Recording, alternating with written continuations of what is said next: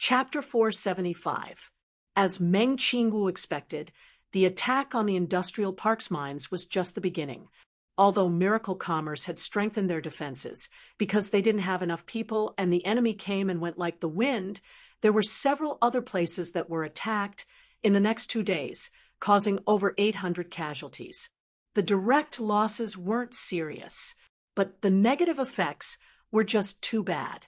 It cast a shadow over Miracle Commerce's rising atmosphere. After several surprise attacks, everyone in Miracle City was in danger, which was a large blow to Miracle City's development. Chu Tian, Meng Qingwu, Meng Yingying, Vivian, and Nan Gongyun, the high-level people, were all in the city lord's castle. During the most recent attack, this is the image captured by the city's surveillance cameras. Meng Qingwu said, "Zero, play the image." "All right." Zero's voice sounded out, and a large image transfer mirror appeared. There was a silent image inside, which was the scene of the attack. The entire attack was launched by several elite soldiers, ending the battle in just a few minutes and causing a large amount of damage to the city. Because the enemy was too fast and their attacks were too clean, the image transfer mirror couldn't capture them clearly, so it could only see a few green figures. Vivian said, "Green skin, large heads, and the style of their cultivation technique. Although I can't see it clearly, they are most likely orcs. Am I right?" "That's right, they are orcs." Meng Qingwu nodded in a very serious manner. "This also confirms our suspicions that Battle Banner City is a city ruled by orcs. We can now confirm that this matter is Battle Banner City's plot against Miracle City. Just a dozen people can cause this much damage," Nan Gongyun said. "From the skills of these people, the enemy must be a group of experts with decent strength, most likely being experienced true spirit experts. To be able to create this kind of small assault team, it can only be a power from a forest city.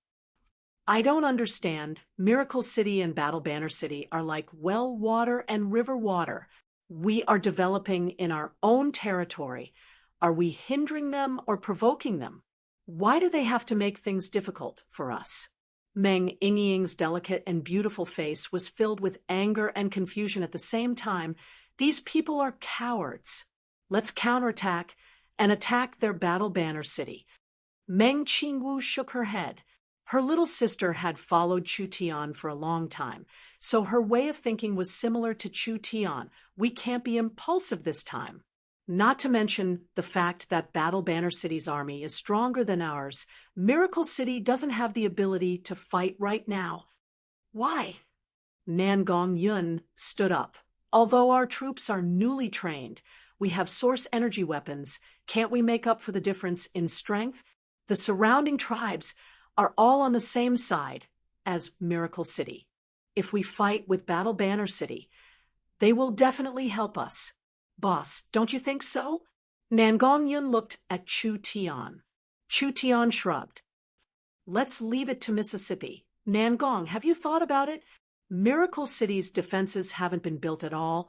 We don't even have a city protecting barrier. The mountain ranges around Miracle City are more than enough to defend against normal bandits. If we meet an opponent on the level of Battle Banner City, these natural barriers have no meaning at all. If we choose to fight, Miracle City will be drawn into the flames of war. The surrounding factories, spirit fields, and farms will all be destroyed. Not only will all our efforts be wasted, Miracle Bank will also go bankrupt.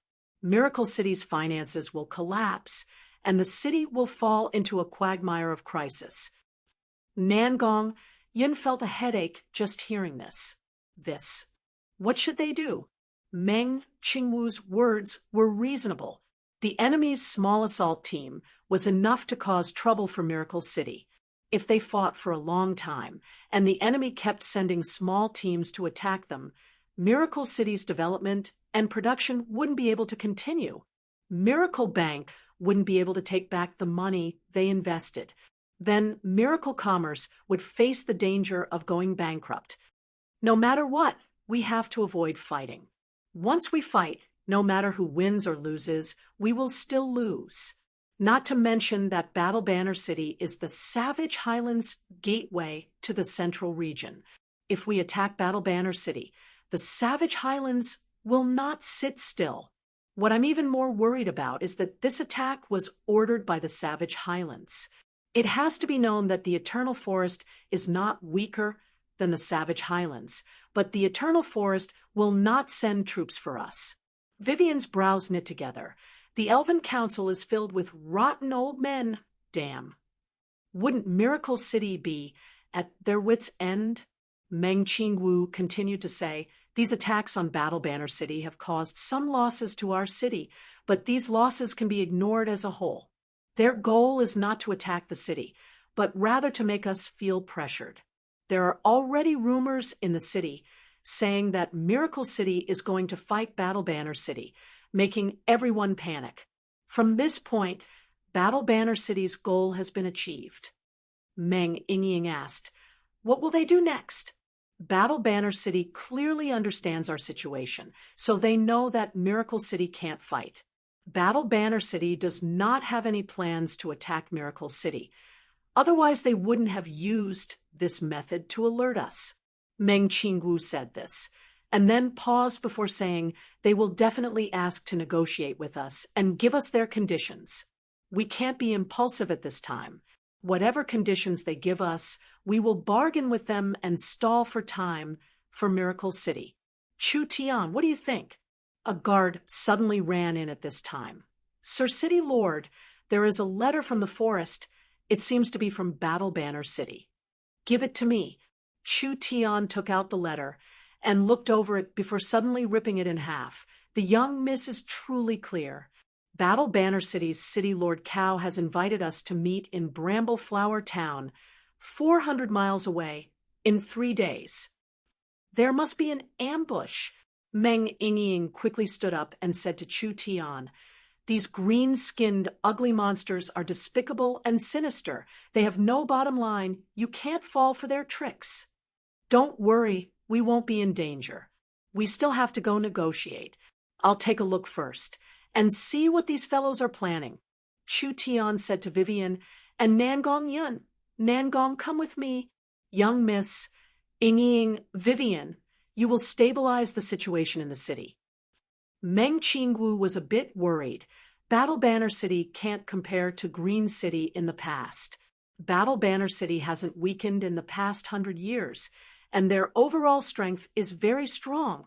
I'm afraid you will suffer a loss. The Great Zhou country's situation is very tense. Yoda can't come back for now, and Miracle City doesn't have anyone that can fight. Not to mention with just a spirit transformation expert, they won't be able to gain any advantage.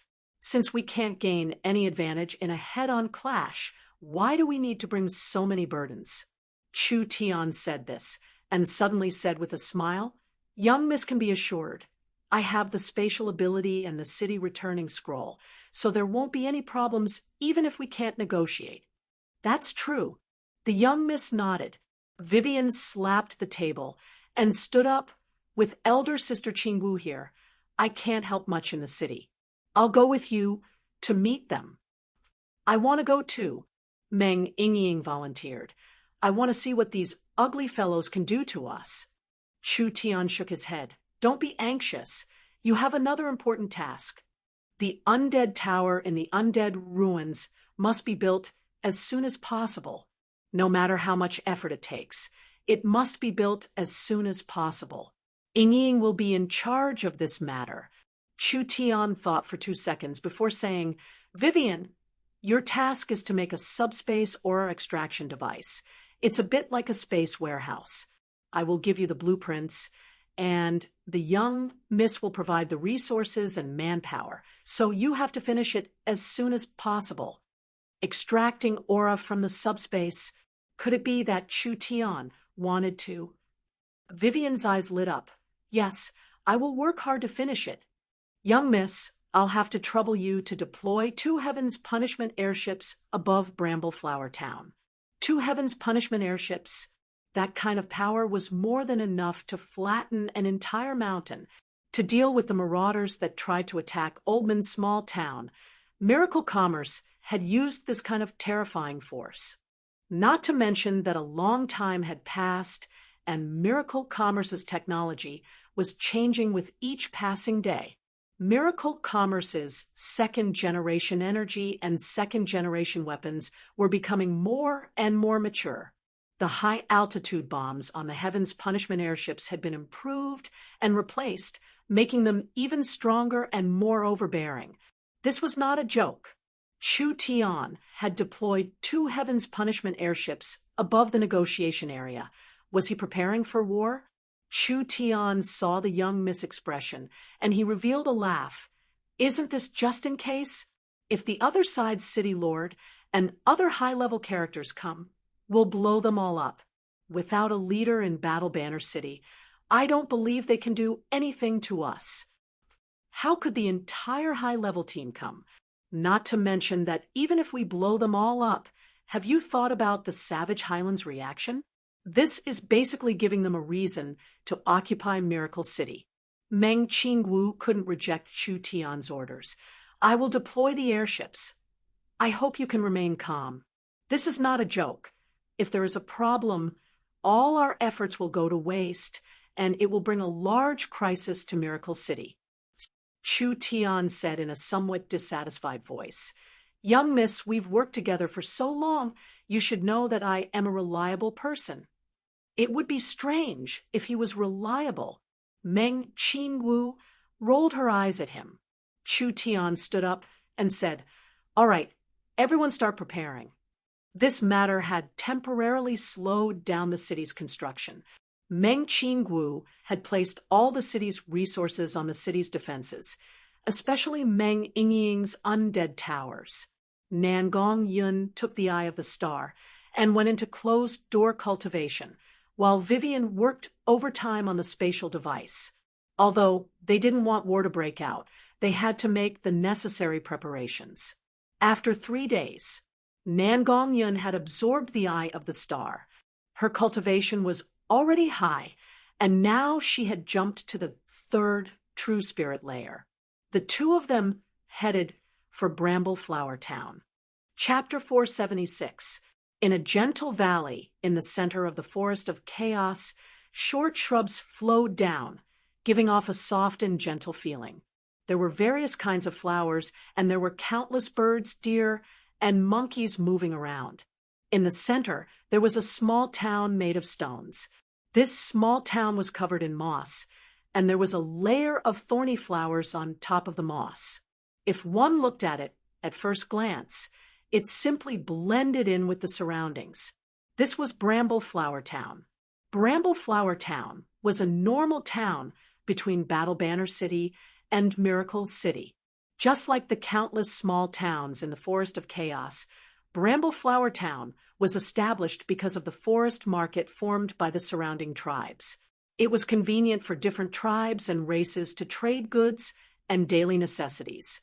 Whether it was the size or population of the small town, there was nothing special about it in the Forest of Chaos. In the past few days, something big had happened in the small town. The surrounding hillsides were suddenly filled with rock and roll banners. Tens of thousands of wolf cavalry soldiers rushed down the hillsides like a black torrent pouring into this green world, and the whole town was tightly surrounded. It was the army of Battle Banner City. The people of Bramble Flower Town were scared witless. They wanted to run away in a panic, but Battle Banner City did not give them a chance. The butcher's knife of death fell on the heads of these forest locals, and the 5,000 people in the town were all killed. These executioners cut off the heads of the townspeople who suffered this calamity and placed wooden sticks in front of the small town's entrance, forming 2 neat rows. It was like a cruel ceremony or a red carpet welcoming guests. The elite troops of Battle Banner City stood neatly in 2 rows, wearing black armor and fluttering banners, giving off a heavy and solemn feeling of oppression. Humph! Those cowards still haven't come. An orc with a head full of small braids was sitting in the middle of the small town covered in blood. His upper body was covered in wounds and totems, with two giant axes releasing a death aura on both sides of his large seat. There was a young orc that looked like a cheetah standing next to him. The two of them looked similar, so they should be father and son.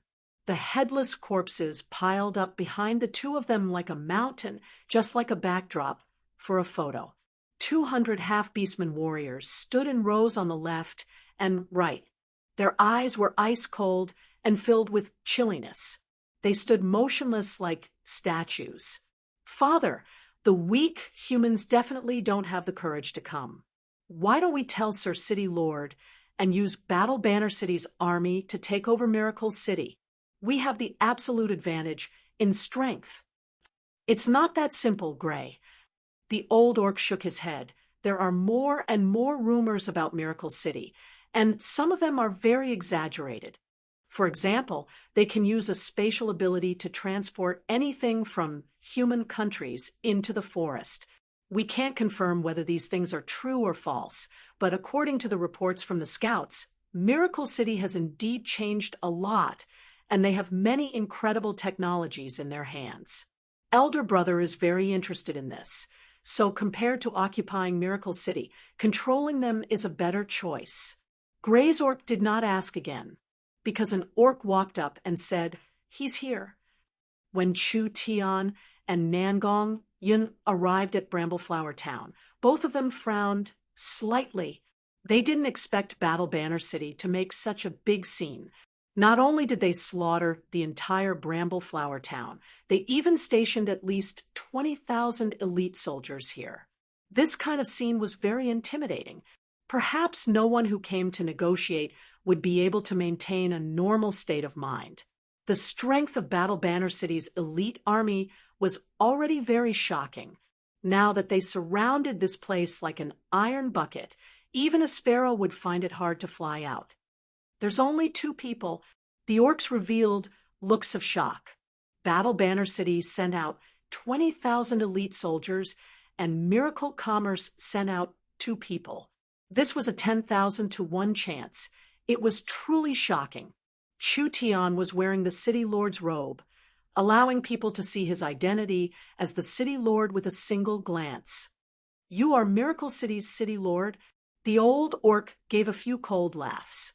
That fierce expression, along with the blood covering the ground and the mountain of headless corpses, gave people a kind of intimidating feeling. "I am Battle Banner City's Vice City Lord, City Lord Cow's younger brother Kaeldon, and this is my son Gray." Chu Tian sat down like he didn't see anything. Nangong Yun stood behind Chu Tian, with her hands behind her back like a javelin. The two of them were surrounded by ferocious orcs, and there were at least 10 true spirit realm experts. Kaeldon was a 7th true spirit layer spirit transformation expert, and his son Gray was clearly a strong orc expert. Under this kind of pressure, the two of them did not have any changes in their expressions. Chu Tian said in a somewhat unhappy voice, "This City Lord has come under City Lord Cow's invitation, but City Lord Cow did not come and instead sent an assistant. You orcs don't seem to understand etiquette." Roar. The surrounding orcs all let out beast-like low roars. Kaeldon stopped Gray, who was about to jump out, and said with a snort, "The Miracle City's City Lord has some courage. No wonder those weak gnomes gave the city to you. The Miracle City's City Lord is a straightforward person, and the orcs are also a straightforward race, so there is no need for us to beat around the bush. I'll be straight to the point." Chu Tian changed to a more comfortable position. "I'm all ears. Miracle City's recent performance has been too eye-catching. If we don't stand on the right side, perhaps we'll be destroyed." Kaeldon paused before saying, "Battle Banner City is willing to become Miracle City's friend. As long as our two cities work together as an iron alliance, it will be enough to dispel the greed of most powers, and we can both increase our strength and influence." When Kaeldon said this, it was like he was a sincere partner. It was like the matter of the Battle Banner tribe attacking Miracle City had never happened at all. Chu Tian said in a noncommittal voice, What are the conditions? Battle Banner City will send out 100,000 elite orcs to be stationed in Miracle City. They will guard the city for the city lord, deterring enemies and maintaining peace. Kaeldon slowly said, "This way, the city lord will be able to sit on the city lord's throne without any worries.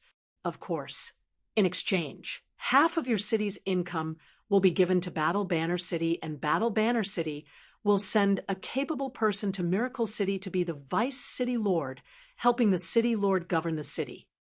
We're letting you station troops and giving you tribute. You're even trying to make us a figurehead." Nangong Yun couldn't help glaring at him. "Why is your mouth so smelly? It's like fart. Did you just eat shit?" Bold.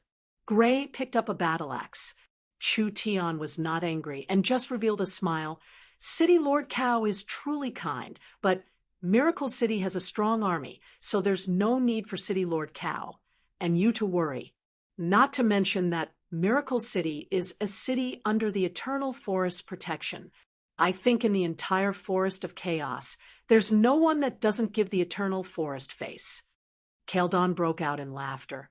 "You humans really like to play tricks. Who doesn't know those old fogies in the Eternal Forest? Unless we attack their territory, they won't have any reaction.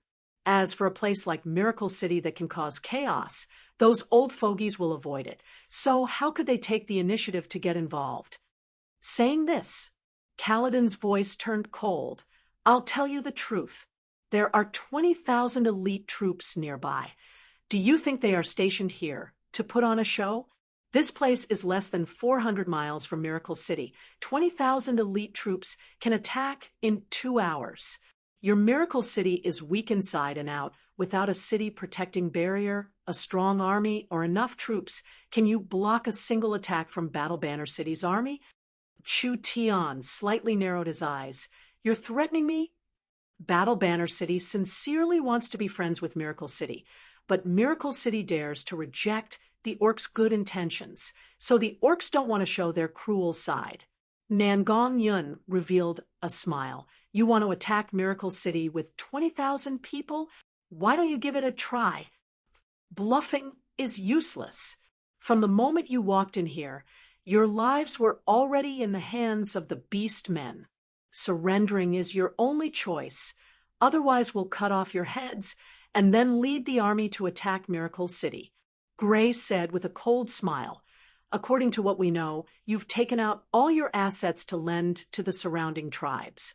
These 20,000 people can attack Miracle City, but we just need to destroy your businesses outside the city, and Miracle City's investments will be lost.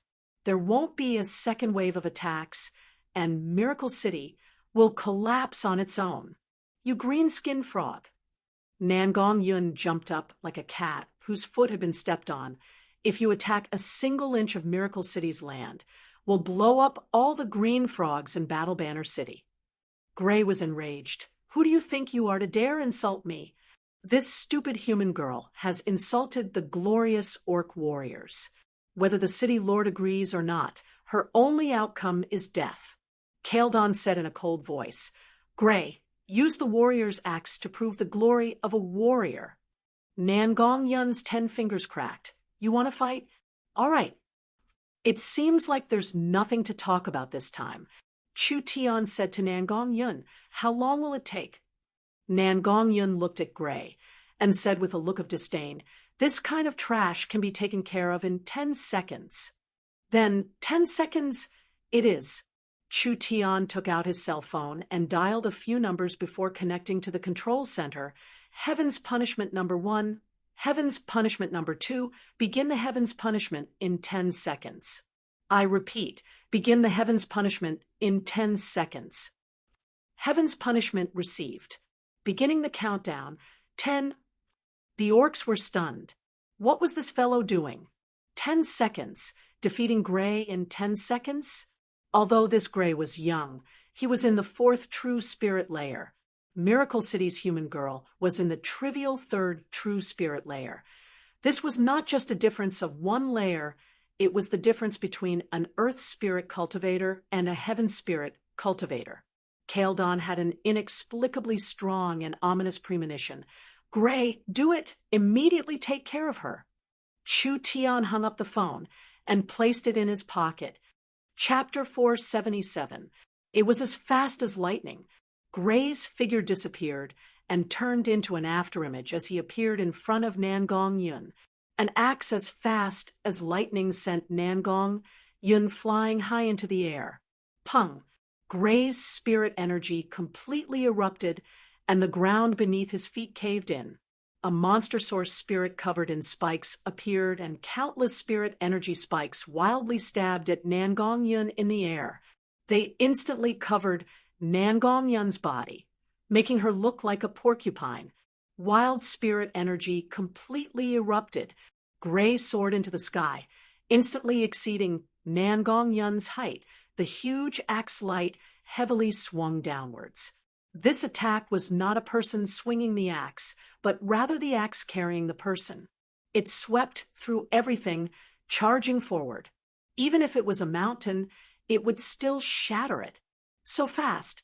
Chu Tian narrowed his eyes. When Gray attacked, Kaeldon made a gesture, and the 10 true spirit experts released their source spirits. When Chu Tian's hand touched the sword hilt on his back, various kinds of weapons covered his body. As long as he made the slightest movement, he would be instantly torn to pieces. City Lord, I don't know what you're doing. Kaeldon sat in his seat without moving, but I hope you won't move, otherwise I can't guarantee the consequences. All right. Chu Tian revealed a smile, looking calm. His heart was counting down. 9, 8. Nangong Yun's body was covered in flames, instantly sending the spirit energy spikes flying. Her hands were covered in flames as she sent a punch at the axe glow. Stupid woman. Gray gave a cold laugh, and the axe slightly trembled. A giant beast's roar came from within, which was the angry roar of the weapon spirit. This weapon was a soul-connecting weapon. How could flesh and blood block it? Not to mention humans with weak bodies. Even an ogre would be turned into meat paste. The flame fist and axe glow collided. There was a violent explosion in the air. Gray's charge was cut off, and Nangong Yun fell to the ground, staggering back a few steps. Her body was still covered in flames, but it seemed like she wasn't injured at all. What happened? This human could forcefully block Gray's battle axe with his flesh and blood. This axe was a famous soul-contracting weapon in Battle Banner City.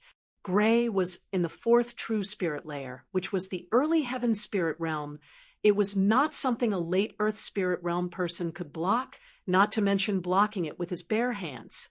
Nangong Yun's entire body was bathed in flames, and her red hair danced in the wind. She looked like a furious flame goddess. Is that all you have? I haven't even used my full strength yet. Take it. Gray was unable to restrain his anger.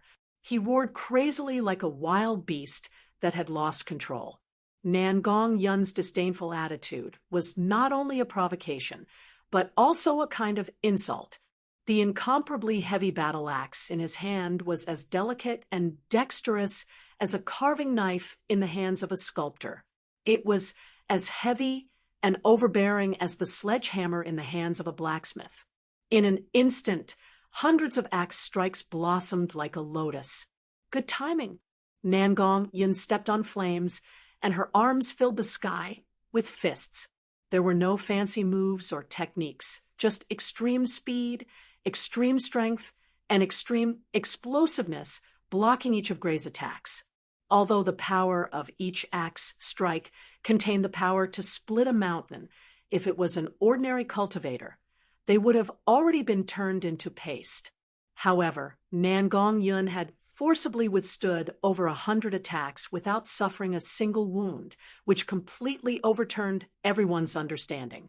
Gray's battle axe was swung faster, and Nangong Yun's fists were swung faster and faster. There were no fancy moves. It was pure strength against strength, speed against speed, pure strength against pure spirit energy. If it was a fight between people of the same level, it would be reasonable. Gray's cultivation was much higher than Nangong Yun's, and he had a soul-contracting weapon in his hand, but he still could not defeat the other side. This was a bit unreasonable. Beast transformation. Gray combined his source spirit with his body, turning his originally green skin into a purple-black color.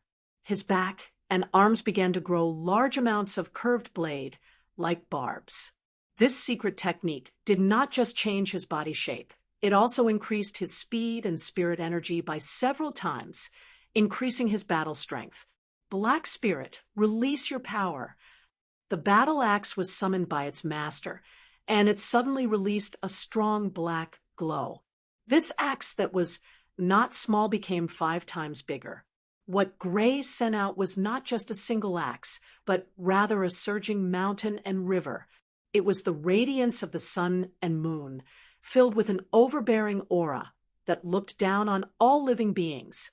He had clearly used his finishing move. Good. This is more like it. Nangong Yun faced the wild axe glow. Not only did she not dodge, she revealed a look of excitement. She clasped her hands together, trying to use them to block this attack. Gray's axe glow exploded. You're seeking death. The blade glow was like an invisible wave. This attack could not be blocked like this. Nangong Yun did not have a way to block the invisible blade chi. The wild wave slammed into Nangong Yun's body, instantly ripping apart most of Nangong Yun's clothes. With this kind of fierce chi attack, even if this girl had the body of a demon beast, she would not be able to survive. Gray was not satisfied with this. The black battle axe swung out again. The surging river, like power, turned into tens of thousands of sharp spikes. He wanted to cut this girl to pieces, turning her flesh and blood into powder under this wild storm of attacks. At this moment, Nangong Yun loudly shouted, "Starlight immortal body!" The light blue starlight covered her body, instantly splitting apart the tens of thousands of attacks. The starlight went from weak to strong in a short period of time, completely nullifying this fierce attack. Gray's expression changed, and he immediately slashed out with his axe. Nangong Yun's fierce attack was reflected back, and the battle axe shattered. Gray was forcefully sent flying. You want to kill your great aunt with this little bit of skill? Nangong Yun stepped into the air and stood 40 to 50 feet in the air. The flames around her burned even more intensely, instantly covering the sky like a piece of red cloth. Under the extremely fierce energy, even the space was burned until it was distorted. The majestic fire phoenix finally revealed itself. Now it's my turn. The orcs were all shocked. Everyone thought that this girl's source spirit was only a fire source spirit. Who would have thought that Nangong Yun had not used her full strength, only releasing the power of the fire phoenix at this moment? Her entire body merged with the fire phoenix as she attacked the defeated Gray. Stop! Kaeldon angrily roared as he flew into the air. His 2 battle axes released a cross-shaped blood-red glow, blocking Nangong Yun's attack on Gray. Kaeldon was a spirit transformation cultivator. Although he made a move in a hurry, he was not someone Nangong Yun could look down on. The cross-shaped blade glow blocked Nangong Yun's path of attack. If Nangong Yun wanted to kill Gray, she would inevitably be injured by this attack. If Nangong Yun wanted to dodge this attack, she wouldn't be able to release this attack at all. Kaeldon would have enough time to save his son. Nangong Yun was a madman. She didn't care that much. Even if she was in great danger, she didn't hesitate for half a second as she released the power of the fire phoenix. Gray's body instantly exploded as the raging flames burned him to ashes. Nangong Yun was hit by the cross-shaped blade glow and was instantly sent flying.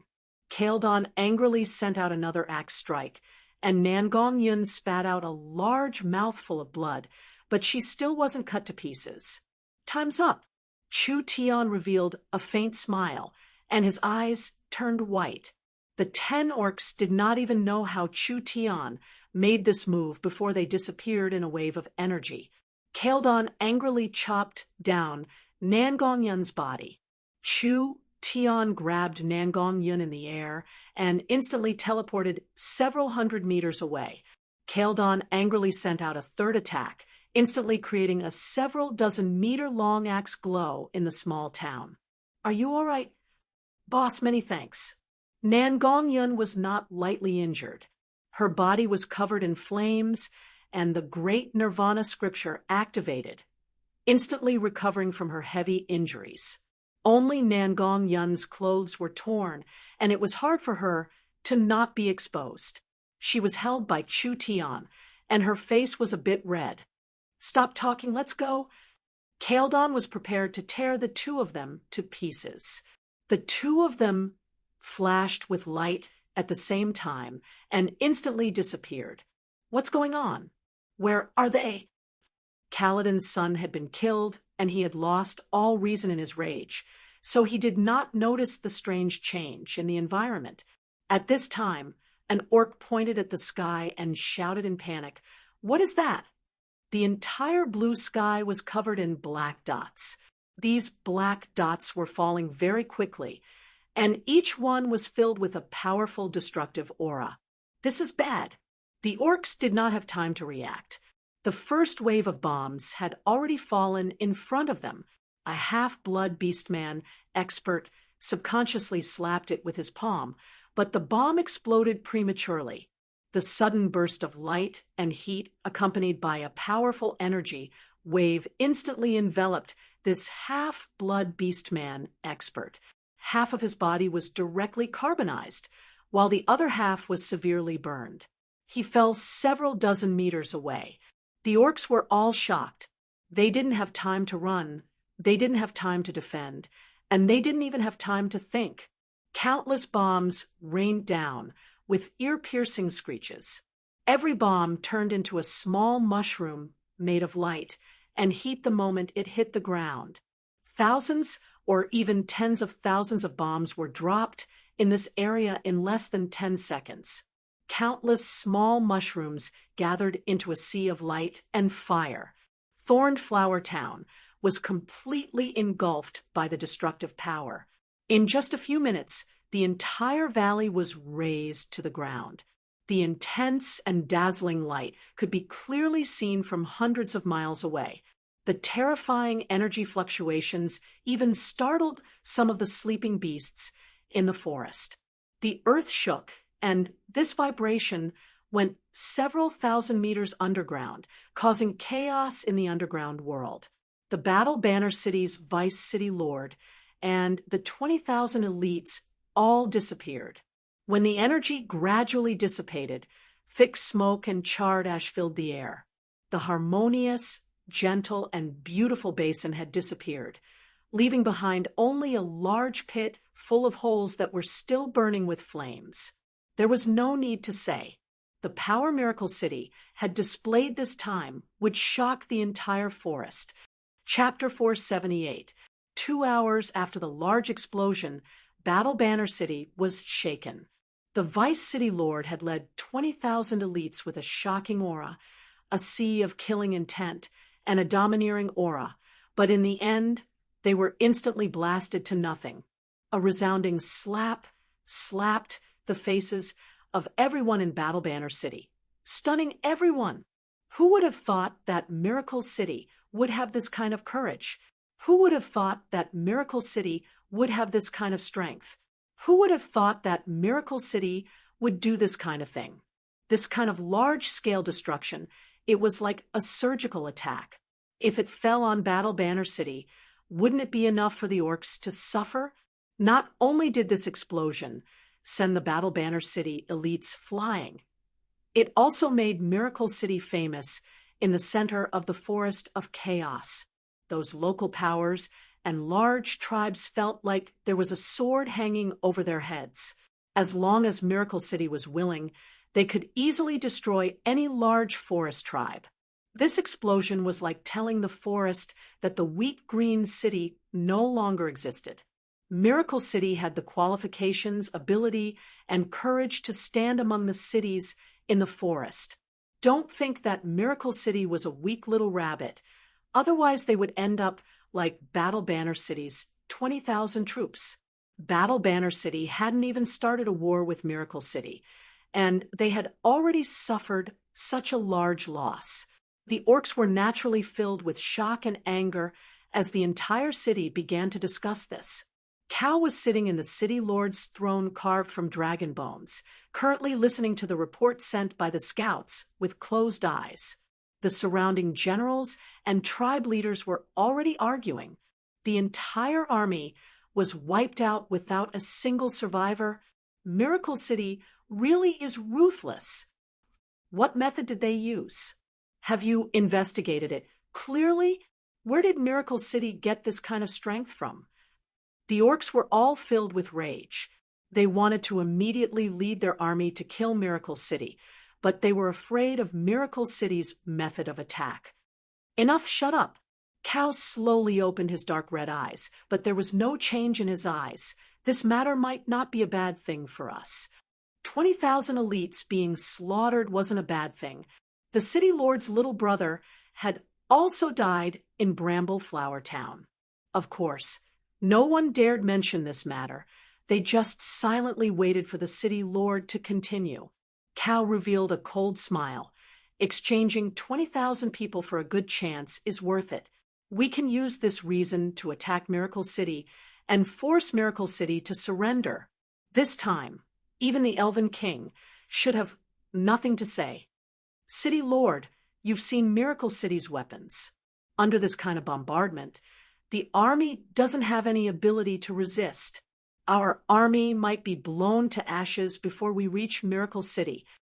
The other half-orcs and the chief nodded vigorously. Miracle City had this kind of strength and weapon. It was more than enough to attack Battle Banner City. Shouldn't they be considering what kind of weapon it was and how to deal with it? Surround them? How could they do that?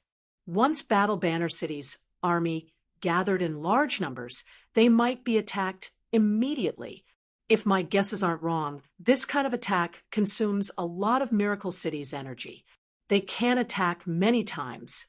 Otherwise, they wouldn't have bombed a trivial 20,000 army and would have directly bombed Battle Banner City.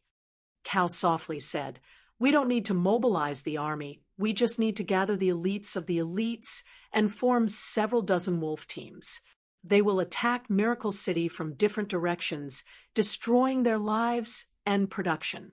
Let Miracle City's economy collapse and then force them to surrender." It was the right thing to do. Battle Banner City did not need to fight Miracle City.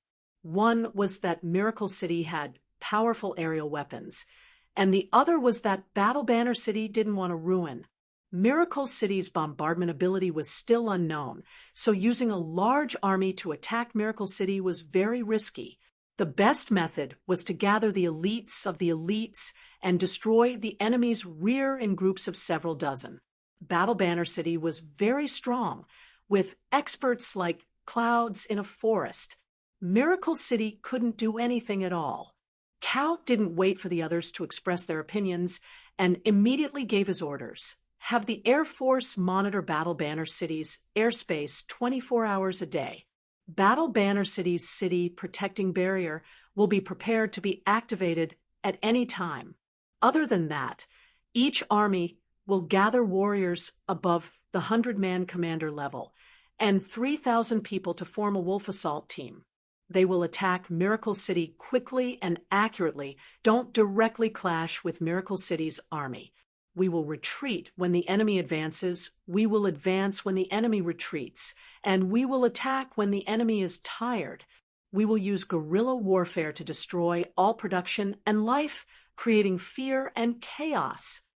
On Miracle City's side, Meng Qingwu had been paying close attention to the Bramble Flower Town negotiations. When she knew that Chu Tian had given the order to bombard the city, Meng Qingwu's heart sank, and she knew that the negotiations had already collapsed. 0. Immediately send the order. Close all production inside and outside the city and have all the troops prepare for battle, preventing a surprise attack from Battle Banner City. Understood, Sir Vice City Lord. After Meng Qingwu finished arranging everything, she returned to the transport tower in the city. Chu Tian had already brought Nan Gongyan back. When Chu Tian saw Meng Qingwu, he greeted her. "Young miss, how was the fireworks I set off?" "What did you do?" Meng Qingwu had a look of resentment on her face. "Why did you directly bombard them? Didn't we agree that no matter how unreasonable the other side's conditions were, we would pretend to compromise first and stall for time for Miracle Commerce? They would give us at least a week to manufacture the source energy bombs. If we fall out now, we'll be in big trouble. Big Sister Qingwu, you don't know how hateful those fellows are." Nan Gongyan had already changed into a new set of clothes. "I think boss did the right thing. We should blow those bastards to death." Meng Qingwu rubbed her forehead. "This bombing is satisfying, but it will bring at least 3 bad consequences.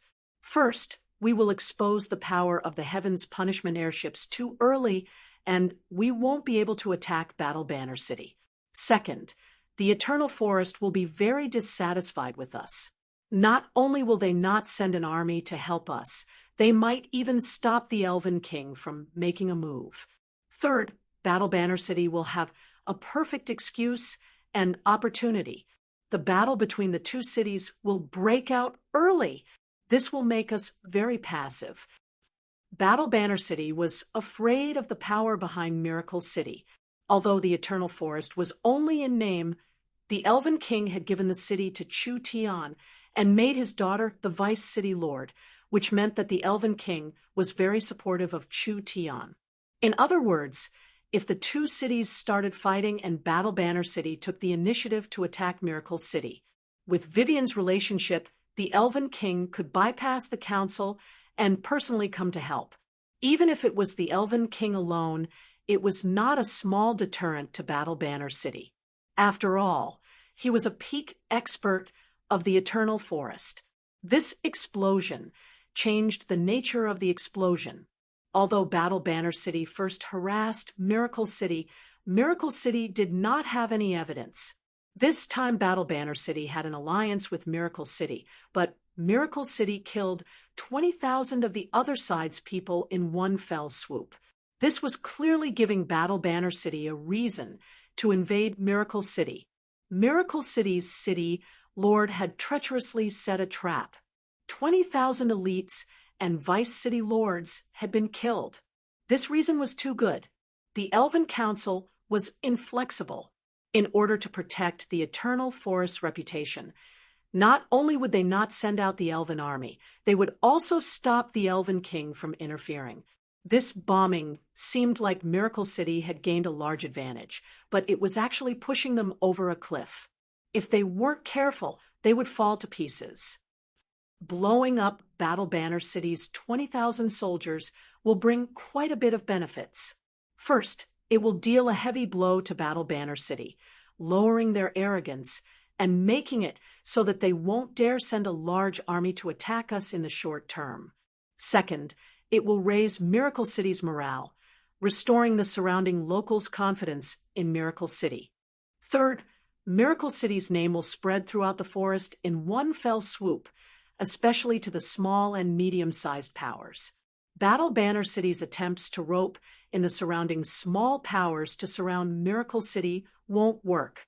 Meng Qingwu found that there was no use talking to Chu Tian about this. Since the bombing had already been done, there was no use saying anything else. If I was Cao, after seeing Miracle City's large-scale attack, I wouldn't dare send a large army, but I would investigate while sending elite troops to attack. How should we deal with this situation? The small harassment from Battle Banner City in the past few days had caused quite a bit of trouble for Miracle City. This matter had become this big. Battle Banner City would definitely increase their strength by 100 times.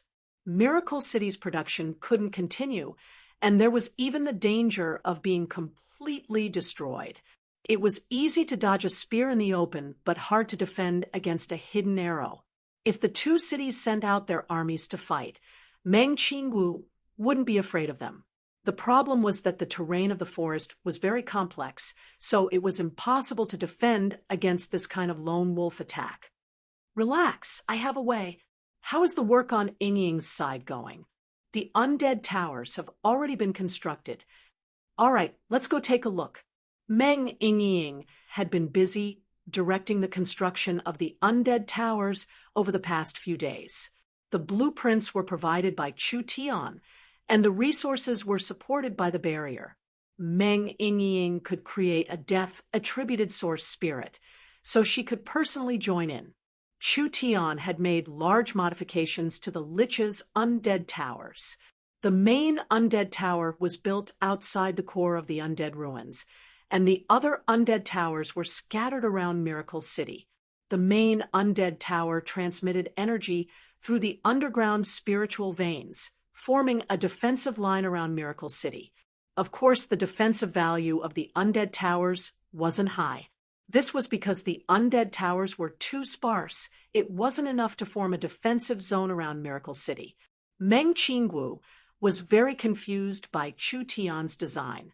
Rather than this, it would be better to be like the Lich, gathering large amounts of undead towers in one place and releasing their energy into the sky, creating an area of effect attack.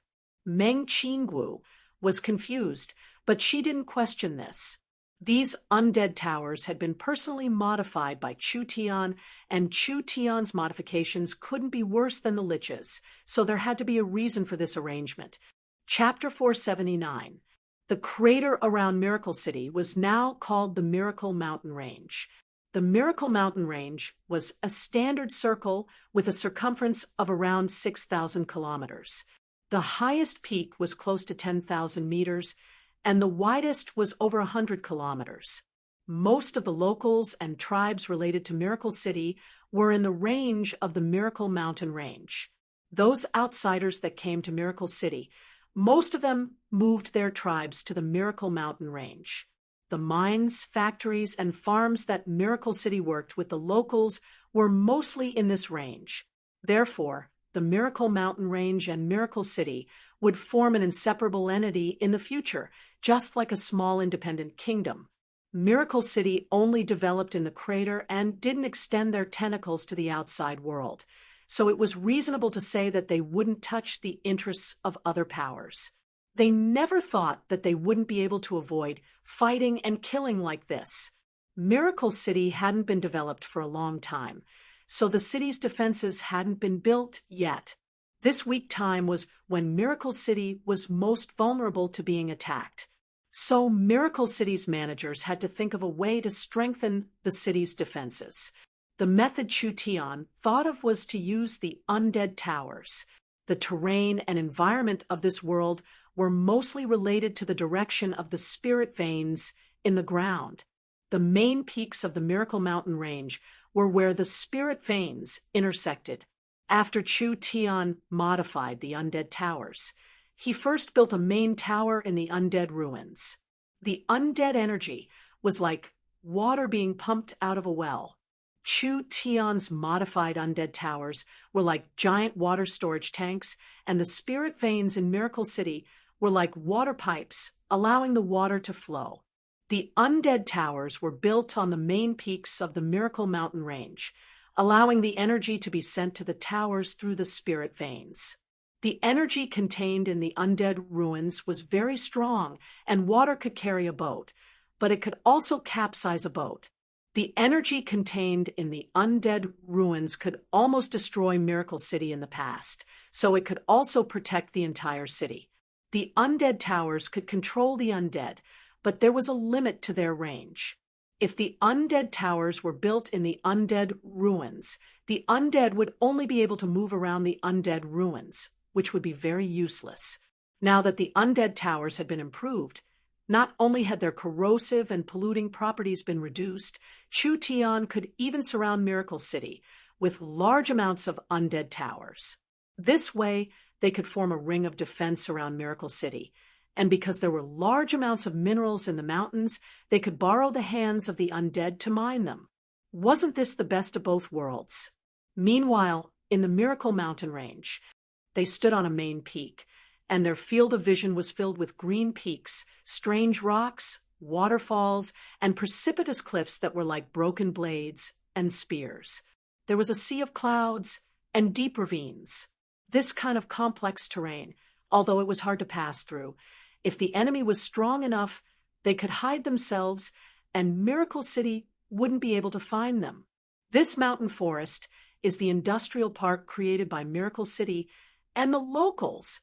Meng Qinggu looked at the uninhabited wilderness in front of her and said, even though there aren't any strong beasts in the Miracle Mountain Range, but because there are many demon beasts, we can't directly open a factory in the forest.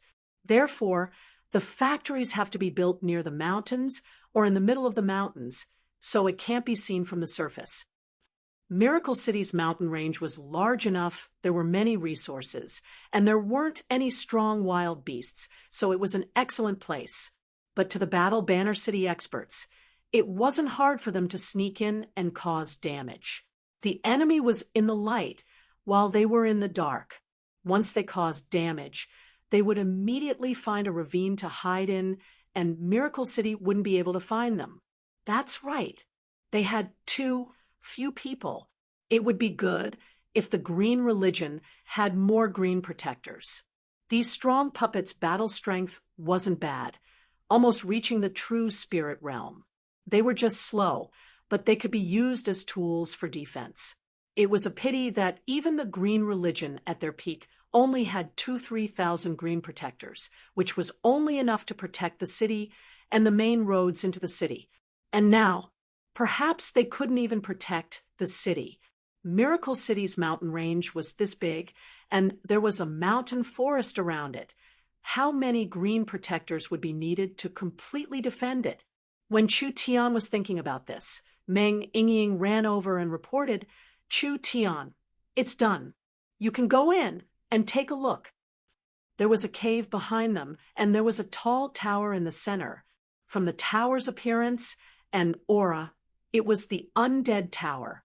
Only the Undead Tower had a slight change in appearance after being modified by Chu Tian, and the aura it released was not as cold and evil. There were also many translucent spirit creatures surrounding the Undead Tower.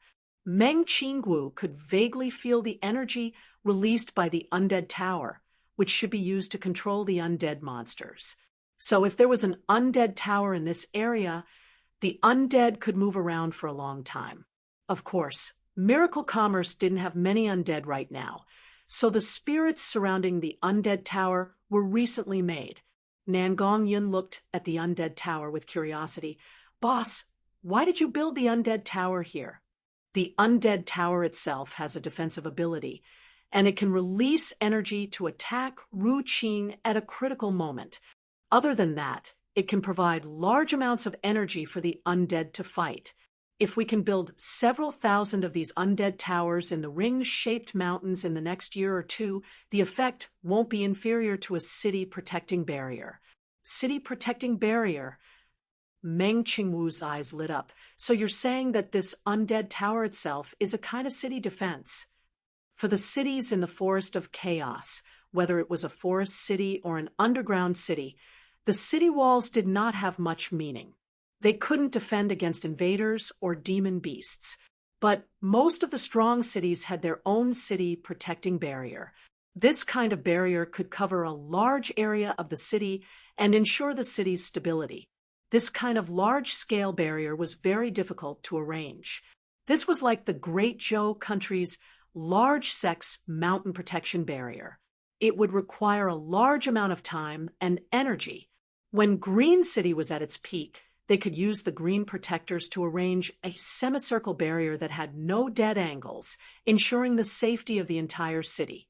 Now that the green religion was weakening, they could only set up a barrier at the entrance to the city. They couldn't cover the entire city, not to mention the surrounding mountain range. It's too late for us to create a barrier now. Meng Qinggu knit her brows. With our current talent and resources, no matter how fast we are, it will be hard to complete it in a year. Distant water cannot quench present thirst. Young miss, I'm not stupid. Of course I won't create a barrier to defend against enemies. Chu Tian revealed a mysterious smile as he walked beside the undead tower. This undead tower has an important ability after being modified that can make up for our weakest link. What ability? Detection. Chu Tian said, "Do you see the spirits surrounding the undead tower? These undead spirits were deliberately added by me." They looked up at the undead tower. There were large amounts of spirits quickly moving around the undead tower, just like a protective layer of the undead tower. Chu Tian continued to explain, "Spirits do not have physical senses. They can use a kind of spiritual wave to detect life and energy to detect the existence of objects. They are especially sensitive to life detection." Could it be? Meng Qingwu looked at the undead tower. "You're using their ability to detect the entire area?" "That's right. This ability will be amplified by tens of thousands of times through the undead tower, within a range of several hundred miles. As long as a living being enters, especially a strong body or a large number of enemies, the undead tower will be able to detect them."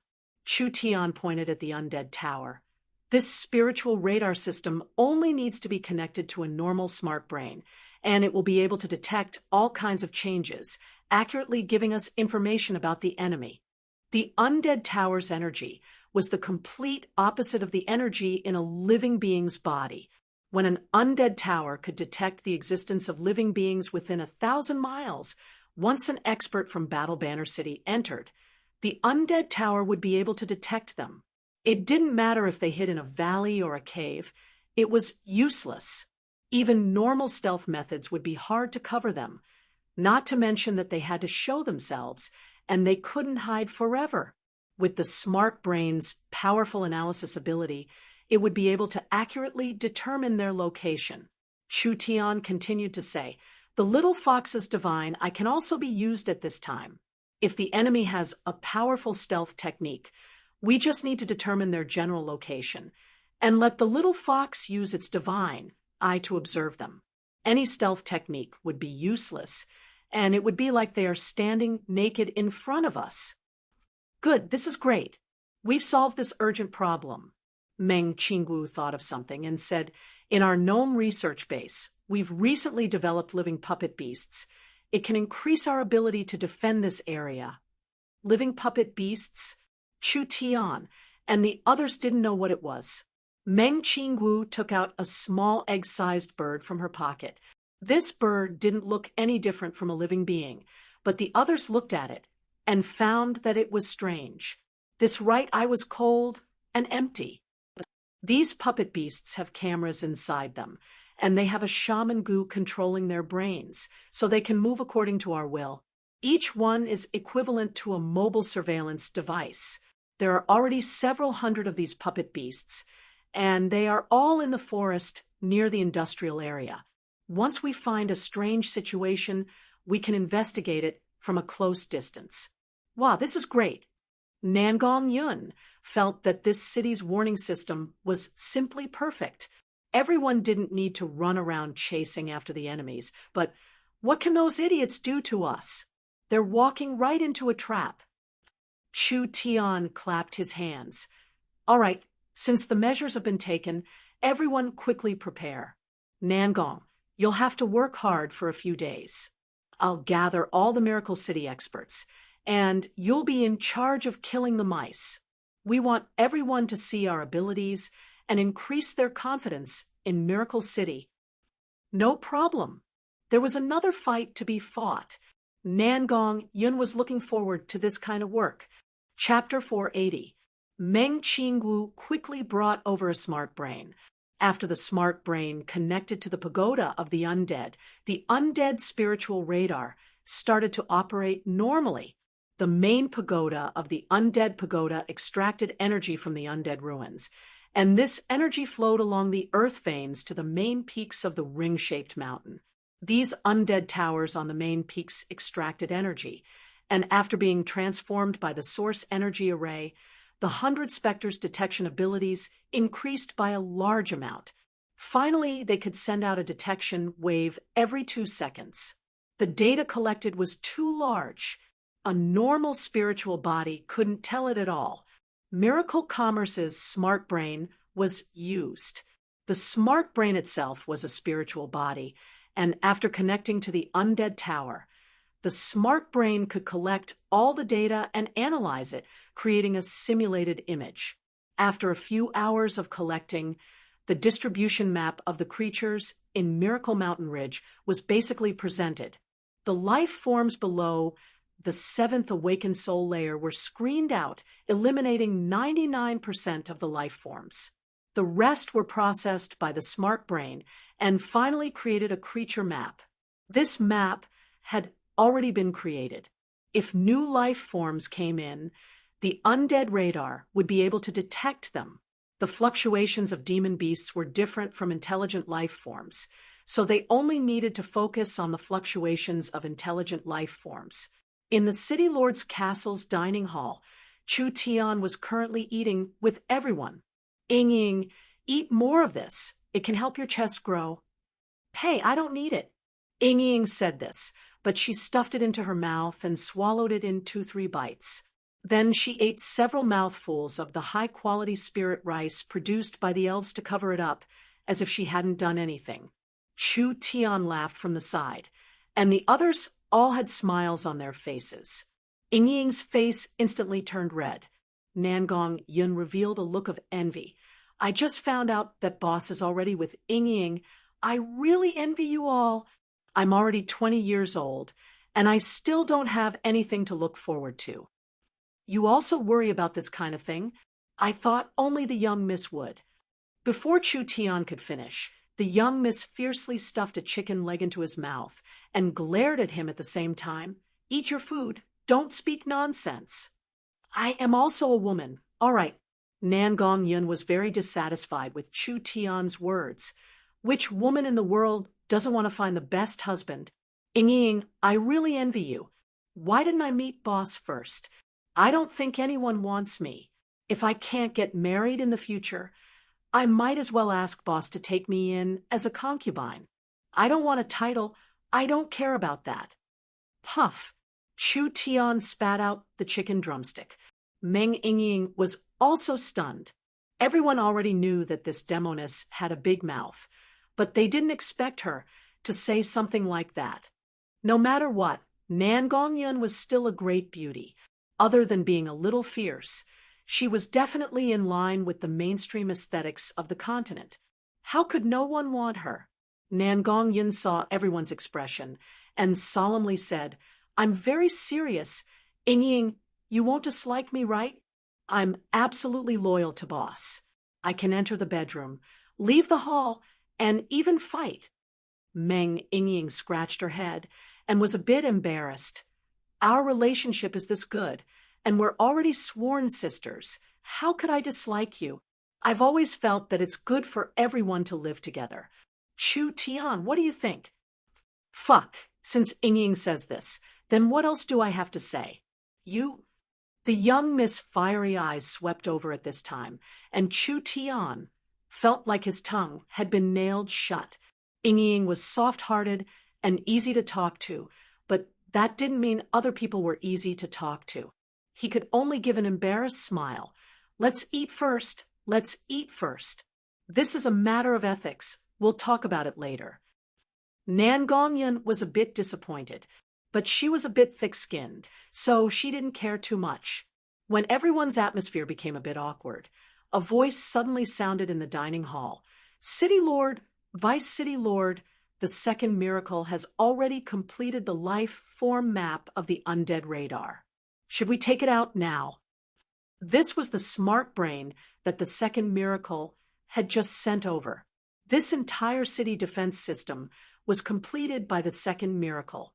Although the second miracle's authority and power couldn't compare to zero, it was still a complete smart brain, so there was no need to doubt its ability. Meng Qingwu stood up. Let it out first to take a look. Understood, Sir Vice City Lord. As soon as Zero's voice fell, several image transfer mirrors came together, finally forming a giant mirror.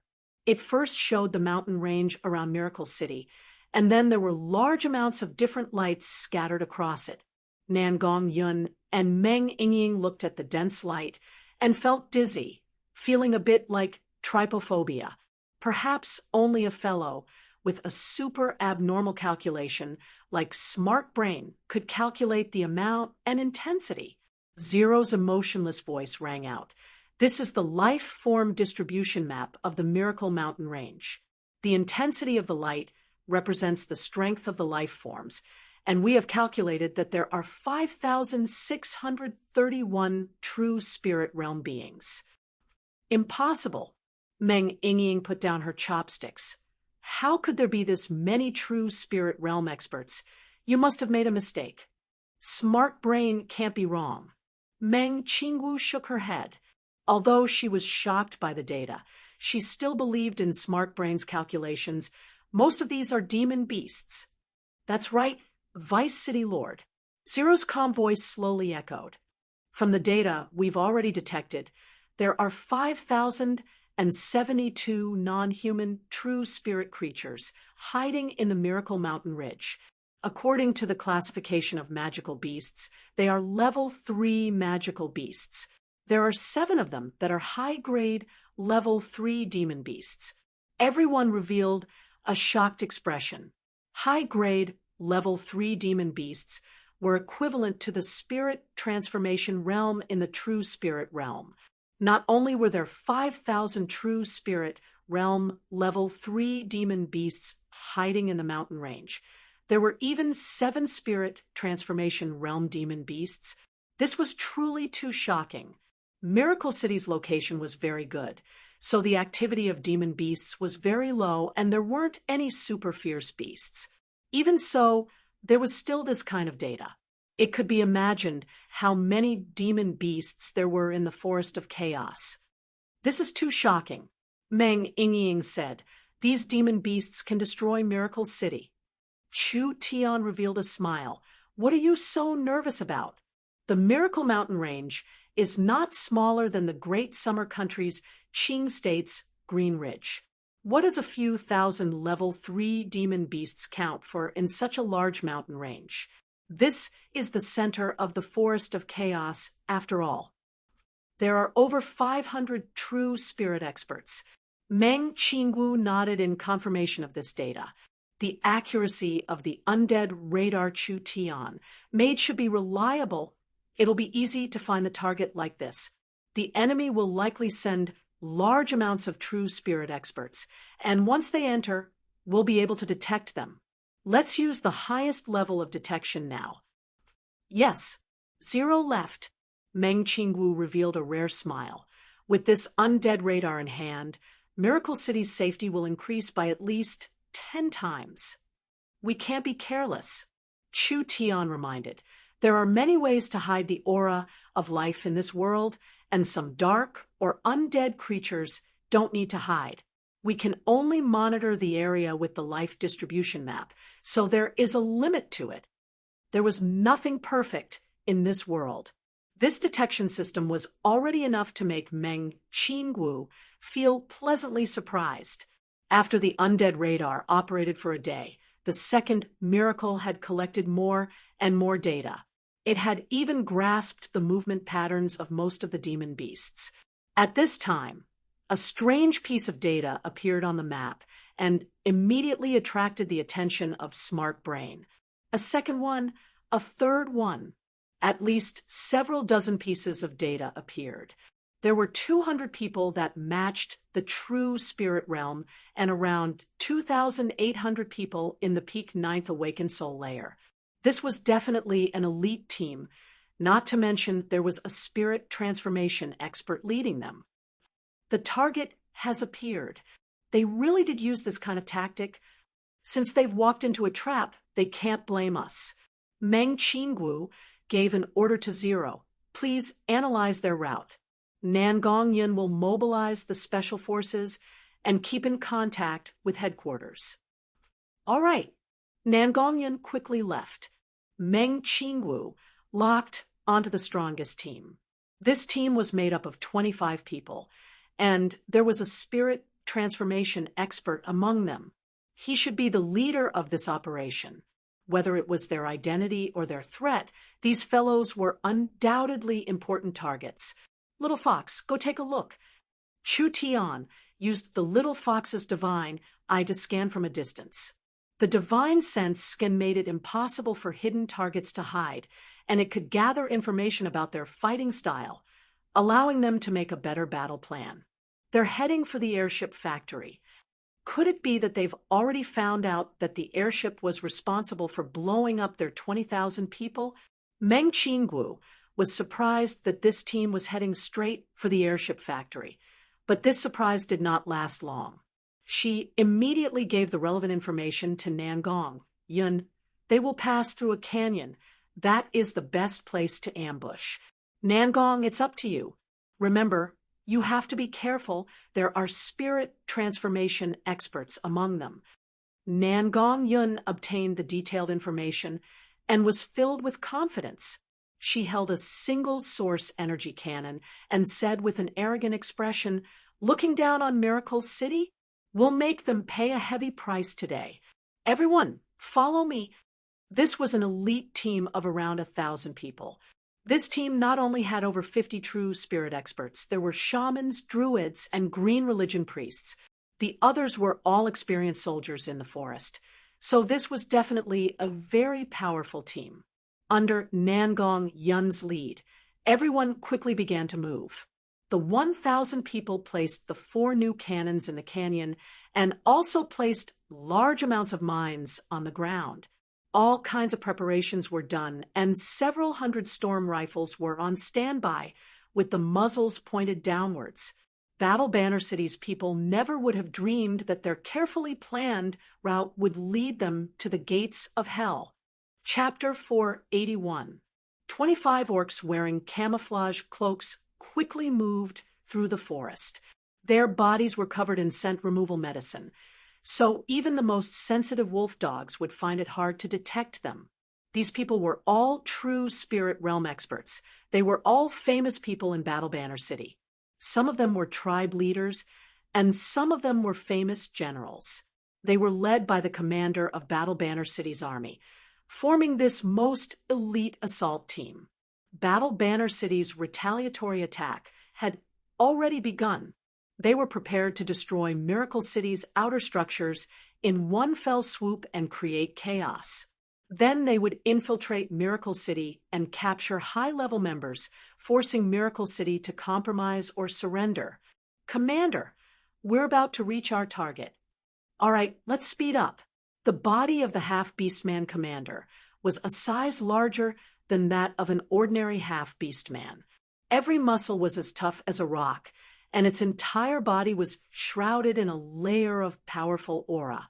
Its weapon was a thick wolf-tooth mace, and every spike was dancing with sparks of electricity. There was no doubt about the energy contained within.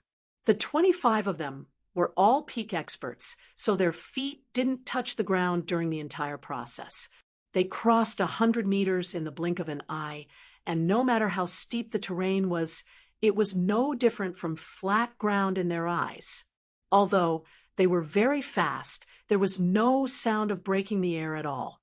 This kind of large mountain range, this kind of secret route, and this kind of silent advance, even if Miracle City knew that their outer structures would be attacked, they couldn't do anything. After all, Miracle City didn't have many troops they could use. Even if they went all out, they couldn't control the entire mountain range. Not to mention that if they split their forces, Miracle City's defenses would weaken, and these Battle Banner City experts could take advantage of them. Although it was like this, but it was strange. The orc commander had a strange feeling like he was being watched, but he didn't feel any killing intent when he looked around. Other than a normal gray bird on a branch not far away, looking at these intruding beings, he didn't find anything strange at all. Was it an illusion? It should be. This kind of speed, stealth, and small-scale advance, Miracle City shouldn't be able to find them no matter how skilled they were. The orc commander thought like this as he led his troops into a canyon. They were very close now. The airship factory was at the end of the canyon. As long as they destroyed this factory and burned all the airships in the factory, Miracle City's air force would be greatly weakened. This was the reason why the commander had personally led the troops to attack this place. Enemy target confirmed. The Orc Great Commander looked at the exit of the canyon. He could already see some leather processing sites outside the airship factory. He immediately raised his mace and roared, "Everyone, attack! Flatten it in 3 minutes." Yes, half-beastmen's brains were weaker than humans. They didn't even understand the terrain before the great commander gave the order to attack. The 8-9 chiefs and warriors shot out like arrows. When they jumped out of the canyon, a faint source energy array appeared all around them. What? The beastmen discovered that there were a large number of talismans buried in the rock wall at the exit of the canyon. These talismans displayed their effects together, and countless lines began to spread out like water seeping into a crack. In just 2 breaths of time, a giant source energy array was formed around the valley, releasing a powerful restriction that made these cultivators feel their source spirits being suppressed. "This is bad. We've been ambushed." The Orc Great Commander's face fell. "Retreat!" The orcs charging at the front quickly stopped their charge. Although their source spirits were temporarily restrained, these people were not ordinary people. They first stopped in the air and then quickly retreated. They stepped on the ground when they were prepared to use their strength to break free. At this time, a powerful energy fluctuation came from under their feet. They didn't have time to react before they were swallowed by the explosion and energy. This explosion was very strong and covered a wide area. It was clear it was set up to kill them. Several Beastman powerhouses were blown to pieces on the spot, while the others were badly mutilated and heavily injured. The energy flow produced by the explosion actually swept out for several hundred meters, tearing apart all the flowers, plants, and trees. Even the others were affected to a certain extent. The Orc Great Commander felt a strange aura. 2 sides, they're on the 2 sides. A large number of figures appeared on both sides of the mountain ridge. Several hundred people began to fire with their storm rifles, and there were even a few annihilator machine guns that spat out beautiful flames. Countless powerful source energy bullets were like a river flowing backwards. Even with the strength of these people, in this situation where they were caught off guard, they were beaten into a sorry state, and most of them were instantly injured. The Orc Great Commander released his spirit energy in a rage, condensing a thick layer of spirit energy around him, blocking all the attacks coming at him. He shot into the sky like a rocket. This fellow was a spirit transformation expert. If they were allowed to close in, perhaps no one would be his match. Nangong Yun had already understood the situation through the reports. Therefore, she had been on guard against this Orc Great Commander from the start. When she saw him attack, she didn't even think as she immediately raised her source energy cannon and fired at the Great Commander. Nangong Yun's shoulder cannon was made from new energy, and the terrifying recoil almost sent a violent woman like Nangong Yun flying. The giant source energy cannon shot right at the Orc Great Commander. This close, this fast speed. Even if the Orc Great Commander had the strength of a spirit transformation expert, he couldn't dodge it. He could only block it as the beam of light slammed him into the ground, creating a large hole in the ground. Although the Orc Great Commander wasn't killed, he still suffered some flesh wounds. Damn, his skin is really thick. Even this can't kill him. Nangong Yun threw away the burning cannon and shouted, "Heavy cannons! Where are the heavy cannons? What are you doing? Do you need this old lady to remind you? Fire the cannons and kill them." When had the orcs ever seen such terrifying source energy weapons before? In just a few short seconds, they had been caught off guard. The 4 source energy cannons were ready, and a terrifying energy storm was brewing in the valley. These source energy cannons were strengthened versions of the source energy cannons. Although they were still using the white crystal oil cannons, they were several times stronger. With a single shot, normal Earth Spirit cultivators would be instantly killed and Heaven Spirit cultivators would be heavily injured. Now, that 4 cannons were firing at the valley. What kind of scene would that be? Countless storm rifles and destroyer machine guns suppressed them, not letting the orcs fight back at all. The 4 cannons fired 3-4 times, and the gap in the valley became larger. Other than the orc great commander and a few stronger ones who were still holding on, the others had already lost their lives to the cannons. You're all too useless. Nangong Yun jumped down from the cliff. Miracle City's people, it's time to kill the enemy. Immediately charge with me. Miracle City experts kept jumping out from the 2 sides of the mountain, and large amounts of elites charged out from the valley. The orc great commander was wildly surrounded. So how could he block the already injured orc great commander? Nangong Yun slashed through his neck and ripped off the orc great commander's head. The enemy leader has been executed. The enemy leader has been executed. The Miracle City people instantly cheered. The battle on this side was just the beginning. Battle Banner City's carefully planned strategy was now completely in Miracle City's hands.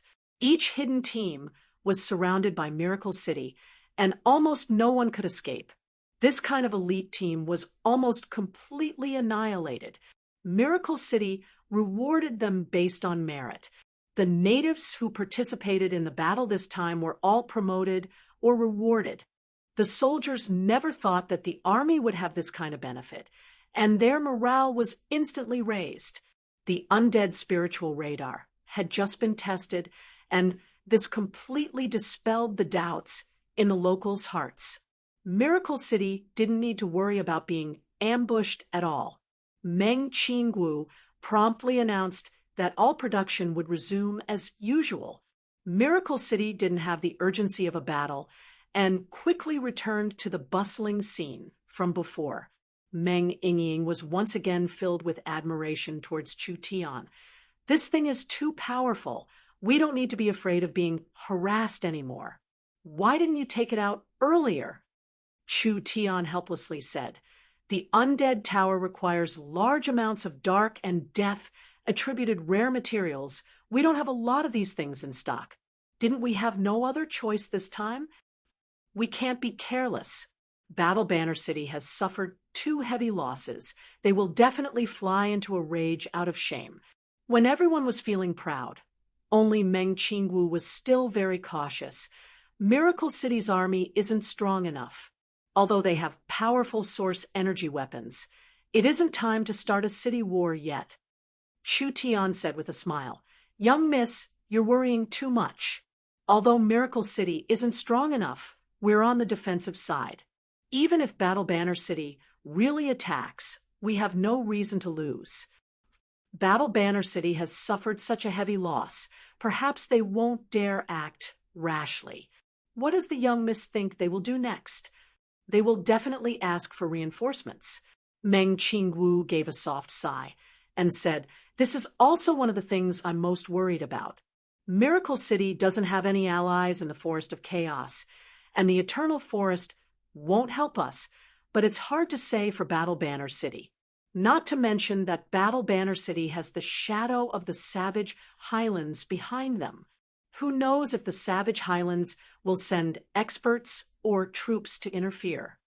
The young miss worries were reasonable. Miracle City had displayed strength that exceeded everyone's expectations twice.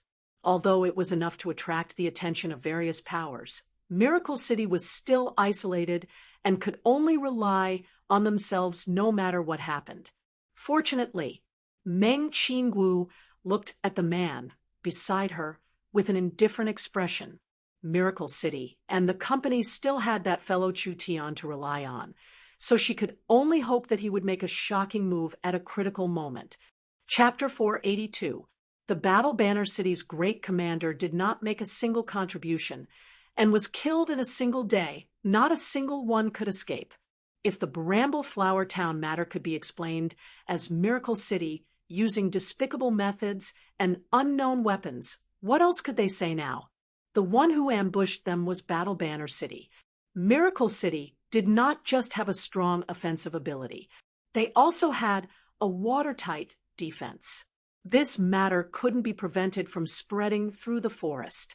The Orc City did not have any production or creativity. They mainly relied on protection fees, extortion, and robbery. Now, they had suffered 2 consecutive losses, which was a large blow to Battle Banner City. Not only had they lost 2 spirit transformation experts, they had also lost all of Battle Banner City's face and reputation. How could they collect protection fees? In the forest city, Lord Cow seemed to have disappeared after learning of this matter, and no one saw him in the city for several days. He didn't come out to calm the situation or announce a strategy. The discussions in Battle Banner City continued for 3 days before Cow finally appeared again. He announced a general meeting to discuss how to solve the problem in front of them. There's nothing to say. We'll directly fight it out with them. Gather the troops and slaughter all of Miracle City's people. The suppressed rage of Battle Banner City's generals and advisors all erupted at once. This great shame had to be washed away with blood. Otherwise, how could Battle Banner City continue to stand in the forest? Cow faced the generals who were sharpening their blades, but his attitude was very cold. There was no change in his expression at all as he used his eyes to look at the troll old man holding a cane, sitting in the first seat on the left. I am also very angry about this matter, but in this special period, everyone must remain calm. This was the giant demon clan's guest elder, Kino. He was currently Cow's chief advisor. After the vice city lord and great commander were killed, Kino's position in Cow's group had skyrocketed, and he was now the number 2 figure in Battle Banner City. We were defeated because we underestimated Miracle City too much. We can't judge how many cards Miracle City has hidden, so we can't act rashly. Kino, have you been scared out of your wits by Miracle City? Battle Banner City has hundreds of thousands of warriors. Would they be afraid of Miracle City? Although Gino's position in Battle Banner City was already the second in command, as an outsider, it wasn't easy to accept him. Especially in this kind of situation where everyone's opinion was completely different, he was naturally ostracized by the generals. I didn't say we won't fight. Cow ignored the clamoring generals. Let Kino speak his opinion. Reporting to the city lord, Miracle City's momentum has grown and the morale of the people has reached the peak. The surrounding tribes cannot be turned and will only work with Miracle City. Battle Banner City still has a strong army, but even if we ignore the unexpected factors and directly take down Miracle City, there are still 3 major problems with doing this. Nonsense. What's wrong with attacking Miracle City? Are you from Battle Banner City or not? Kino didn't care about these brainless boorish people at all. He just slowly said, first, from these 2 performances, Miracle City's strength is not weak. This is an indisputable fact. There will be losses under a strong attack, and the gains won't make up for the losses. Second, it is impossible for Miracle City to take the initiative, and there are many people eyeing this fat piece of meat. These fellows haven't made a move yet because they are just watching from the sidelines, waiting for us to fight with Miracle City and then reap the benefits. How could we let them have their wishes? Third, Miracle City's city lord is directly appointed by the Elven King, and Miracle City's vice city lord is the Elven King's daughter. If we attack Miracle City, we will inevitably offend this peak forest of chaos expert. In summary, using the entire city's strength to fight Miracle City to the death is not rational. We need to change our strategy. The orc generals were all filled with righteous indignation. But thinking about it, Kino's words weren't without reason. Cow softly asked, "Do you have a solution?" Kino cupped his hands. Our first non-war method was to pressure Miracle City into joining Battle Banner City. Now that this strategy has failed, we can't solve this problem without a large-scale war. So we must fight, but we need to make a special plan. Since they had to fight, how should they fight? This one thinks that in the current situation, it is better to share it with many than to swallow it all. Kino slowly explained, there are many forces eyeing Miracle City in the forest, so instead of waiting for both sides to be heavily injured and waiting for them to reap the benefits, we should use this chance to unite all the forces and attack Miracle City together, sharing the benefits together. Doing this will reduce our losses and increase our chances of victory, as well as avoiding future worries. Cal closed his eyes. How do we divide it? Cities and powers align together. This was not strange in Miracle City. The problem was that everyone had their own plans and wanted to obtain more benefits, so it was very difficult to divide it evenly. The city, treasures, resources, and source stones, we don't want them. Let them fight for them. Kino slowly said, we'll steal large amounts of people in the name of revenge, seizing the chance to capture Miracle City's city lord, Chu Tian, and the production and research staff. The large cities in the forest don't know Miracle City's true value, only seeing the superficial benefits.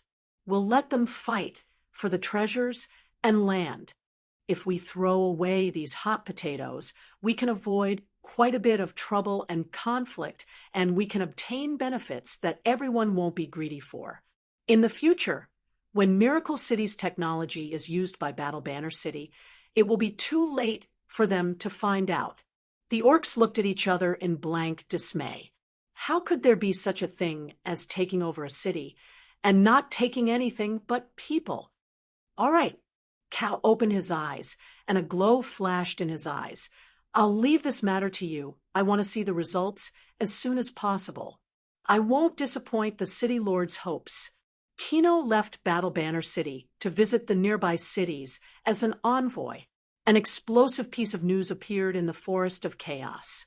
In the Winged Race's Cloud Peak City, 100,000 Winged Race soldiers moved out. They were like a gray cloud that covered the sky as they charged towards Battle Banner City. In the Green Giant Race's Jadeite City, 100,000 green giants passed through the mountains, crushing countless trees and forests along the way. They were like bulldozers as they charged towards Battle Banner City. Other than that, there was news that the underground world's spirit insects had sent out an army of over 100,000 spider race spirit insects under the orders of a spider to gather in Battle Banner City. When these unusual signals gathered together, there was a message that a war was about to erupt in the forest.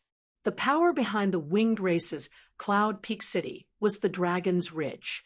The power behind the Green Giant's Jadeite City was the Giant Mountain Range.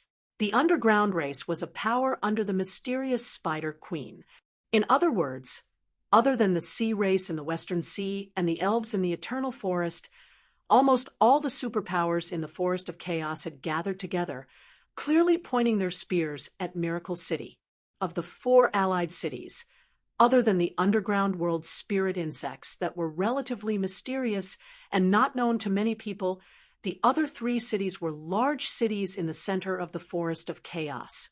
Miracle City didn't have a high chance of winning against any one of them, not to mention the 4 cities working together. After a few days, outside Battle Banner City, an army of several 100,000 spread out over several miles. The winged race looked similar to humans, only they had a pair of giant wings like a bird. They were a rare flying race, being born with the ability to fly. The 100,000 winged race could completely suppress Miracle City's weak air force, directly destroying Miracle City's facilities and defenses. The green giant race was a subspecies of the giant race. They were muscular and had dark green bodies. They were over 3 meters tall, and their bodies were not inferior to the ogres or minotaurs. Their skin and flesh were hard to penetrate, and they had boundless strength comparable to berserkers. The 100,000 green giants attacking at the same time, this terrifying scene was hard for normal people to imagine.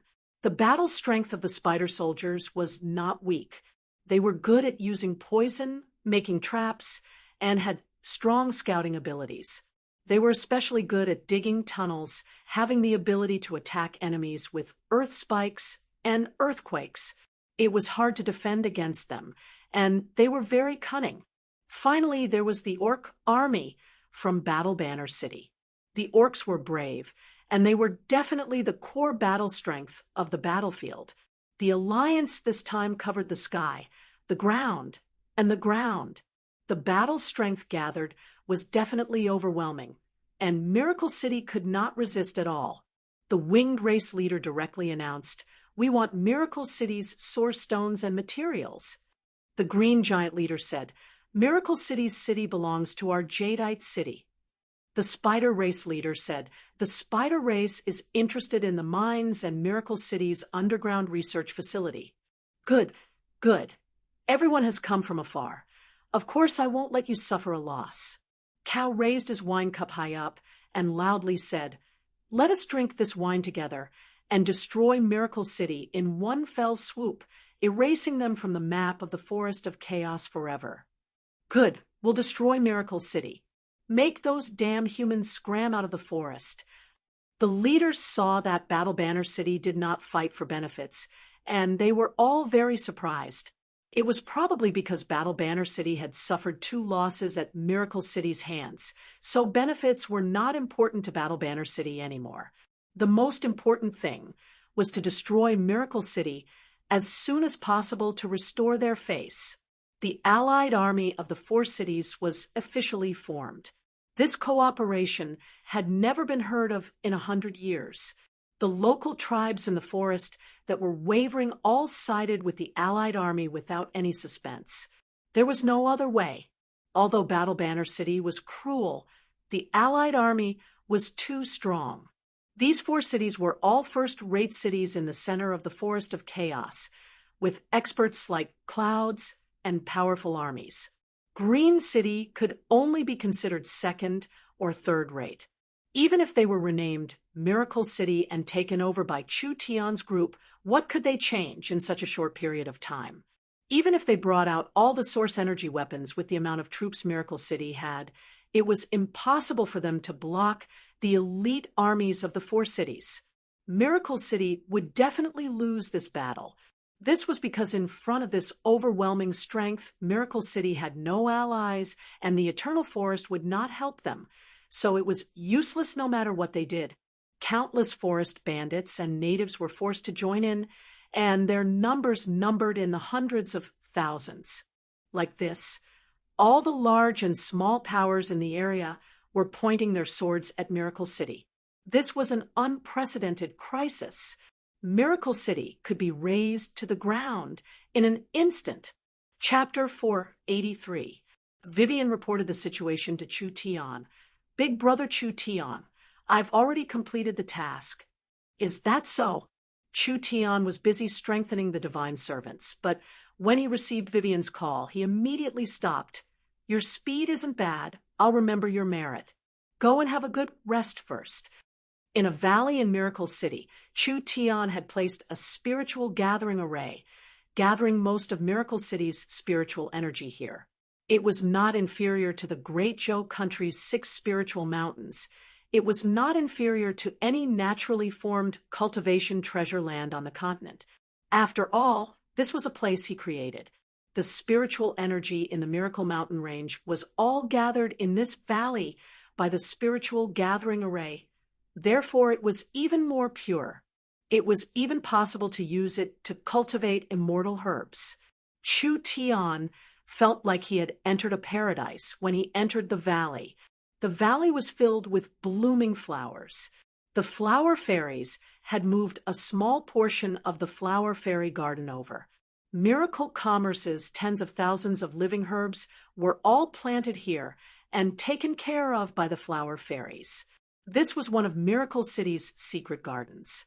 There were several hundred flower fairies living in the Miracle Gardens. The flower fairies were aloof from worldly affairs, so they liked this kind of environment. The Miracle Gardens was personally modified by Chu Tian, so the spiritual energy here far surpassed the flower fairies' garden. The flower fairies had already considered this their home. The little fox's eyes lit up as it charged into the medicine field, but it was stopped by a group of flower fairies. Lulu stood in front of the fox with her hands on her hips. "Little fox, are you here to steal food again? Are you worried about being spanked?" Chu Tian bent down and grabbed the fox by the neck.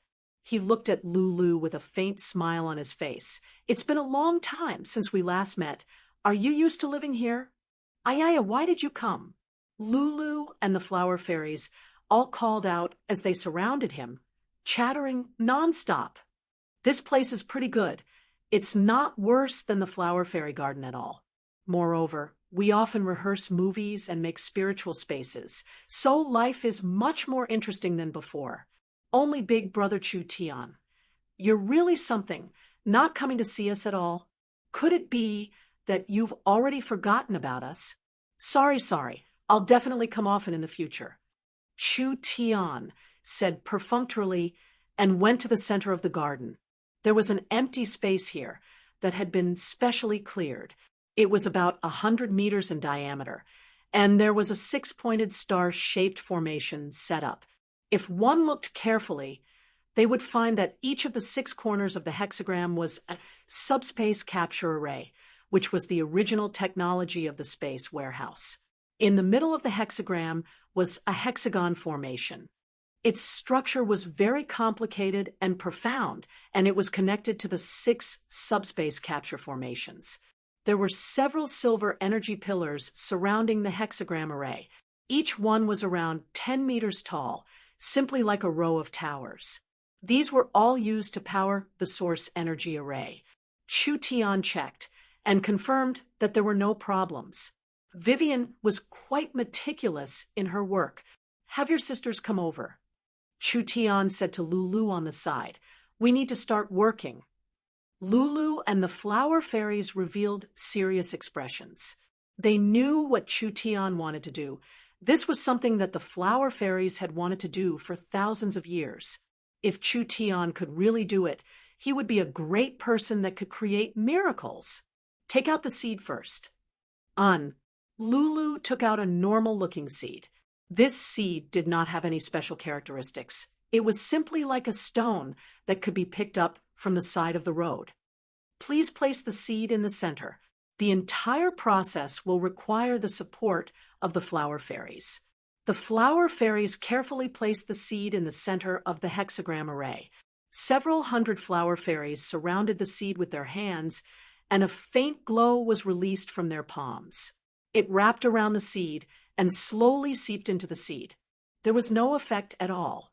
The essence of the flower fairies could nourish top-quality immortal herbs, but it had no effect on the seed at all. It was like it was a normal stone.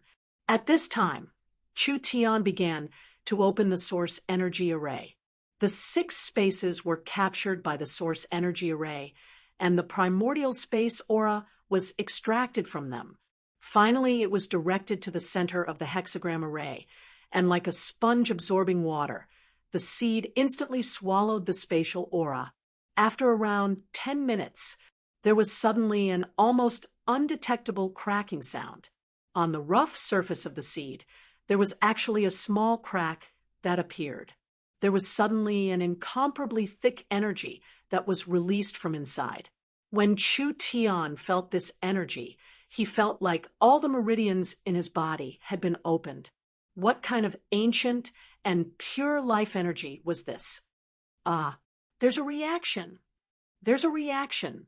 The flower fairies cried out in pleasant surprise.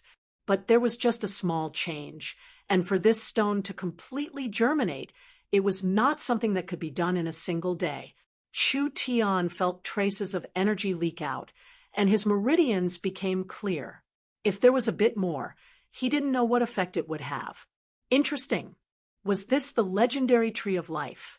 Chu Tian said to Lulu, "There might only be one chance like this. If we fail, it will be even harder to awaken the seed next time. You have to focus all your attention. Even if the sky falls down, you can't do anything. Do you understand?" "Yes, we will definitely succeed." The flower fairies' voices were a bit trembling. Awakening the ancient tree of life seed. This was their dream for thousands of years. When Chu Tian found Vivian, she was eating fruits while chatting with Meng Yingying and Nangong Yun. Big brother Chu Tian, how is it? You've done pretty well. She was almost tired to death in this period of time, but there was nothing she could do about it. Who told only 3 people in miracle commerce to have spatial abilities? Chu Tian definitely wouldn't personally do this, and Meng Yingying's mirror image ability was only half-baked. Like this, who else could do it but her? She was very tired, but being able to play her unique role made Vivian feel very proud. At least it was better than working in the city lord's castle all day. After all, in terms of managing a team or a city, she couldn't even compare to a single finger of Meng Qinggu. What did Big Brother Chu Tian want to do? Did he really think he could awaken the ancient tree of life seed? Whether it was the flower fairies, the elves, or the treants, they had all been studied for over 10,000 years. This was impossible. So many things have happened in the past few days. Those green frogs deserve to be unlucky. Vivian took a hard bite of the fruit, like she was treating the fruit as City Lord Cow. She used her teeth to crush it. Provoking our miracle city. They're tired of living. Right. The 2 girls nodded. Miracle City was becoming more and more prosperous from the chaos. Miracle City was not just a city managed by miracle commerce. It was also the perfect home that everyone worked together to create. No matter who it was, they were filled with feelings for this city. Sir, sorry to disturb you. Zero's voice suddenly came through the speaker in the room. The Vice City Lord has an urgent matter. She asks you to see her in the discussion hall. Meng Qingwu had an urgent matter.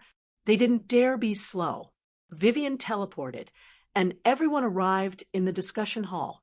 Chu Tian saw a figure he hadn't seen in a long time.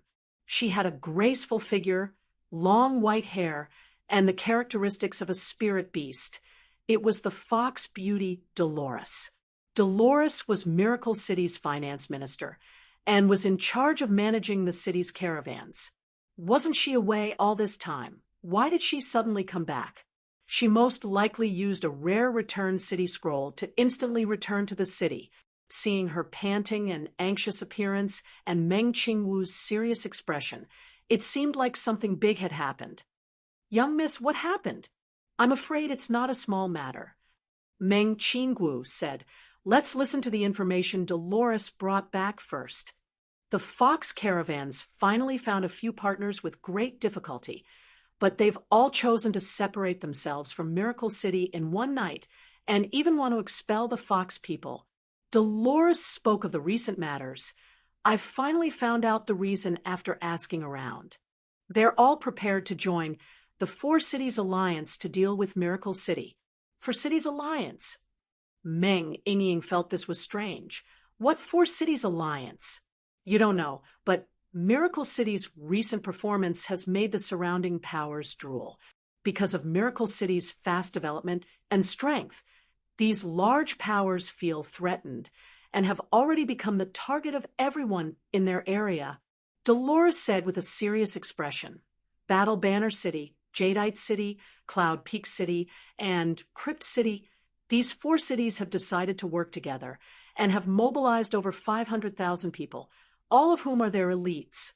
The most terrifying thing is that their momentum is too strong this time. There are many large tribes and local powers in the Forest of Chaos that want to fish in troubled waters. Their troops are quickly growing, and I suspect they will surpass 1 million people. Everyone was dumbfounded. 1 million? 1 million people scale. And they were gathering the strength of 4 cities? Like this, Miracle City had no chance of winning no matter what. What is the current situation with the gathering?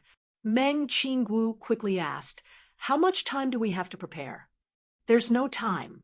When I came back, the 4 cities had already gathered, and the forest tribes and locals had responded.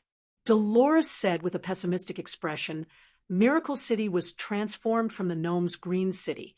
so whether it is in terms of defense or diplomacy, they are very weak. We can't find any allies at all, and we can't resist this power. Our current situation is very bad. Miracle commerce has met a large problem this time. Meng Qinggu had guessed that Battle Banner City would use external forces, but she never would have guessed that they would gather this kind of strong force. How could miracle commerce just meet trouble? This was simply a calamity. What should they do? What should they do? Everyone's eyes fell onto Chu Tian. Who would have thought that Chu Tian would spread out his hands? Don't look at me like that. I'm not a god. With the 4 cities working together, even if I have heaven-piercing methods, I won't be able to change anything in this little bit of time. Even Chu Tian didn't have any methods? Could it be that Miracle City really had no hope? Dolores's face instantly turned ashen. All these days of hard work were going to turn into bubbles like this. You don't need to worry. There will be a way in the end. Chu Tian suddenly said in a profound voice, Vivian, can you take me to the Eternal Forest? You want to go to the Eternal Forest? Humans can't enter that place. What are you going there for? I think it's time to have a serious talk with the elves. Chapter 484. This seemed to be the only way out. Would the Eternal Forest help them? Those old-fashioned elves didn't want to be involved in disputes, not to mention that behind the powers dealing with Miracle City were the strongest powers in the forest, the Eternal Forest, and the elves always protected themselves. It was almost impossible for them to be involved in this kind of fight. Chu Tian helplessly waved his hand. No matter what, we have to try. Otherwise, we can only wait for death. Vivian hesitated for a few seconds before nodding. All right, we'll try. Meng Qinggu was still a bit in disbelief. Chu Tian, you really plan on begging those stubborn old men in the Eternal Forest? Do I look like I'm joking? Other than the Eternal Forest, there is no other power that can save us. Can you convince them? It doesn't matter if I can convince the elves or not, but they will definitely send their troops. Where did Chu Tian's confidence come from? Was he this certain that the elves would save Miracle City? I'll leave Miracle City to you. Chu Tian patted Vivian's shoulder. There's no time to lose. Let's go. Vivian left space without another word, and the 2 of them instantly moved several hundred miles away. Although Miracle City was far from the Eternal Forest, with Vivian's spatial abilities, this distance didn't count for anything. When Vivian's strength was about to run out, the 2 of them appeared outside the Eternal Valley.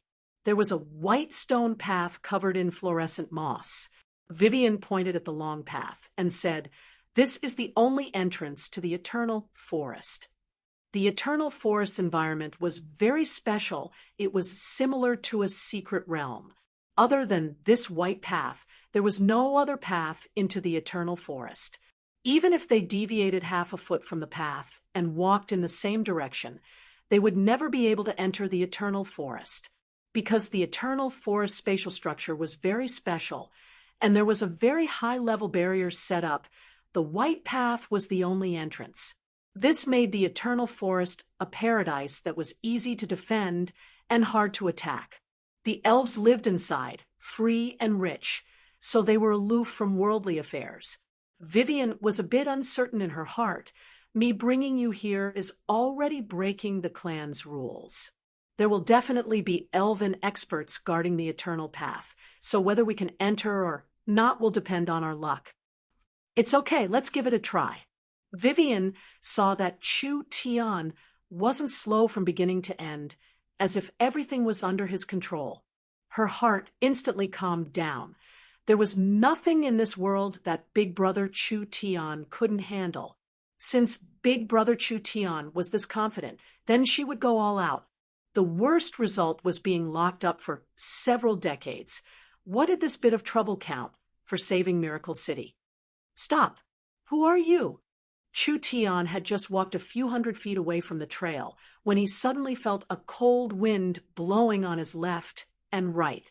Out of nowhere, more than a dozen elves appeared, each with a fully drawn bow.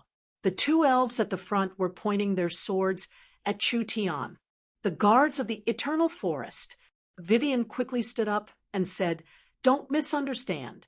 I brought him here. Your Royal Highness Vivian," the leader, a mature-looking elven woman, was a little surprised. "Why did you bring a human to the Eternal Trail? Don't you know that this is a serious violation of the clan rules? Although you are the Elven King's daughter, the Elven Council has the final say in the Eternal Forest," Vivian quickly explained. "This is Miracle City's City Lord Chu Tian. He was personally appointed as the City Lord by Royal Father. He is helping our Eternal Forest develop and manage the city, so he is considered a member of the Eternal Forest. There is nothing wrong with me bringing him here." This reason wasn't even enough to convince herself, not to mention convincing the Eternal Forest guards. What Vivian never thought was that when these elves heard Chu Tian's name, their eyes lit up. "Ah, this is the famous Mr. Chu Tian. Put down your weapons. Put down your weapons. It's a misunderstanding." Vivian's eyes popped out. It can't be. Chu Tian was very surprised. Didn't the elves want to cut humans to pieces? These elves' attitudes were too good. Was it because he was handsome? The leading elf looked at Chu Tian with a gaze of worship. "There are many things produced by Miracle Commerce in our Eternal Forest, especially the video disc player and the magnetic sound machine, which everyone likes. It's a pity that there is no signal here, so we often secretly go to places with signal to listen to Miracle Commerce's channel." "That's right," another elf said. "When will you cover this place with the signal? This way we won't have to go through so much trouble." "Ha, ha, ha, easy, easy." Chu Tian gave a few laughs. "But I've met a bit of trouble. Can you big sisters let me in?" The elves were a bit hesitant. "There has never been a human in the Eternal Forest before. We must report this to His Majesty the Elven King. Please wait a bit." After saying this, the elf flew away. Vivian rarely came to the Eternal Forest. She never would have thought that Miracle Commerce's products would have this many customers among the elves. It was because of these products that the elves' impression of Chu Tian and Miracle Commerce had greatly improved. Perhaps they would really help them. In the end, the elf that reported to Chu Tian did not come back. There were over 100 dark golden armored elven guards holding long blades charging out, quickly surrounding Chu Tian and Vivian. Vivian's face sunk. "What are you doing? Do you know who we are?" These elven guards did not say much as they escorted the two of them into the Eternal Forest. Although their posture was not very good, Chu Tian was the only human to enter the Eternal Forest in the last 10,000 years. The Eternal Forest was filled with an incomparably strong vitality. The suns released a warm and bright light that covered the entire forest. There were over 1 million elves living in the forest, using the trees as houses, living carefreely. The beautiful elven songs filled every corner of the forest. The Elven King's palace was grand, hanging off a cliff covered in waterfalls. It was carved from pure white jade, with each detail being filled with an unimaginable sense of art and culture. Chu Tian did not have time to properly appreciate it before he was sent to the Elven Council. Several dozen elven elders had already arrived. The youngest among them was around 40 years old, giving off a gentle feeling like jade. It was like every inch of his body was condensed from the essence of the world. "Royal Father!" Vivian's arm was locked by the guards, and she quickly shouted, "Make these annoying fellows let go." The Elven King shook his head with a bitter smile. "Vivian, why did you come here? Don't you know that you can't casually enter the Eternal Forest?" The speaker, Augusta, coldly stood up. "Vivian entering the Forest of Chaos without permission is already a serious violation of the clan's rules. Now bringing an outsider in is even more unforgivable. You are that human Chu Tian who likes to play tricks, making the current young people more and more restless. You are simply a sinner that has broken the 10,000-year tradition of the elves. I didn't pursue this matter, but you came to the eternal forest instead. What is your purpose? If you don't give a reasonable explanation today, don't think of leaving. Although he already knew that the elves were pedantic, he never thought they would be pedantic to this degree. It seemed like Ulysses was already considered good. Chu Tian said in a voice that was neither servile nor overbearing, "I'm here to ask for forgiveness." With these words, not only was Vivian stunned, the elven king Ulysses and even the speaker were a bit stunned. Chu Tian came to the eternal forest just to ask for forgiveness? Chu Tian continued to say, "I failed the elven king's trust and couldn't protect the city, so I'm guilty." Augusta looked at the elven king beside him. "City? What city?" The elven king helplessly replied, "He's referring to Green City. Your Majesty, you're actually giving Green City to this human to manage?" Augusta revealed a look of disbelief. "That city does not belong to the elves? What qualifications do we have to manage it? Not to mention that even if it belongs to the elves, the transfer of the city should be decided after the council votes and public opinion. You privately transferring the city like this does not conform to our democratic laws. This is a blasphemy against the elves' etiquette. Our great ancestor Fama once said that democracy is above everything else." Chu Tian suspected that if this old elf kept talking like this, he would be able to talk for 3 days and 3 nights. He quickly gave a cough. The city is already in danger, and this one is incompetent, unable to protect it. So I'm returning the city to the eternal forest. I hope that the Sir Elven council members can take back the city and save Miracle City's millions of citizens. The Elven King asked with knit brows, "What happened?" Chu Tian truthfully told him everything that had happened recently. Right now, Battle Banner City, Cloud Sky City, Emerald City, and Crypt City are working together to attack Miracle City. Only the eternal forest power can turn the tide. I'm willing to return the city and ask the Elven King and the Elven Council members to save Miracle City for the sake of the innocent citizens. The Elven King immediately knit his brows. Augusta immediately jumped up and said, "This city was not recognized by the Elven Council, so it does not belong to the Eternal Forest. How could the elves enter a war for an illegal city? The elves have not fought in many years. We are a peace-loving race."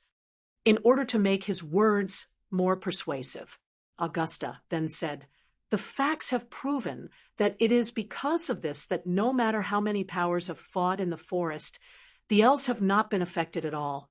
So we do not need extra cities and lands, especially cities that will cause chaos and slaughter. Seeing that you are saving the citizens, we will exempt you from the crime of charging into the Eternal Forest, but please leave this place immediately. The Eternal Forest does not welcome humans." The other Elven council members all nodded.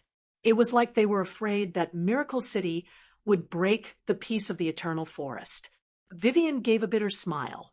Most of the Elven council members were old-fashioned like this. Who could persuade them to send out their troops? Let's see what methods Chu Tian had. Chu Tian's eyes popped out. The Eternal Forest really won't save Miracle City. We won't save them. The Eternal Forest will really abandon Miracle City. This city has always been illegal. All right. Chu Tian revealed a solemn expression. The Eternal Forest does not accept Miracle City, so I ask the council members to sign a contract with me, letting Miracle City cut off its relationship with the Eternal Forest. From now on, Miracle City belongs to me alone. No matter what happens, the elves cannot use any excuse or reason to interfere with Miracle City's internal affairs. What was this human thinking in his head? Chu Tian said with a determined expression, "Since the Eternal Forest is not willing to recognize and accept Miracle City in this final moment, why should Miracle City fight under the Eternal Forest's banner? I just want the citizens to fight for themselves in this final moment." Augusta didn't even think about it. It should be like this. You can't go back on your word. The elves are a race of laws. How could we? All right, sign it. Under Chu Tian's supervision, the Elven Council passed the fastest decision in history. They signed a contract with the humans, announcing that Miracle City was illegal to the Eternal Forest and recognizing Miracle City's independence. From now on, Miracle City would be an independent city. Since it's like this, I'll be leaving. Chu Tian looked at Vivian and said, "This trip is dangerous. I ask your highness to stay in the Eternal Forest." After saying this, Chu Tian took out a scroll and disappeared, leaving behind a dumbfounded Vivian. Chapter 485. Chu Tian spent so much effort running to the Eternal Forest just to sever his relationship with the elves? This was too strange. Could Miracle City still be saved? Vivian wanted to activate the scroll, but Augusta flicked his finger, and the scroll flew out of her hand. "What are you doing?" Vivian was like a cat whose tail had been stepped on. "Return the scroll to me." Miracle City already has no relationship with the Eternal Forest. What is the elven princess doing with the humans? Augusta grabbed the scroll and said with a glare, not to mention that Miracle City is very dangerous right now. For the princess' safety, please draw a line with humans like Chu Tian from now on. "I'll draw your head." Vivian's palm cut open space, wanting to take the scroll back. In the end, a faint golden light appeared around Augusta's palm and blocked Vivian's power. How could the elves have such an uneducated, rebellious princess? Augusta's face sunk. "Your Majesty is too lacking in discipline." "Vivian, you can't be rude to the council chief." The Elven King was a bit embarrassed. He couldn't do anything to this old elf. "You don't need to care about this matter for now. Since you're back, you should stay in the Eternal Forest for a while." "Royal Father, even you treat me like this. I have to go back. Miracle City needs me right now. Pay attention to your words. You are an elf, and you've already violated enough rules. If you are punished one by one, perhaps you'll face the wall for more than 100 years. Augusta said, "The Elven Council can't let you continue acting willfully. From today onwards, you will have to learn the Elven race's 10 great laws and 96 etiquettes. When your actions conform to the rules of the Elven race, the Elven Council will let you regain your freedom. Even if I die in Miracle City, I won't learn those broken things. This isn't up to you." Vivian wanted to use her strength to escape, but Augusta pointed at Vivian. The difference in strength between them was too big, so Vivian's source spirit was directly sealed, and she couldn't use any strength at all. "Bring her away." Let me go, Royal Father." Several elven guards escorted Vivian away. Augusta turned around and looked at the Elf King. "Your Majesty, please forgive me. Think about the princess' future. She is still young and has a lot of potential. Her rebellious personality needs to be polished. As the youngest princess of the elves, she should be a role model for the other young elves." What else could the Elf King say? Although he was the Elven King in name, he had been the Elven King for less than 100 years. Whether it was influence or prestige, how could he compare to this old fellow who had been in charge of the Elven Council for 500 years? Out of the dozens of seats in the Elven Parliament, only a mere 5 or 6 seats belonged to the Elven King's faction. The rest belonged to the conservative faction and the traditional faction led by Augusta. They had been adhering to the etiquette and laws of the elves for thousands of years as their highest standard. Their stubborn thinking was not something that could be easily broken. The Elf King looked at the scroll in Augusta's hand and said, "This scroll seems to have the ability of long-distance teleportation. This is an unheard of technology. This human, named Chu Tian, has even mastered this kind of spatial technology. I'm afraid that the human race has already progressed at a tremendous pace. Humph, the ancestral teachings tell us that benefits will blind our eyes.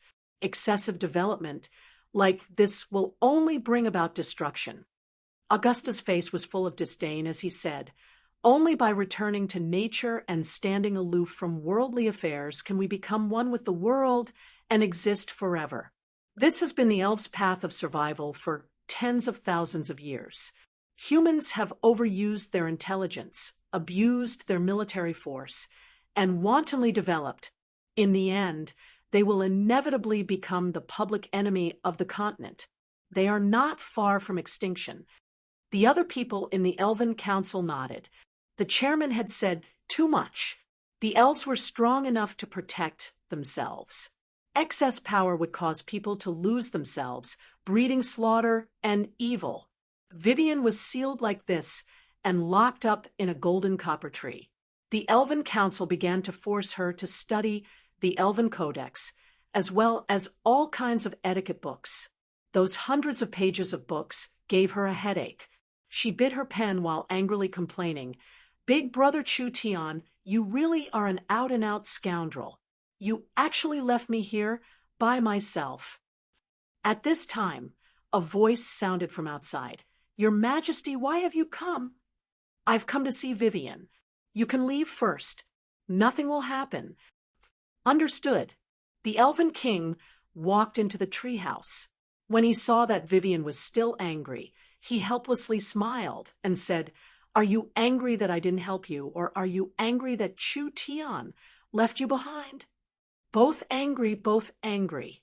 You too are about to make me explode with anger." Vivian almost jumped up when she said this. One was her father, who loved her the most, and the other was her most worshipped big brother Chu Tian. These two actually treated her like this. Vivian felt as if she had been abandoned. How could she not be angry? "Silly girl, you've been with Chu Tian for a few months. Can't you see what kind of person he is?" Vivian stared blankly. "What did you say?" "Although I don't know what he wants to do, there must be a reason for doing this." The Elven King looked at Vivian and said, "As for what it is, I think we will find out soon." Really? Vivian was full of doubts. However, when she thought of Chu Tian's way of doing things, she felt that this matter was very strange. Could it be that Chu Tian deliberately broke off with the Eternal Forest and deliberately left her in the Eternal Forest? What was his goal? Could Miracle City hold on? Could it be that Big Brother Chu Tian knew that he couldn't save Miracle City, so he didn't want to implicate me, so he sent me back? Vivian's heart suddenly tightened when she thought of this. At this time, all of Miracle City was in a mess because the news of the Four Cities army gathering had arrived. An army of several 100,000 was charging towards Miracle City. Flags were flying all the way, covering the sky and giving off an aura that could swallow 10,000 miles. "Flatten Miracle City! Flatten Miracle City! Flatten Miracle City!" The sky above the ancient forest was filled with shouts filled with killing intent. The army spread out over 10 kilometers, and the winged race army covered the sky. There were some winged race experts that could even fly 10,000 meters in the air. Once the airships attacked, these winged race people would notice them. The green giant moved like a small mountain, just like a green wave crushing the forest. Wherever he went, it was like he was being bulldozed by a bulldozer, turning the trees into a mess. Over 100,000 orcs were riding war wolves and giant leopards, quickly moving around, surrounding the left and right wings of the green giant. Once they came into contact with the enemy, the orc cavalry would be able to charge at them in a short period of time. The spider race was in charge of the rear and underground, so Miracle City had no chance at all. This kind of scene was rarely seen in the Forest of Chaos. All the locals fell down at the sight of this. They all listed Miracle City's crimes, expressing their irreconcilable hatred with Miracle City.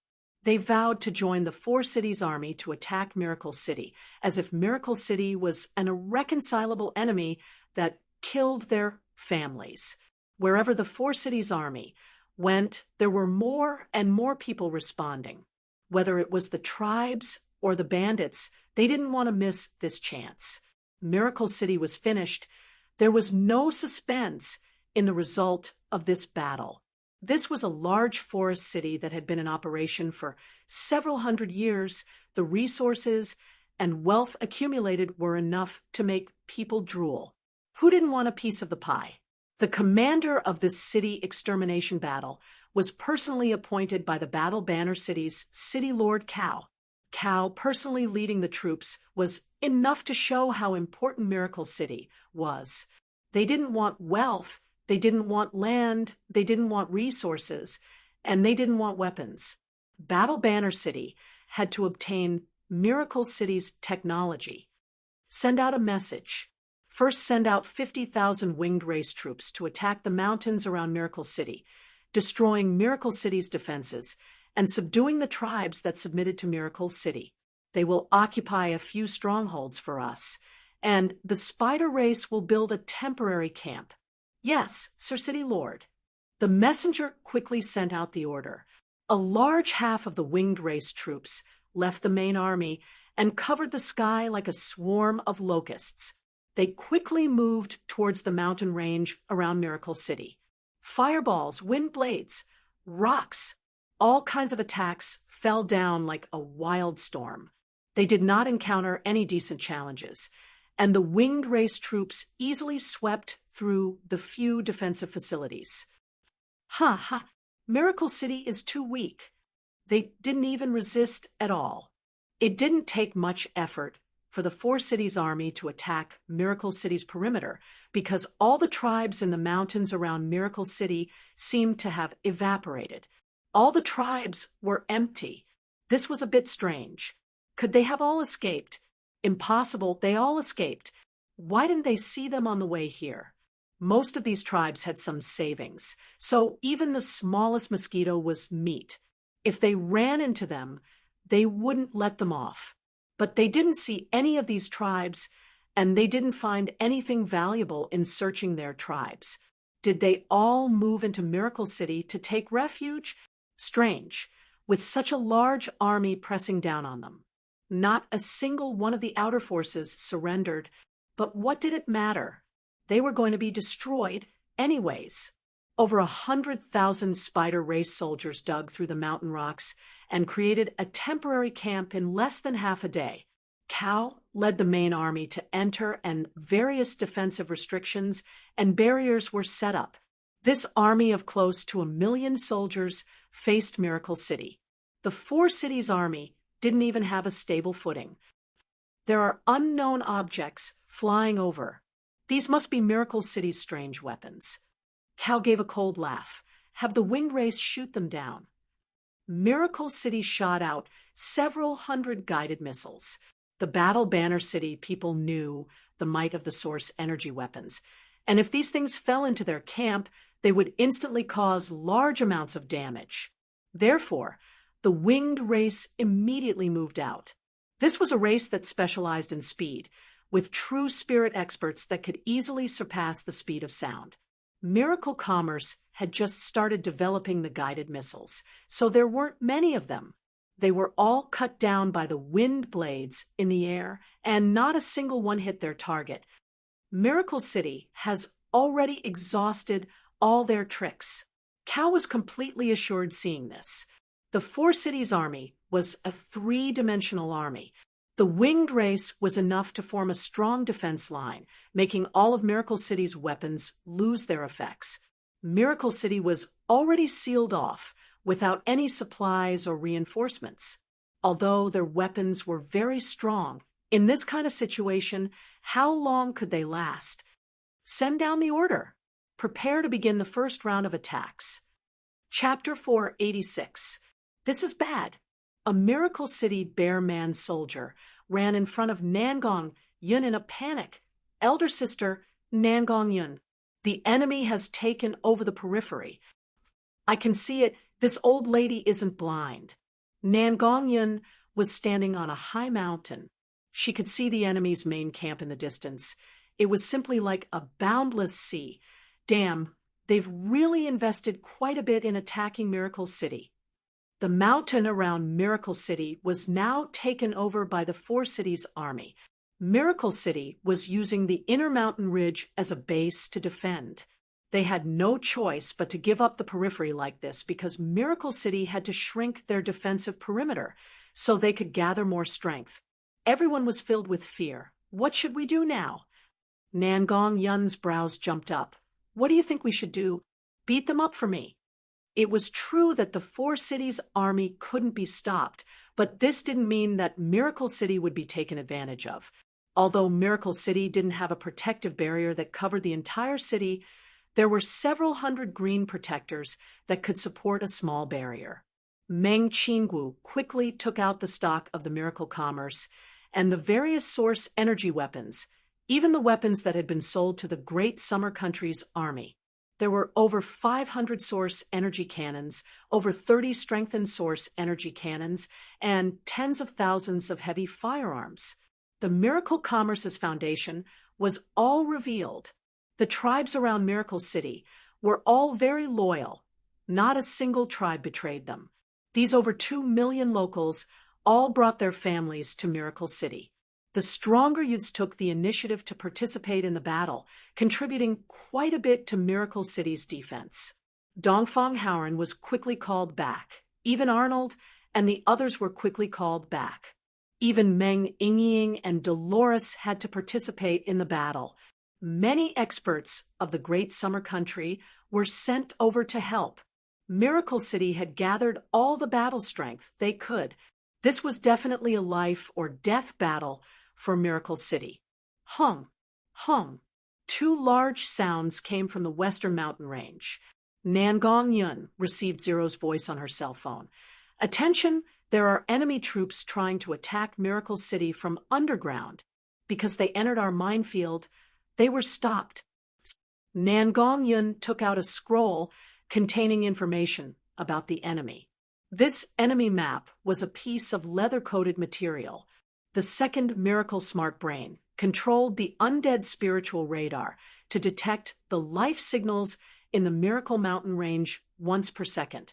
After processing the data, it would be sent to the central Smart Brain Zero, and Zero would send the data to the frontline commander's hand. There were two frontline commanders. Nangong Yun was in charge of the southern line, and Dongfang Howren was in charge of the northern line. Each line was divided into several areas, and each area had its own troops. Dolores was in charge of the rapid response and emergency forces, while Meng Yingying was in charge of dispatching airships and air forces, and Meng Qingwu was in charge of overseeing the overall situation. Humph, idiot, you're courting death. Nangong Yun could clearly see several troops trying to launch a sneak attack. Miracle City had already expected the Spider Warriors to use this method, so they had stored source energy mines all around Miracle City. If these Spider Warriors approached the mines, it would be strange if they weren't blown up. Zero's voice sounded again. Attention, the enemy is approaching in a large scale. Their main target is the southwest direction. I have already fired the interceptor missiles. Commanders, please prepare for battle. Was it finally coming? Because the battlefield was too big. The naked eye couldn't see the entire situation. Nangong Yun tapped on the enemy's situation map a few times, and the enemy's situation map immediately changed. From the life signal map, it suddenly turned into the Heavens Eye Airship's high-altitude reconnaissance map. Nangong Yun could clearly see that there was a large group of winged men charging in her direction. These fellows were very cunning. They were moving close to the mountain peaks, so the naked eye couldn't see them. There was no doubt that they were trying to catch Miracle City off guard. Nangong Yun gave a cold laugh. 9 o'clock, source energy cannons, fire! The 80 source energy cannons were aimed at the gap between the two mountain peaks. Although nothing appeared, they didn't care about that. They just followed the order, and the cannons began to fire. The moment the source energy cannons fired, a large amount of figures appeared from behind the mountain like a dark cloud. The source energy cannons landed right on top of them, instantly catching the winged men off guard. A large amount of them were instantly killed, causing several hundred casualties. Nan Gongyun broke out in laughter. These damn birdmen aren't staying in their nests and are actually following the green frog to their deaths. Let's let them see Miracle City's might. Cannons, guns, crossbows, and javelins.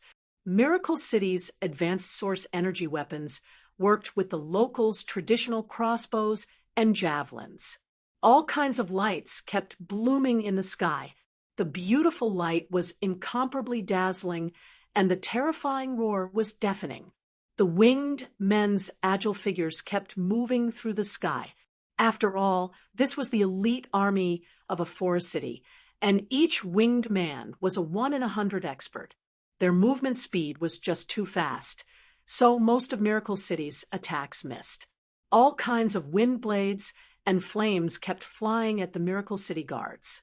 The green protectors spread their arms and released protective barriers one after another, stopping the winged men from destroying the defensive line. At this time, a large group of green giants were like gorillas charging over the mountain peaks.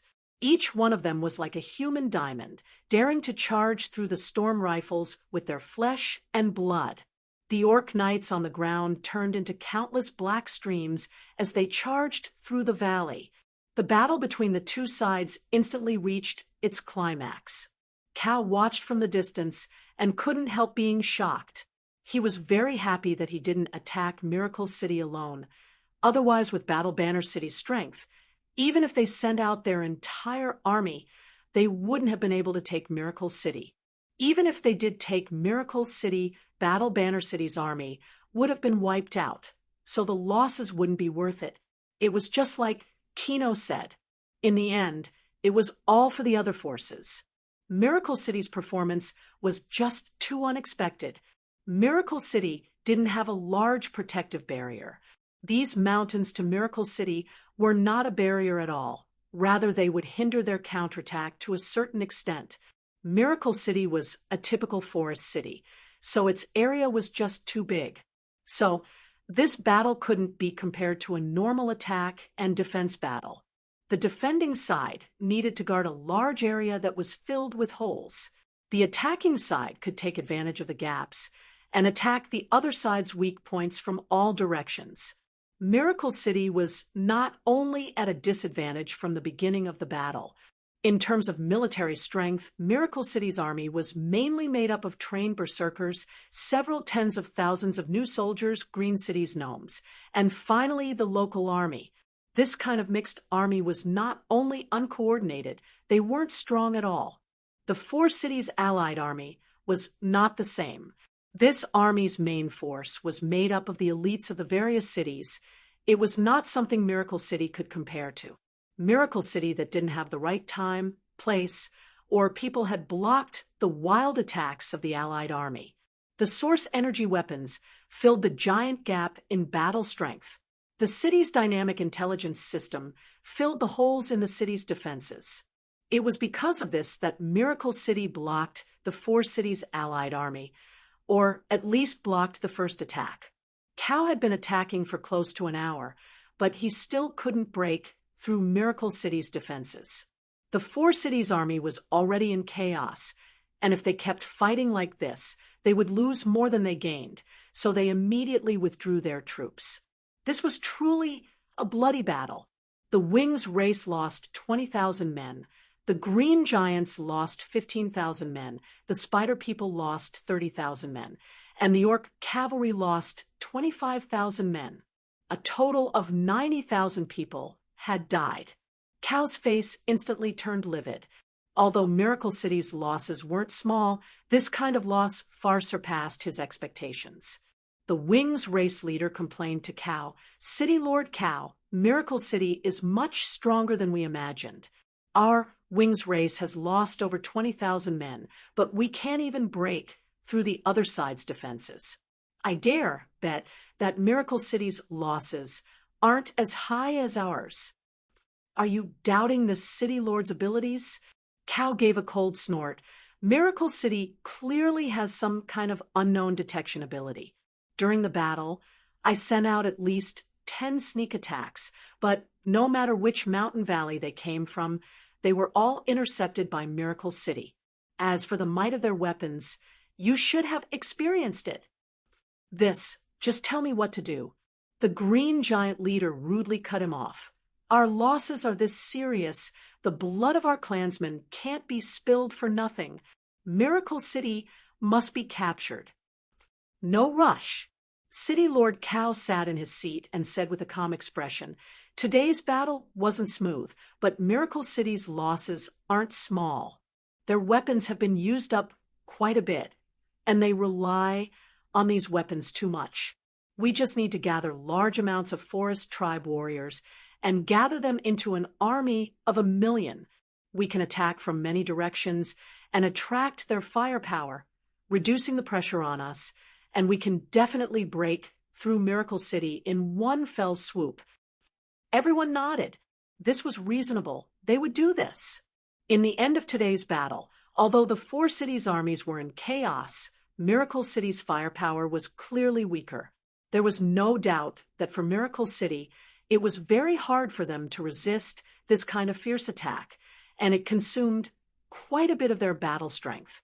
When Nangong Yun returned to the city lord's castle, her head and face were covered in burn marks and her clothes were in tatters. On the battlefield today, the area she was in charge of was the focus of the attacks. Nangong Yun was a lunatic.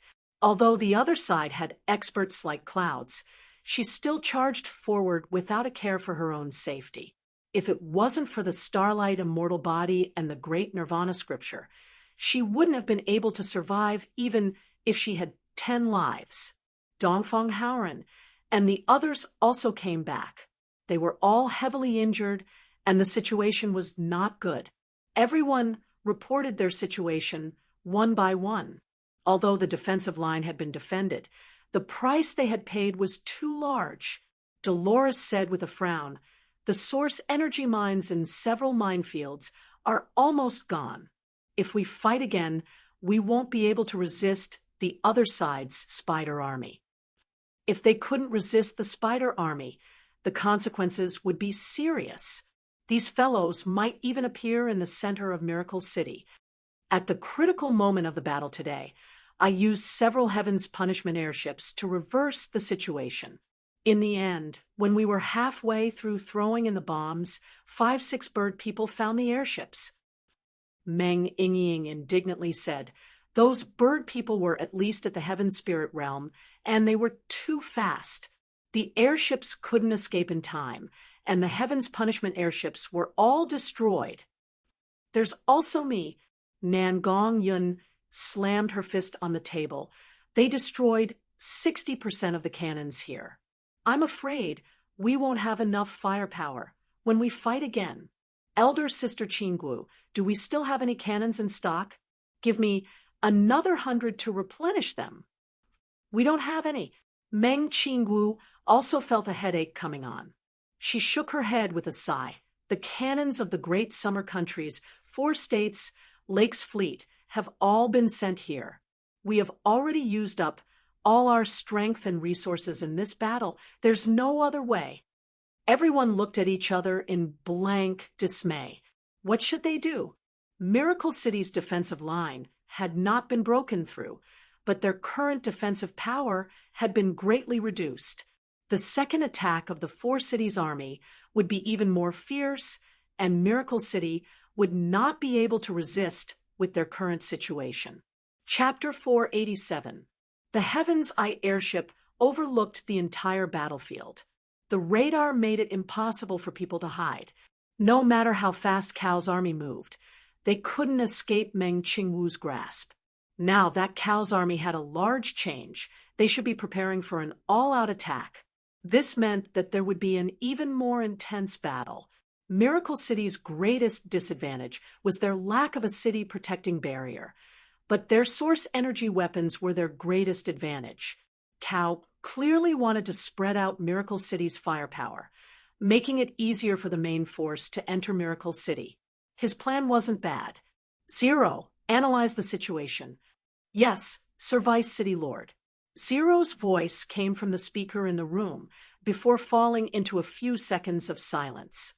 It was most likely he was running a supercomputer to complete a large calculation. The second smart brain has analyzed the data, and the results are as follows. The number of enemies is between 800,000 and 900,000, and it is still increasing. The enemy has been deployed. The first south area has 50,000, the second area has 80,000, the third area. From the current situation, most of the life signals are moving to the south, but their life force is not high. It is a bluff. There are large amounts of strong life signals on the west side.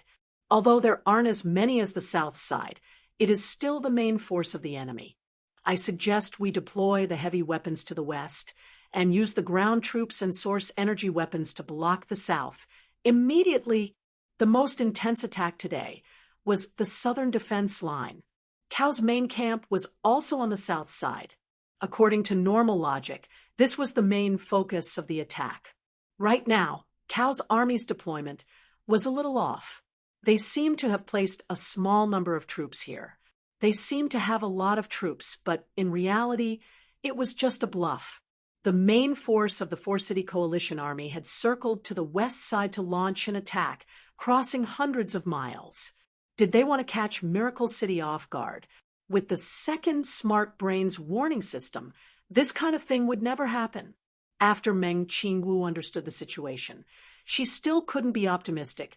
Can you analyze the success rate of the next attack based on the current weapons and army situation? Zero was silent for a few seconds before saying, "I'm sorry, Vice City Lord. Because the battlefield is too big and there are too many variables, it already surpasses my calculations. Adding in the lack of data on the enemy, I can't give an accurate number. But if we use a rough calculation, I think it's less than 30%. Less than 30%. It wasn't just Meng Qingwu who knit her brows this time. The others all felt very serious. Where is the city lord now? Dongfang Haoren was a bit confused. In this kind of critical moment, wasn't it time for Chu Tian to show his usefulness? He should have a way. Meng Qingwu gets angry at the thought of Chu Tian. This bastard brought Vivian to the Eternal Forest, but the result was nothing, and he even dragged Vivian down with him. Forget it, we can think of another way. Who knew that after Chu Tian came back? He had been hiding in the garden. No one knew what he was doing. Miracle City can't hold on. We have to call him out no matter what. Just wait, I'll call him. Meng Yingying dialed Chu Tian's number and was about to reprimand Chu Tian. However, before she could open her mouth, Chu Tian said a lot of things first. What did you say? Oh, wait a moment. Meng Yingying put away the cell phone and looked at the others with a strange expression. Chu Tian is calling everyone to the garden. Miracle City was already in danger, and Chu Tian was calling them to the garden? Meng Yingying explained. Chu Tian is saying that Miracle City's predicament is about to be solved, and the solution is in the garden. He wants us to quickly go and help. Nangongyan called out, "What about Miracle City? What if the enemy attacks again?" Dongfang Haoren took the initiative to say, "Me and the great summer marquises have a good understanding of the source energy weapons, so we can temporarily defend the situation. Since the city lord is confident in solving the problem, we should ask everyone to quickly go." They could only do this. Chu Tian's way of thinking was something normal people couldn't understand, but they trusted Chu Tian and hoped that Chu Tian could do something shocking. Therefore, they gave the command to Dongfang Haoren and the other great summer marquises, and they quickly ran to the Miracle Gardens. Chu Tian's spirit-gathering array had a camouflage effect, so they couldn't see the situation inside from the outside. However, once they entered the barrier, it was like they had entered a different world. The spiritual energy in the garden was sealed and didn't leak, so it was a place filled with life energy. Now, it was enveloped by an incomparably vigorous life force. The entire garden was covered in a layer of faint green light. With every breath he took, He could feel pure life force pouring into his body. The life energy here was strong and pure, just like a giant energy field. Even if they were cut by a knife, the terrifying life energy would quickly heal the wound. Chu Tian was standing beside a six-pointed star array. This primitive spatial aura gathering device had been in operation for several days. It was like a squeezer, squeezing out the primitive spatial aura from the space. Since it was in operation, it had squeezed out at least 100 spaces. Several dozen energy pillars had been completely used up. These energy pillars were refined from Oldman's small town's new oil. It could keep Miracle City running for several months, but it had been used up in just a few days. We're about to succeed. We're about to succeed. Sisters, everyone put in a bit more effort. Lulu had led over 100 flower fairies to fight for several days. They looked very tired now, but they were very excited and happy. In the center of the flower fairies, there was a thing floating in the air. It was a bead-sized thing that was completely translucent green, releasing a bright light. The energy in the entire garden was released by this little thing. What is this? Nangong Yun stared at the glowing thing with wide eyes. Something that can release such a strong life energy. Perhaps it is a supreme divine item. Miracle City has this kind of thing. How come I didn't know about it? Meng Qinggu knit her brows as she observed it. For a minute, large amounts of heavenly book memories appeared in her mind. The Tree of Life seed. This is a fully activated Tree of Life seed. The trance and flower fairies had asked Chu Tian to help awaken the seed, but the flower fairies were usually in charge of it, so even Meng Qingwu had never seen it before. The reason why Meng Qingwu could recognize it was mainly because of her special source spirit. Meng Qingwu's source spirit had countless ancient memories sealed in it. Only when she met the corresponding item would these memories awaken. Meng Qingwu finally understood what Chu Tian wanted to do. Young Miss Yingying Nangong, what are you looking at? Chu Tian pulled everyone into the array without any explanation. The Tree of Life has already been activated. Now is the best time for it to germinate. We have to lock in the energy for the flower fairies, allowing it to display its greatest effect. This seed's growth is related to Miracle City's future, so whether it succeeds or fails, quickly come over. There was no time to slowly explain. Several people poured their spirit energy into the source energy array with Chu Tian's knowledge, releasing an energy barrier around them. After the energy the flower fairies poured into the seed was bounced off, it was reflected back when it hit the energy barrier.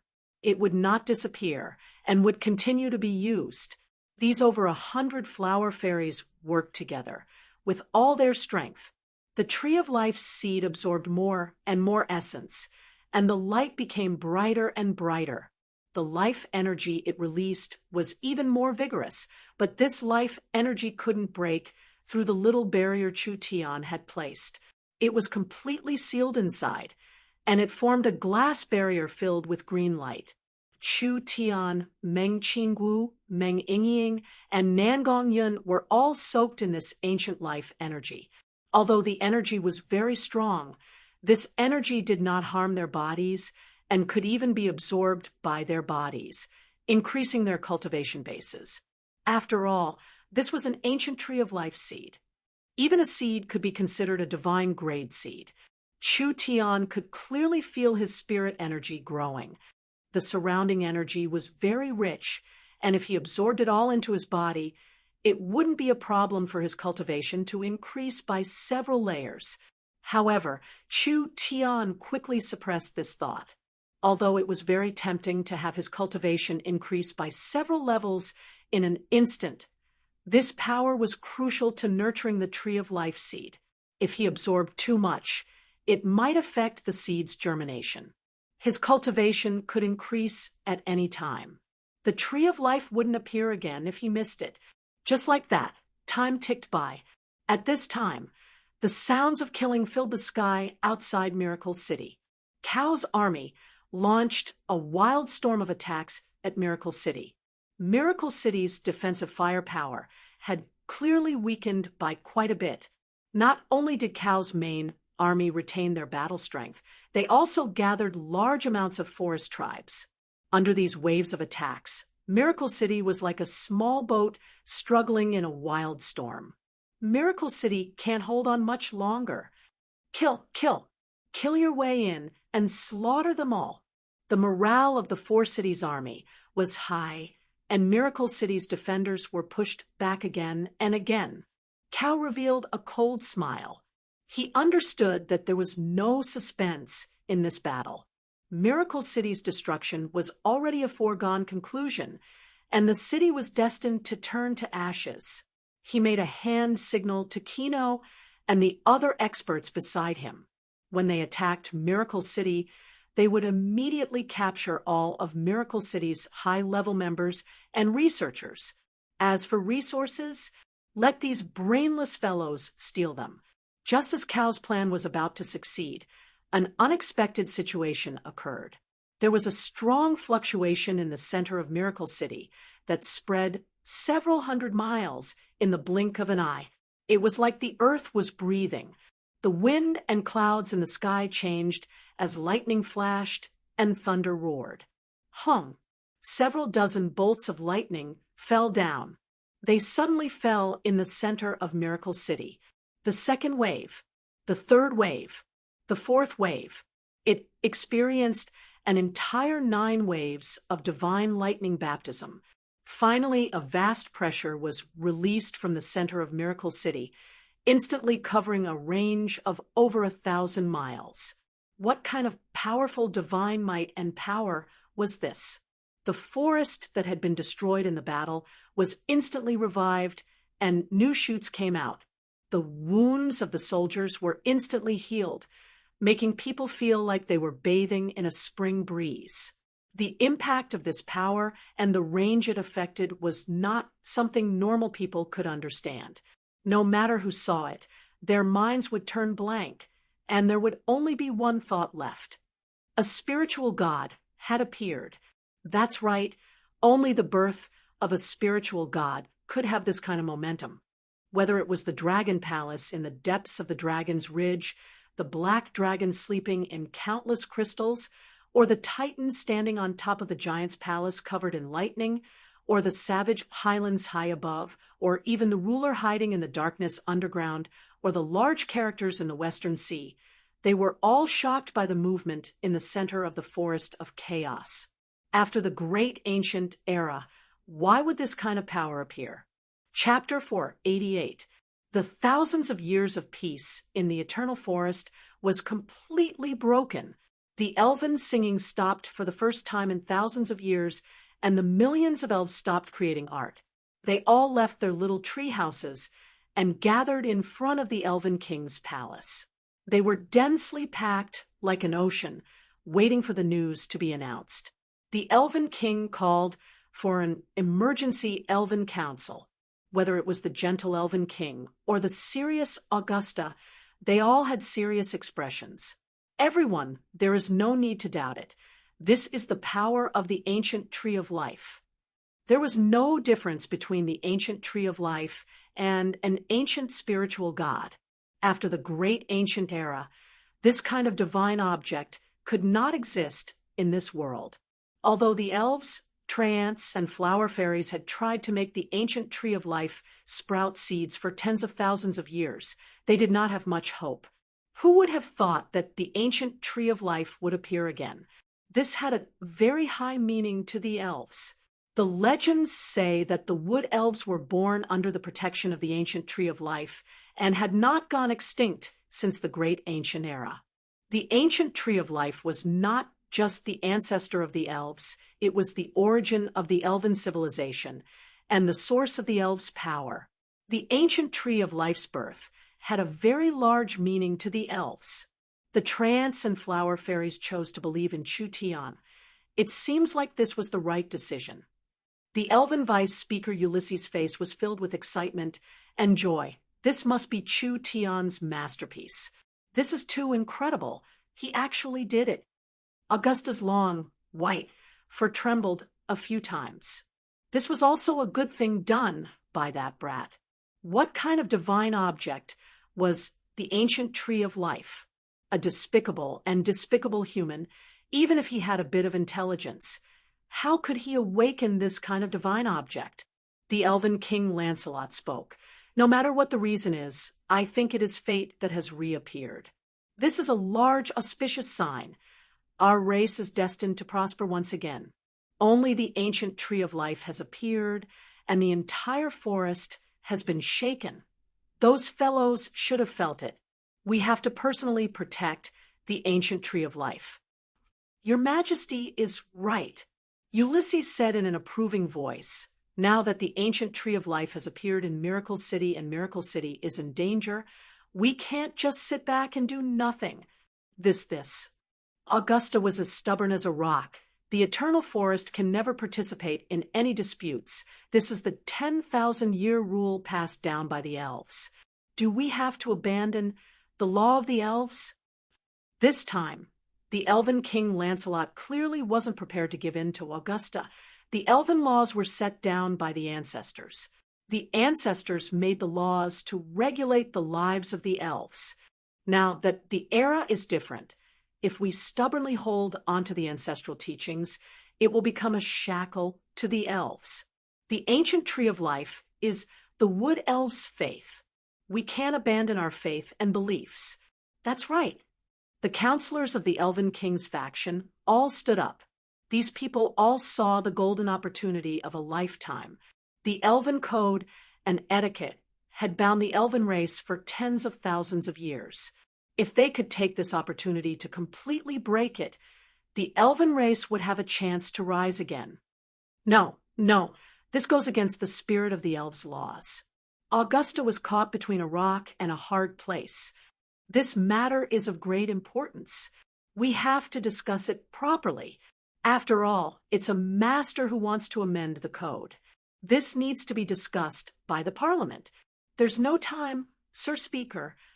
Ulysses stood up with a serious expression and said, "Every minute we delay now, Miracle City will be in more danger.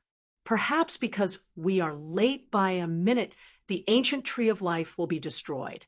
Perhaps because we are late by a minute, not only will the elves regret it for generations, we will become sinners for all eternity. Sir Speaker, do you want to be despised by your descendants and the elves forever?" That's right. Sir Speaker, we should make a move. The ancient tree of life is not normal. We can just rebuild it after the law is broken. I think even the ancestors will understand us. This time it wasn't just the reformist elves that wanted to move. Even the traditional elven council members supported this. It was rare for the Elven Council to be united, but the Elven Council's leader was Augusta. If he didn't nod his head, the Elven Council couldn't make a decision. Sir Speaker has always emphasized that the elves are a civilized race, and each elf has the right to make decisions. Let's see the will of the people now. The Elven King did not give Augusta any time to hesitate. The millions of elves in the forest raised their heads in anticipation. The Elven King appeared on the balcony of the castle at this time, and his voice spread through the entire eternal forest with the wind. Although it wasn't loud, it was like there was an invisible force that clearly appeared in the ears of each elf. I have a piece of good news for everyone. The ancient tree of life has been reborn. When this was said, the elves broke out in loud cheers. The ancient tree of life is the origin of the wood elves. It has an even brighter power than the well of eternity. The elves will become even more powerful under the protection of the ancient tree of life. The elves instantly fell into an uproar as they excitedly hugged and shouted. This was a historical moment for the elves. But the ancient tree of life is in danger now. It can be destroyed at any moment. The Elven King paused, and the entire forest fell into chaos. The elves were all worried for the ancient tree of life. We are now faced with two choices. The first is to follow the rules of the ancestors and stay in the forest. This can avoid fighting and allow us to live in peace, but the ancient tree of life could be destroyed or taken away. The second is to change the laws and leave the forest. We will protect the ancient tree of life and the faith of the elves, fighting for a better era and future for the elves. However, we will also be drawn into the flames of war. There will be blood, sacrifices, deaths, and even more dangers. Now, as the citizens of the eternal forest, as someone who is bathed in the light of the well of eternity, please make a choice. As soon as the Elven King's voice fell, save the ancient tree, save the ancient tree, save the ancient tree. The entire eternal forest was filled with waves of voices. Each elf strongly expressed their wishes, and each elf was filled with passion. The Elven King turned around. Chairman, I think as the Elven Council's chief and a staunch supporter of democracy, you should make a decision. I don't know if this decision is right or wrong. Augusta's face twitched a few times before he helplessly made a decision. He understood that the ancient tree of life could give the elves a stronger power, but it could also give the elves a strong enemy, causing the eternal forest to be embroiled in an unprecedented battle. The elves were naturally kind and did not like killing. Was this right or wrong? Was this a blessing or a curse? First protect the ancient tree of life. We'll discuss other matters later. All right, then it's decided. After the chairman agreed, this matter was easy to handle. The Elven Council announced the news, and the eternal forest was shaken once again. Each elf returned home and took out the long bows and swords they hadn't used in many years. They were all filled with fierce auras as they prepared to leave the forest to save Miracle City. What are you saying with this mess? Augusta saw that the elves were careless and shouting. It was destroying the elegance and civilization of a race. Although the eternal forest's elves are very strong, Miracle City is too far from here. We won't make it in time if we move like this. The Elven King thought about it. Go, call Vivian over. Vivian had been under house arrest for several days, but her haze had been swept away. Her brows were raised, and her face was filled with joy. She came over in high spirits. Royal Father, do you see this? Big Brother Chutian did it. He really did it. He is the great benefactor of the elves. I said that he would have a way. Let's not talk about this for now. The Elven King shook his head. Miracle City is in danger. We have to go save them. Do you have more Miracle City scrolls? Vivian knit her brows. This scroll is made from an Eye of the Star fragment. There aren't many left in Miracle City. I only brought this one. Only one? I have a way. Vivian took out an Eye of the Star from her storage pocket. Although I don't know how to make a transport scroll, I can make a transport tower. This Eye of the Star was a cultivation technique that Big Brother Chutian left for me. Now we can just make a transport tower in the Eternal Forest, and everyone can directly go to Miracle City. How long do you need? At least 3 days. No, 3 days is too long. The Elven King held Vivian's transport scroll in his hand. If it's like this, I'll go first. Vivian's eyes lit up. Royal Father is personally going to Miracle City? That's great. With Royal Father personally making a move, there's nothing to fear from those shrimp soldiers and crab generals. Augusta was a bit worried. Your Majesty is the highest leader of the elves and the ruler of the Eternal Forest. If you personally get involved, perhaps it will alarm Dragon City, Titan City, and Beast King City. The elves are not prepared to directly clash with them. The Eternal Forest hadn't participated in a battle in thousands of years. There had to be a gradual process of adaptation. If we have to fight sooner or later, there is no need to be afraid. Sir Speaker doesn't need to worry. The Elven King gently flicked his finger, and the scroll automatically opened, releasing spatial energy. Vivian, I'll leave the matter of building the transport tower to you. Please be assured, Royal Father. It was unknown just how happy Vivian was in her heart. Today's matter was a milestone for the elves, and what made Vivian very happy was that she could build a transport tower in the eternal forest without needing the permission of Big Sister Meng Qinggu or Big Brother Chu Tian. After all, this matter happened suddenly. Vivian also had her own selfish motives. She hoped that the eternal forest would become better and better. The construction of this transport tower was enough to have an immeasurable influence on the eternal forest. The eternal forest and Miracle City were destined to be closely linked. The elves' lives would become better and better. Chapter 489. The heaven and earth phenomenon from the ancient tree of life made the joint army pause for a moment, but under Cao's strong orders, the army quickly resumed their offensive. Miracle City's situation instantly fell into a dangerous situation. The spider race soldiers have already dug a path to Miracle City and are now directly attacking Miracle City. The wings race soldiers have already crossed the defensive line and are suppressing Miracle City from the air. The green giants and the orc cavalry are quickly infiltrating. Miracle City's defenses are already collapsing. This news filled Cao's mind with excitement.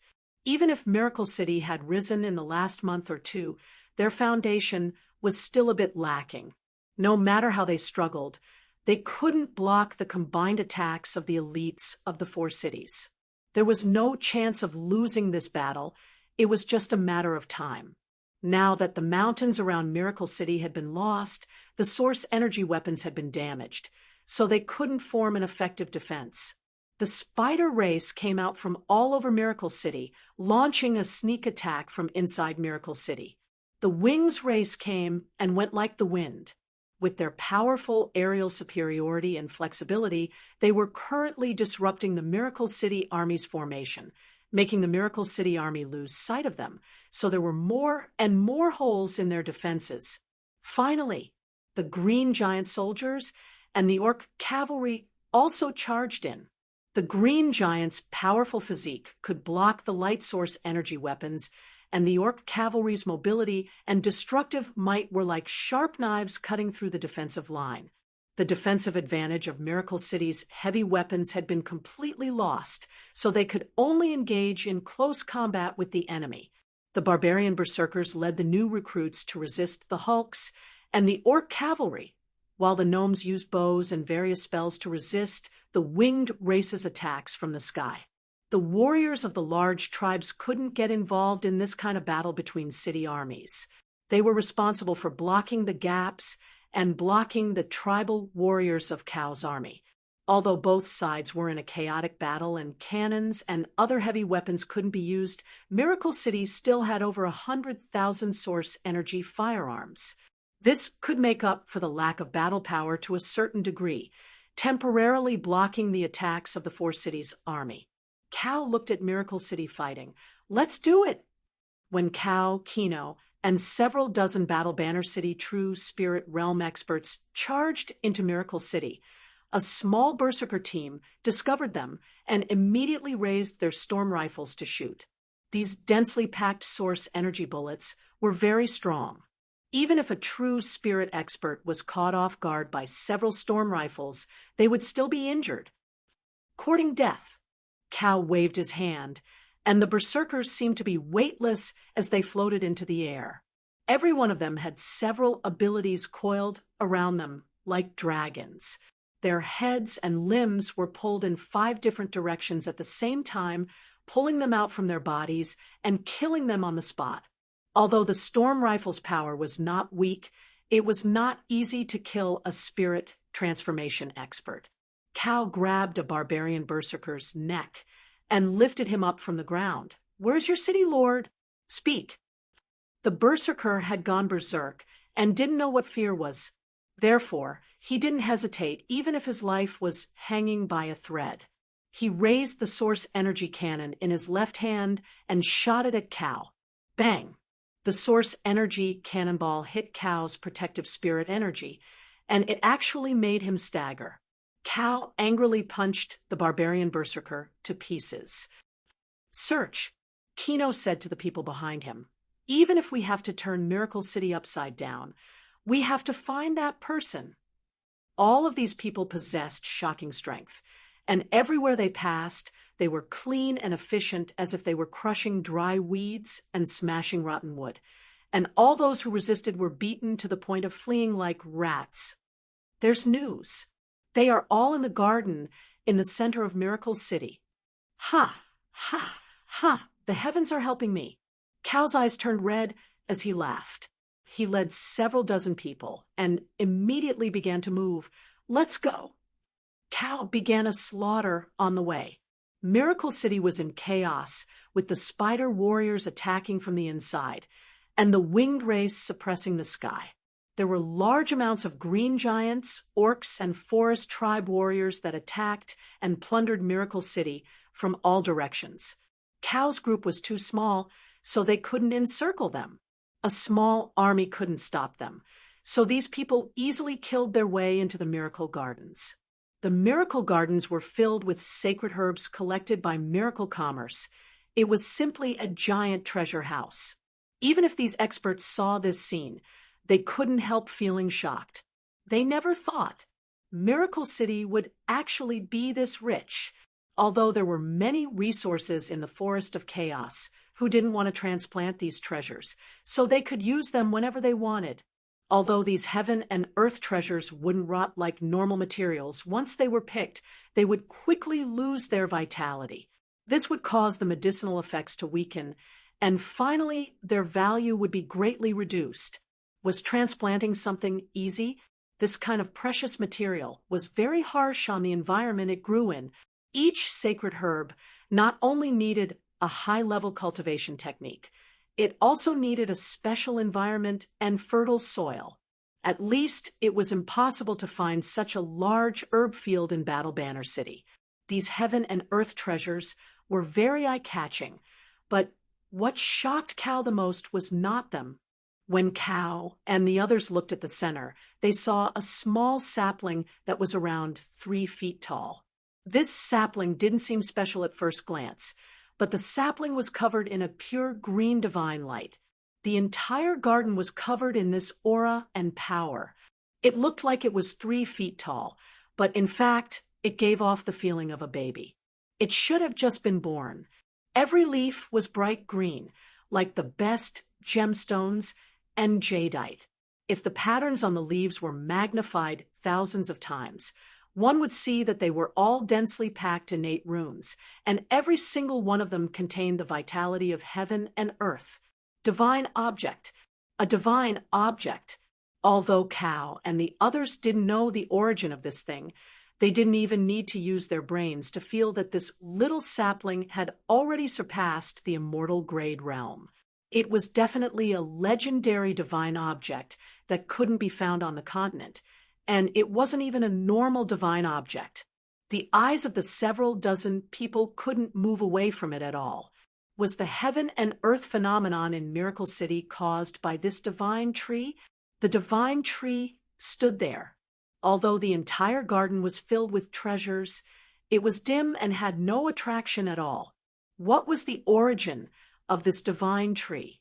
No matter where it came from, it wasn't important.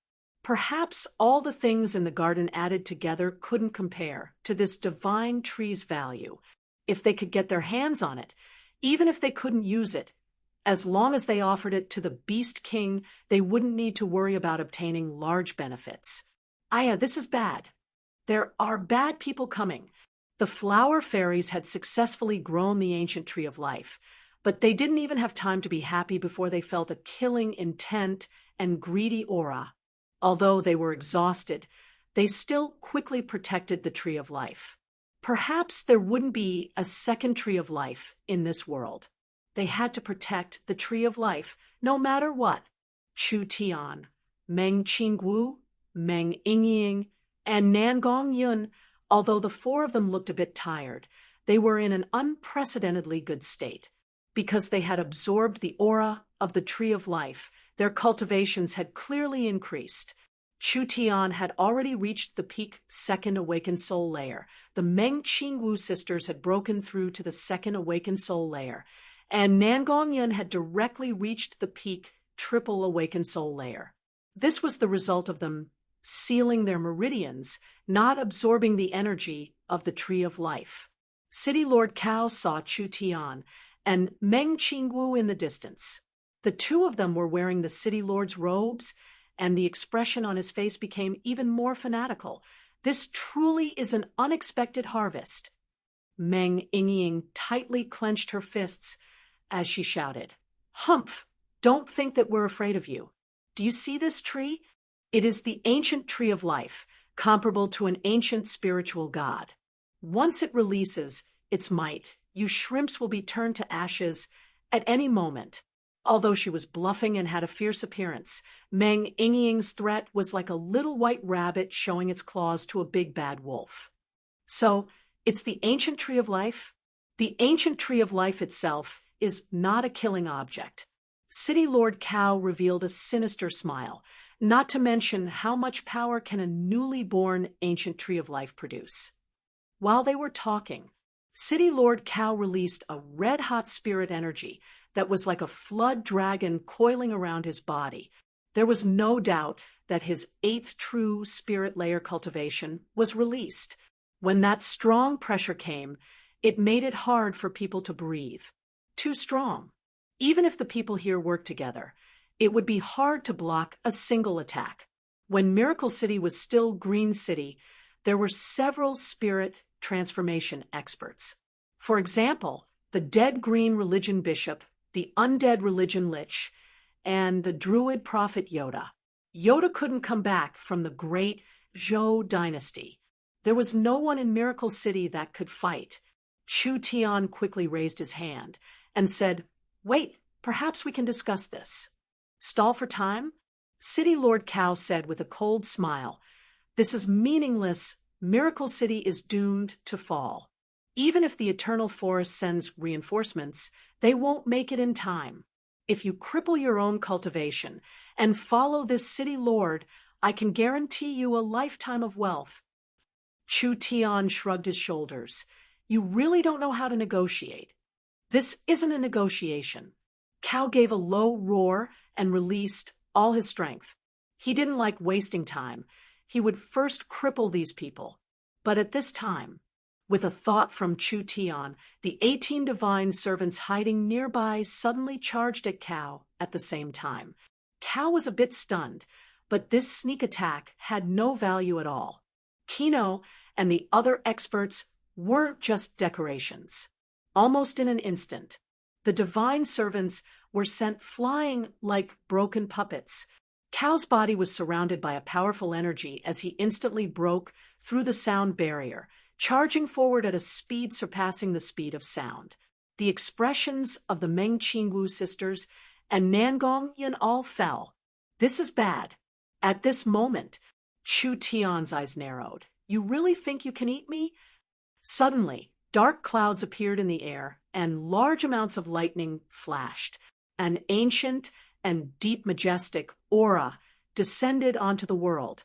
Chu Tian did not retreat in front of this strong opponent. Rather, he took the initiative to attack. Chapter 490.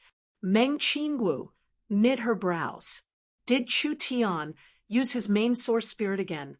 Although this source spirit could increase Chu Tian's strength, there was a large risk in using this source spirit. Unless it was absolutely necessary, Chu Tian would not easily reveal his strength. Cao's hands reached out. Several dozen chains of energy fell onto Chu Tian's body like beams of light. This attack was strong enough to shatter the protective spirit energy of a normal spirit transformation cultivator. Even if Meng Yingying and Nangong Yun were outside the range of the attack, they could still feel the strong destructive might of the attack. "Be careful!" The two of them wanted to warn him, but they didn't even have a chance. Several dozen attacks fell onto Chu Tian's body. Cao didn't want to kill Chu Tian, so he didn't directly attack him. When the several dozen chains of energy were about to hit Chu Tian's body, they all exploded and turned into millions of thin threads. Each thread was like a steel needle that stabbed at different acupuncture points and meridians in Chu Tian's body. "You want to destroy my meridians?" Chu Tian gave a cold laugh, and his eyes turned black. It wasn't a normal black, but rather an extremely deep black, just like a black hole. When those thin threads of energy entered his body, it was like a clay ox entering the sea. There was no sound at all. Cao's brows slightly knit as he released another chain of energy. This time it directly hit Chu Tian's body. Although a part of the energy was swallowed, Cao's strength was too strong, and most of it still hit Chu Tian's body. In the end, it was bounced off by the starlight around Chu Tian's body. Chu Tian didn't even stop as he charged in front of him. The long sword turned into a black slash. Cao's body released several hundred chains of energy, easily bouncing off the sword filled with destructive might. His palms slammed into Chu Tian's chest at the same time. The starlight protecting Chu Tian's body was finally shattered, and he was instantly sent flying dozens of feet away. While he was in the air, he was continuously whipped by Cao's energy chains. Finally, he fell to the ground, creating a large hole in the ground. Chu Tian was just in the peak second true spirit layer, and Cao was an expert in the 8th true spirit layer. The two of them had crossed 3 stages, an entire 6 layers of cultivation. This was not a difference that could be measured by any cultivation technique or skill. What made people dumbfounded was Chu Tian exchanged a few moves with Cao and was forced back. Chu Tian flipped over and jumped up. At least 7 or 8 of his ribs were broken, and his 5 internal organs were not small injuries.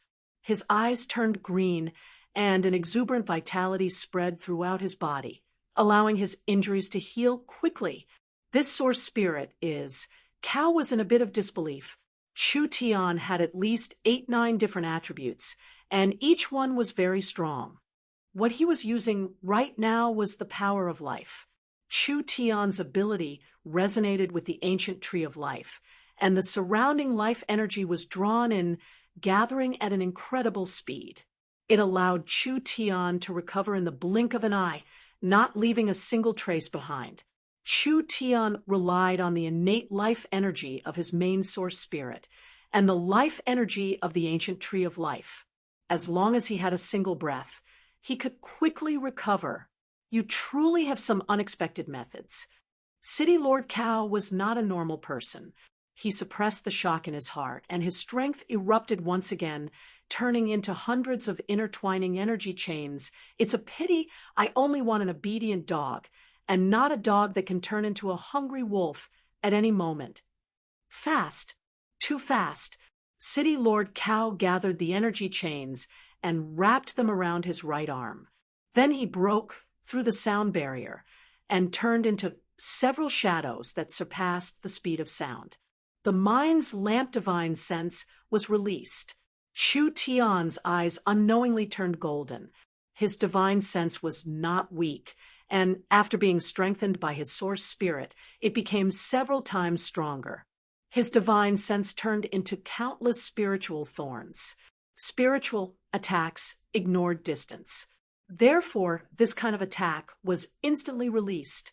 City Lord Cao was just about to attack when he felt several dozen thorns stabbing into his brain, causing intense pain. His speed also slowed down. At this time, Chu Tian's golden eyes released another intense glow. Endless purgatory. The sky and earth suddenly collapsed, and his entire person fell into a bottomless abyss. The power condensed from his spirit covered all of his senses, and finally constructed a pitch-black underwater world of death. Cao felt like he was being dragged into several 100,000 meters of water. An unbelievable pressure came from all directions. He couldn't breathe or move. City Lord Cao felt a suffocating pressure. At this time, countless thumb-sized fish appeared around his body.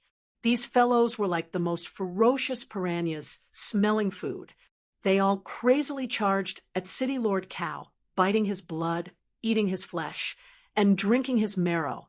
Scram! City Lord Cao loudly shouted. An air bubble appeared at the bottom of the water. The terrifying strength turned the wild, bloodthirsty little fish to ashes. but it was no use. City Lord Cow felt the pressure around him increase as more bloodthirsty piranhas appeared in the darkness. City Lord Cow shattered it once again. After repeating this 3-4 times, he was very tired and could no longer resist. Countless bloodthirsty piranhas charged forward. Cow's flesh was bitten to pieces, and there were some fish that entered his stomach, eating his organs without restraint. Even his bones were bitten to pieces, and his marrow was sucked dry. This kind of pain was worse than any torture in the world.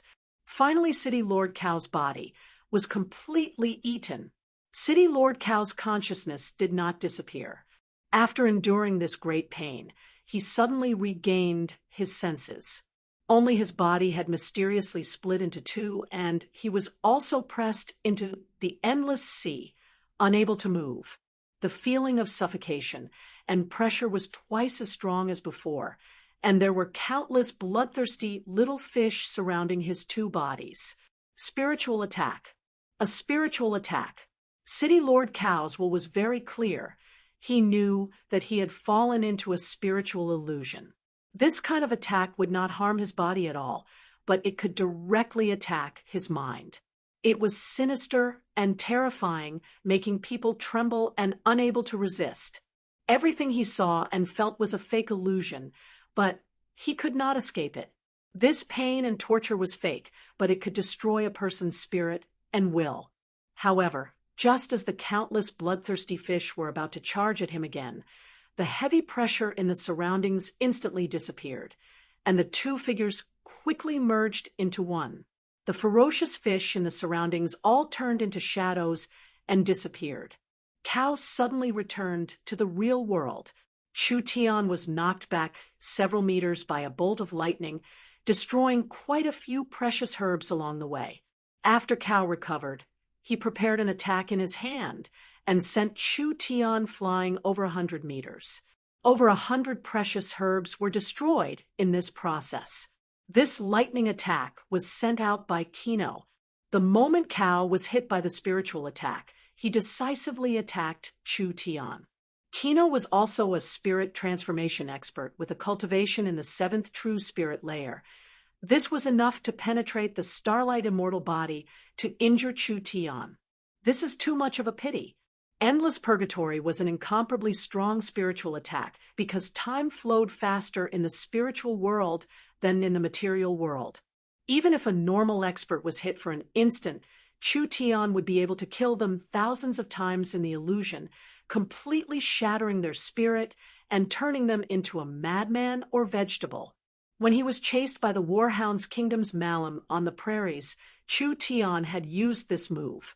Although the difference in strength was too large, it still made Malum lose his battle strength.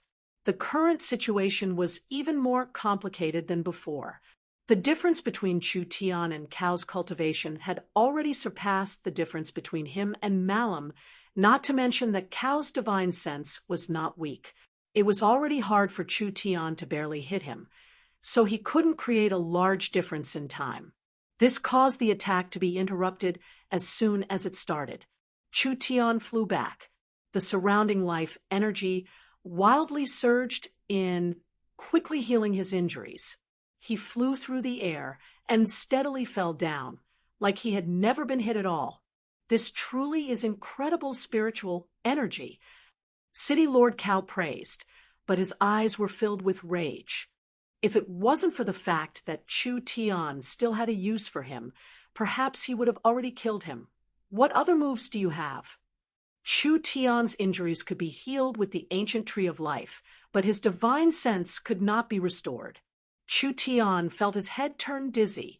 It seems like he really couldn't do it. If it was just Cow alone, Chu Tian could deal with him with his main source spirit.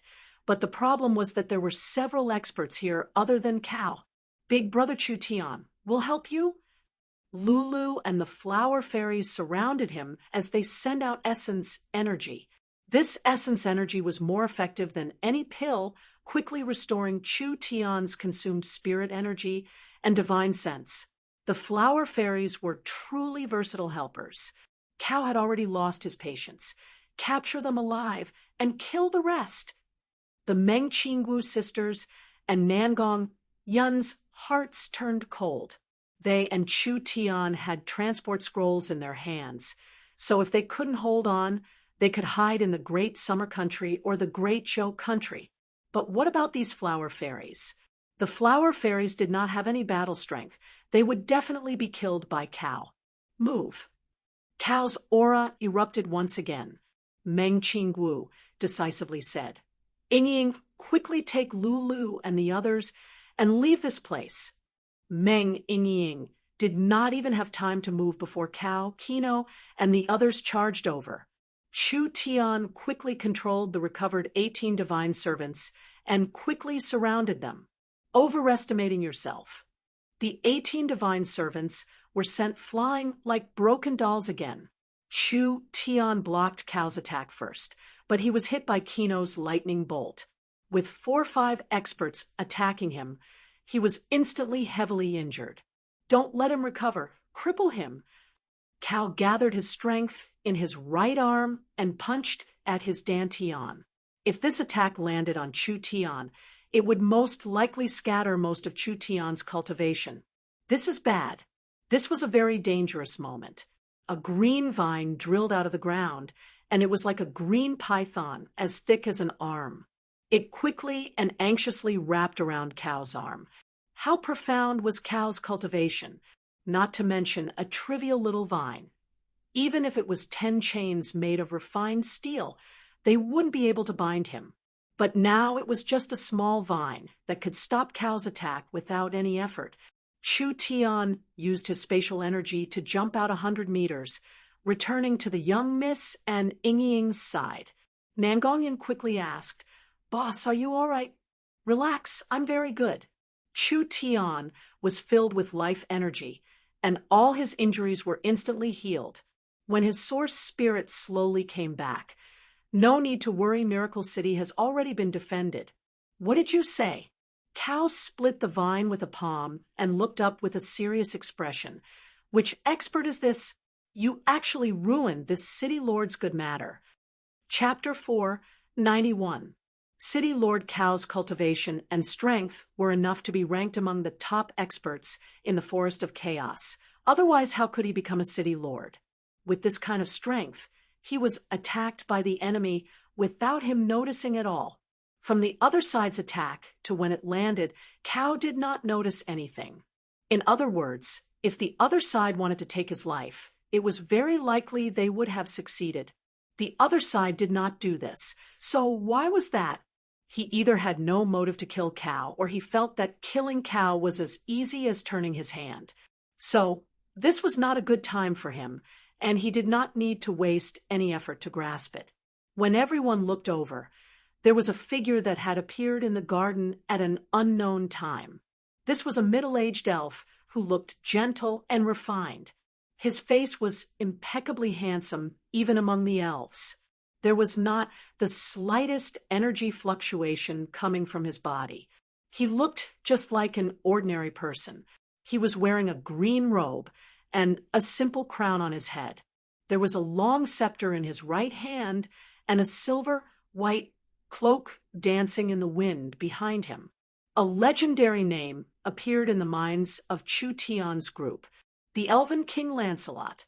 There were few people in the Eternal Forest that had seen the Elven King's true appearance, so of course Chu Tian's group hadn't seen him before. However, from Vivian's description of her father, they could tell that this person was Lancelot. The power the Elven King used came from the scepter in his hand. This scepter was called the Forest Scepter, and it was said that it was made from a branch of the ancient Tree of Life. It had an unfathomable might, and there was not a second person in the Forest of Chaos qualified to use this weapon. The first feeling the Elven King gave people was not that of a king. Rather, he was like a well-read scholar or a very charming wandering poet. City Lord Cao still could not determine the other side's identity, but like a wild beast that smelled danger, the veins on his forehead tightened, making his face look fierce. His pupils slightly shrank, revealing not killing intent, but rather nervousness. This was like a hunter who was fully focused on attacking, but suddenly had a piece of red-hot charcoal stuffed in his crotch, and yet he couldn't cry out. The Elven King was like a smooth and calm jade sculpture. His scepter, which was simple and unadorned, was inserted into the ground, although it did not emit any energy waves. Everyone could clearly feel that the entire garden had become the domain of this expert. His power could erupt anywhere at any time. "Retreat, I won't kill you." The Elf King opened his mouth and spoke. There was no sense of threat. Instead, it was more like a sincere plea or consolation to an old friend. City Lord Cow's eyes were focused on Chu Tian, but his divine sense and spiritual sense were looking at the Elven King. Chu Tian and the others had already become bystanders. At this moment, the atmosphere suddenly froze. It was as if time had stopped flowing in the garden. There was only one person who recognized the Elven King's identity, and that was Kino behind Cow. Kino was not a person of Battle Banner City and had wandered the Forest of Chaos in his early years. He had dealt with the elves before, so he had some understanding of the Elven King and recognized the legendary life scepter. Kino broke out in a cold sweat and did not even dare to breathe loudly. Even the slightest extra movement would bring disaster to himself. The Elven King said he was willing to let them go, and these people were relieved of a heavy burden, although they didn't know why the Elven King would appear here. Since the Elven King had appeared, there was no meaning in fighting here. When Kino was thinking of how to tell Cow and make Cow retreat, who would have thought that at this time? Something Kino never thought would happen. Roar! Cow broke through the sound barrier and turned into several figures, charging at Chu Tian's group at the same time. They didn't know who this elf was, but it was most likely related to the Eternal Forest and was most likely here for the Divine Tree. There was no way to obtain the Divine Tree, but they had to capture these people at the very least. Otherwise, what meaning was there in this battle? How could Cow be willing? When the Elven King saw this, he gently stabbed the forest scepter a few inches deep into the ground. A vast power spread out from the ground, and countless green, wooden vines drilled out. They easily bound Cow, who was moving at supersonic speed, and lifted him into the air. Several dozen vines shot out, like piercing through a piece of paper. They instantly pierced through Cow's body. Cow revealed a look of disbelief. If you kill me, His Majesty the Beast King will not let you go." The Elven King gave a soft sigh. Lancelot will take responsibility for this." Lancelot. When Cow heard this name, his mind turned blank, and his eyes opened wide like a dead fish. He finally knew why he was completely defeated. It was the Elven King dying in his hands. It wasn't an injustice. With a tearing sound, the Orc City Lord was torn to pieces. Even someone as strong as Cow, in front of the Elven King, he was no different from a little bug. He was so weak that he couldn't even take a single blow. We didn't know it was His Majesty the Elven King. Kino's head was covered in sweat as he quickly bowed. "We'll leave now, we'll retreat now." The Elven King gave a faint nod. It was like they had been granted amnesty, as they immediately ran away without even thinking about it. Nan Gongyan shouted in a dissatisfied voice, "Are we letting them go like this?" Although the other side was the Elven King, Nan Gongyan was very familiar with Vivian, so she didn't feel any pressure seeing her father. These fellows caused a mess in Miracle City. Wasn't it too easy to let them go like this? Of course. This was already the best result for Miracle City. Although the Elven King was strong, it was impossible for him to fight against over 1 million people by himself. Every minute this battle lasted, Miracle City would suffer even more damage. The Elven King killing Cow was just a deterrent. After all, with Cow's death, the highest leader of the Four Cities army was gone. If Kino brought the news back, these people would definitely choose to retreat. The prestige of the Elven King was indeed useful. The news of Kino bringing the news of Kao's death and ordering the Battle Banner City army to retreat quickly spread. The armies of the various cities also knew of the Elven King's arrival and immediately rushed to join the evacuation team. The Elven King was one of the strongest people in the Forest of Chaos. His appearance meant that the Eternal Forest was interfering, who knew how many experts the Eternal Forest had sent, and for them to reach the level of the Eternal Forest, this kind of battle was not something they could handle. Your Majesty Lancelot, I never thought that you would personally come. The flower fairies happily surrounded him. The flower fairies had a good relationship with the elves, so Lulu and the others had the chance to see the Elven King in their endless lives. The Elven King Lancelot walked in front of the Tree of Life and looked at the 3-foot-tall divine tree with a shocked gaze. This is the ancient Tree of Life? I never thought that it would actually succeed. Your Majesty, this is all thanks to Chu Tian, the flower fairy Lulu said. If it wasn't for Chu Tian's method of activating the seed, we wouldn't have been able to make it sprout no matter how much effort we put in. The Elven King swept his eyes over Chu Tian's group. Meng Qingwu and Meng Yingying were a bit nervous. The Elven King was the ruler of the Eternal Forest, the strongest existence among the elves, and one of the most influential experts in the Forest of Chaos. Even if it was Meng Qingwu, it would be hard for her to maintain a calm attitude when facing this kind of person. What you did this time was too risky. If I came a bit later, even if you could escape, the Tree of Life would have suffered a mishap. The Elven King looked at the ancient Tree of Life again. This tree's matter has already attracted the attention of many people, so I suggest moving it to the Eternal Forest. This way, it will be easier for the Eternal Forest to irrigate it with the sun's well water, and it will also be protected by the Eternal Forest's barrier. Chu Tian shrugged his shoulders and said, Your Majesty the Elven King might not know, but once the Tree of Life sprout, its roots will connect to the spirit veins in the surrounding 1,000 miles, becoming one with the earth. Moving it in this kind of situation would be very risky. That's right, Your Majesty the Elven King. Lulu and the others immediately came out to testify. Once the ancient Tree of Life is planted, it can't be moved easily. Not to mention that the Tree of Life seed has been sleeping for countless years. Although it has been awakened with great difficulty, it is still in a very weak state. If it is dug out now, it will definitely be killed. If it was just Chu Tian's words, the Elven King would be skeptical. This fellow was very sly, who knew if he was deliberately mystifying things. But now that even the flower fairies said this, he had no choice but to believe it. The flower fairies were the best gardeners on the continent, and the flower fairies were pure and kind. It was impossible for them to lie to the Elven King. The Elven King knit his brows. This is troublesome. No matter what, many thanks to the Elven King for saving us.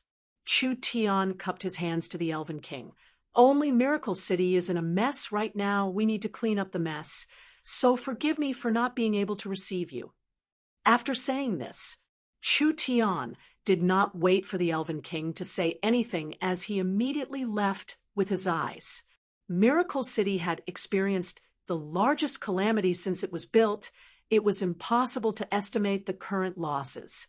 The damage within the city was still acceptable, but the situation on the outskirts was not optimistic. The native tribes had suffered heavy losses, and many factories had been destroyed. Meng Qingwu did a simple calculation. This battle had caused damage, casualties, losses, and looted resources for Miracle City. These direct losses reached around 100,000 source stones. Other than the direct damage and looted resources, they had to comfort the injured citizens, give compensation to the tribes that suffered heavy losses, and also heavily reward the soldiers that killed the enemy. This would greatly increase the already tight financial burden. It's fine if it was just like this. Dolores had a depressed look.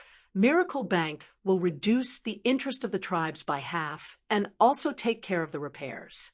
We won't earn anything from this loan and will instead suffer a large loss. Anyone would be depressed if this matter was placed on them. Miracle Bank's business model was stable profit, but that was under normal circumstances. If there was a natural disaster, there was a possibility of losing money. Don't worry, there will be many difficulties in the future, but it will pass. Chu Tian maintained an optimistic attitude. After this battle, Miracle City's reputation will rise, and our development in the center of the Forest of Chaos will be even smoother. Is that so? I hope so. Miracle City really couldn't take this anymore. Meng Qingwu tightly knit her brows. She thought that Chu Tian was too optimistic. The 4 cities had been defeated by Miracle City. This matter would indeed increase Miracle City's reputation in the center of the Forest of Chaos. But what about further places? Miracle City had already attracted the attention of a large power like the Eternal Forest. Could their future development be peaceful? Chapter 492. Quickly move it. We have many soldiers that are injured and need to be treated. These medicines need to be sent to everyone as soon as possible. How are the canned food preparations going? If there is any stock, send a batch over from the Great Summer Country. We need to ensure the food of our soldiers. Several hundred employees placed boxes of supplies onto the airships under Meng Yingying's orders. After filling 5 airships, Meng Yingying boarded one with Chu Tian. They rose up from the warehouse and slowly headed for the front lines. When they arrived in front of the airship's window, Meng Yingying could clearly see that the originally beautiful Miracle City was now filled with smoke. Large pieces of the mountain had collapsed, and large pieces of the forest had been burned. In just a few short days, Miracle City had turned into a scene of devastation. War was truly a demon.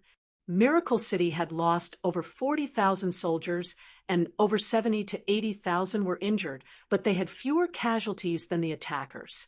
The main reason was that Miracle City had deployed large amounts of source energy weapons to defend, and they had ended the battle at a critical moment when the battle was about to fall into a dangerous situation. If the battle had dragged on for another day, the casualties would have increased by several times. Meng Yingying was a bit sad. Our Miracle City has good mountains and rivers, but now many places have been destroyed beyond recognition. Chu Tian gently hugged her shoulder. Don't be sad. Miracle City has the ancient Tree of Life. I believe that with the power of the Tree of Life, it is very easy to repair the mountains and forests. Meng Yingying nodded in a gratified manner. Warriors of Miracle City, the enemy has been completely defeated. Miracle City has obtained a complete victory.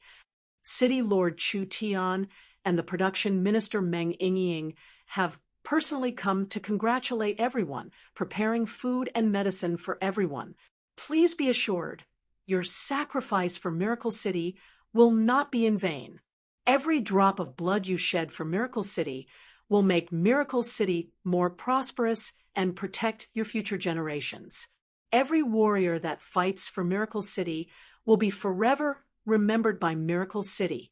A few transport airships had yet to land, but their loudspeakers were blaring. When these citizens and soldiers heard this, they couldn't help cheering. This victory was too incredible. This was the fruit of victory that belonged to every Miracle City member. The 5 airships slowly landed.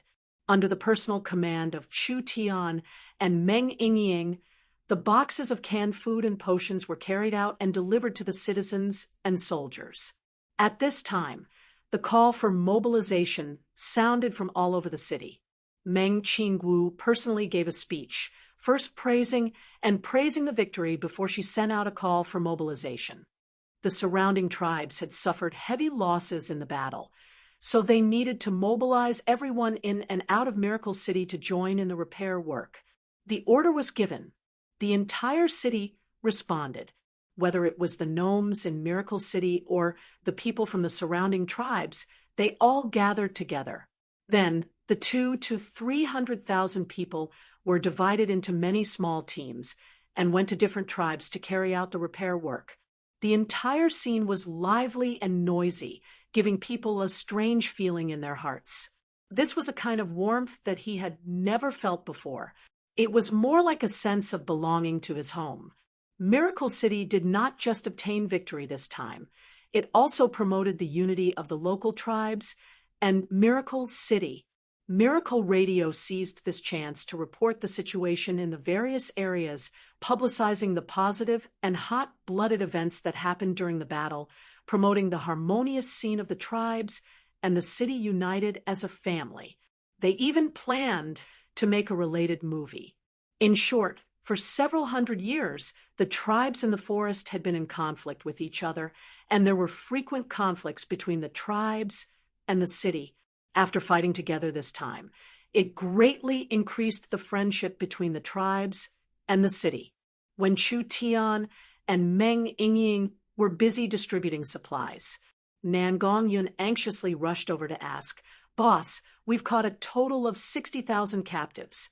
What should we do with them?" "So many." Nan Gongyun didn't wait for a reply and first said her own opinion. "I think we should just kill them. Since they are invading other people's homes, they should be prepared to pay the price with their lives. Killing them will raise the morale of Miracle City's people and intimidate these thieves, making it so the enemies won't dare invade again." "This is over 60,000 people." Meng Yingying revealed a look of disbelief. "Kill over 60,000 people? What kind of bloody scene would that be? This method is just too cruel. What else can we do if we don't kill them?" Nan Gongyun was an extreme martial artist, but she wasn't a bloodthirsty person. She felt that killing them was wrong, but she couldn't think of a better way to deal with them. These are all villains that have invaded Miracle City. Many of their hands are dyed with the blood of Miracle City's people. If we let them go like this, it will affect the morale of Miracle City's people. Meng Yingying gave a suggestion, but our Miracle City will need to expand in the future, and we will need to deal with further tribes. If we kill 60,000 captives at once, and most of these captives are from the local tribes, I'm afraid it will arouse their hostility towards Miracle City. It won't be good for our company's development in the future. What you say isn't wrong. Nan Gongyun didn't know what to do. She couldn't kill them, and she couldn't not kill them. 60,000 mouths had to be eaten. Miracle City's finances were already collapsing. How could they support all these people in the long term? "Boss, you should make the decision."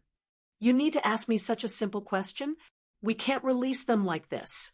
They are our own sins and debts, so of course we have to pay the price." Chu Tian rolled his eyes. "But you don't need to kill them. Go find the young miss and make a list of the captives with a price tag. Then send the price list to the tribes and cities and have them come up with money to redeem them. As for the price, the darker the better." "What if they don't ransom them?" "Don't ransom them? Then they can't blame Miracle City. After all, Miracle City gave the captives a chance, but their tribes gave up on this chance. Miracle City is already being extremely benevolent." Chu Tian paused before saying, "If they don't receive the ransom for a long time, then lock them up as slaves for Miracle City or sell them to slave traders. In short, all the ransom or other income will be used as compensation for the casualties." Meng Yingying and Nan Gongyun's eyes lit up. This was a good method. Not only did it leave room to not offend these locals, it created a benevolent and magnanimous image in the forest. It would also give the Miracle City people more compensation, easing Miracle City's financial situation and stabilizing the hearts of the Miracle City people. "Boss is too smart. We'll do it like this." Right now, Miracle City was busy with the repairs after the battle. Chu Tian was the city lord, so naturally he had to personally reward the citizens and soldiers. Therefore, he brought the production Minister Meng Yingying everywhere to give out benefits and rewards. Nan Gongyun was the city defense and military minister in Miracle City. Her task was to deal with the captives and repair the lost source energy weapons. Dolores was the Minister of Commerce and Finance, so of course she had to settle the losses and comfort the tribes. Dongfang Haoren was Miracle City's general, so he had to clean up the troops and let Miracle City's army recover their battle strength. Meng Qingguo was in charge of the overall situation. So of course she was the busiest person. Not only did she have to deal with the talismans, she also had to plan the repairs after the battle. Luckily, there was Smart Brain Zero's help, so she didn't need anyone else to help her with this large amount of work.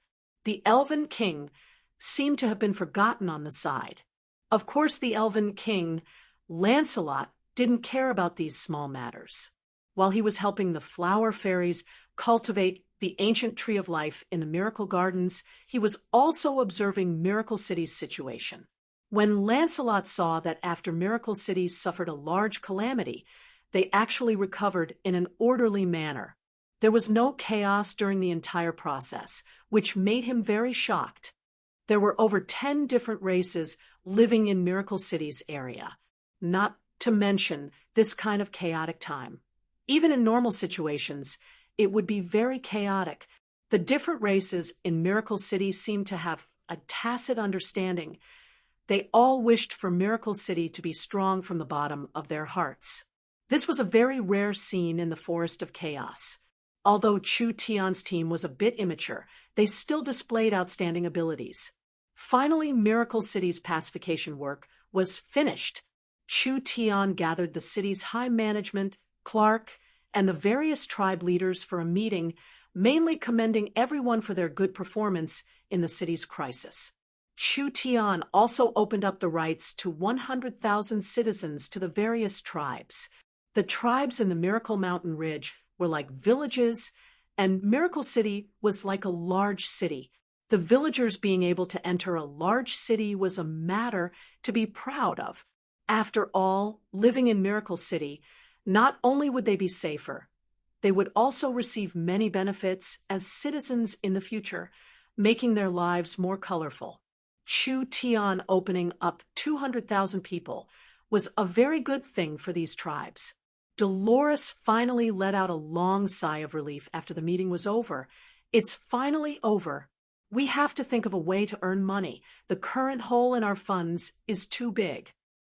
Meng Qingwu asked, Zero, how long can our finances last? Reporting to Sir City Lord, most of our resources have been invested into the budget for rebuilding after the war. Zero honestly replied, because the surrounding tribes have been heavily injured and the industrial park has been damaged, Miracle Bank has large amounts of bad debts. With Miracle Commerce's current finances, we can't cover it all. If we keep this up, our finances will collapse in 2-3 months. Meng Qingwu tightly knit her brows. It's actually this serious? It seems like we have to open new markets as soon as possible and obtain new income to cover the current situation. Actually, with Miracle Commerce's conditions and abilities, if they were given a year to stabilize, these problems wouldn't be a problem at all. The problem was, would there really be this kind of chance? Meng Qingwu could foresee that in the future, Miracle City would become the focus of the entire forest. They could barely hold on now, but they couldn't afford to fall into chaos in the future. If there was another similar battle, Miracle City really wouldn't be able to hold on. When Meng Qingwu was thinking of countermeasures, Meng Yingying called, and she anxiously shouted, Elder sister, this is bad. Quickly come to the transport tower. There are many people coming from the Eternal Forest, and they're all clamoring to steal our Miracle City. Chapter 493. One of the things Meng Qingwu was most worried about had finally happened. The ancient tree of life being planted in Miracle City would attract the attention of the forest giants, and it would make the relationship between Miracle City and the Eternal Forest even more complicated. This was because the ancient tree of life was like a god to the wood elves, just like how the demonic god religion worshipped the little fox. How could the elves allow this kind of important divine object to be taken by outsiders? If this conflict couldn't be resolved, there would be a large problem. In front of the eternal forest, Miracle City's strength was too insignificant. Meng Qingwu did not dare be negligent. She put down what she was doing and rushed over. Vivian wanted to build the transport tower for the Eternal Forest to benefit both Miracle City and the Eternal Forest, but when several dozen elven council members were sent over, the entire matter developed in a completely unpredictable direction. The ancient tree of life had already grown to around 2 meters in just 2-3 days. The life energy it released was even more vigorous, and it was beginning to show its abilities. This divine tree was planted in the center of the garden, and it immediately connected to the several hundred-mile spiritual veins. It extracted even more pure spiritual energy from the depths of the veins, nourishing the surrounding soil by 10 to 100 times. Its effect surpassed the best spirit gathering array. Miracle City's spiritual energy became more abundant, and each grain of soil was filled with energy. With the ancient tree of life continuously releasing life energy, all the surrounding plants and animals were nourished, especially the elixirs in the garden. Their growth in a day was equivalent to a month of growth in the past. In other words, the growth of a sacred herb in several weeks was equivalent to a year in a normal environment. If an herb was planted for several years, wouldn't it become a 1,000-year-old herb? Even if Miracle City didn't do anything, they could just buy large amounts of low-aged herbs and sell them to earn large amounts of money. Not to mention the fact that the ancient tree of life had just been born for a few days. Its growth potential was unimaginable. Who wouldn't be tempted by this kind of divine object? Not to mention the fact that the ancient tree of life had a special meaning to the Eternal Forest's elves. Once the ancient tree of life was planted, it would be very difficult to transplant it. At least they didn't have the conditions to transplant it right now. The Eternal Forest elves had no choice. They could only think of one method, which was to take Miracle City and let Miracle City become an elven city again. This was something Vivian never thought of at all. You don't have the strength to protect Miracle City and the ancient tree of life. The elf council member's attitude was firm. He almost pointed at Chu Tian's nose and shouted, "This tree means too much to the elves. This is the supreme treasure of the elves. Do you want to take it for yourself?" That's right. From today on, Miracle City will be protected by the Eternal Forest. Another elven council member said, "Of course, everything you've done for the Eternal Forest will always remember it. The elves will give you enough compensation." The Elven Council's attitude was surprisingly unanimous. Even Ulysses wanted the elves to personally protect the city. Seeing this, Meng Qingwu felt that the situation had become tricky. The Elven Council's attitude was very firm, and there seemed to be no room for negotiation. Miracle Commerce had invested so much effort into Miracle City. How could they just give it up like this? Ha ha ha. Are you pretending to be stupid, or have you all lost your memories? Chu Tian took out a scroll from his chest. Miracle City has completely severed its relationship with the Eternal Forest. The Eternal Forest's Elven Council and the Elven King have agreed to recognize Miracle City's sovereignty and will not be violated.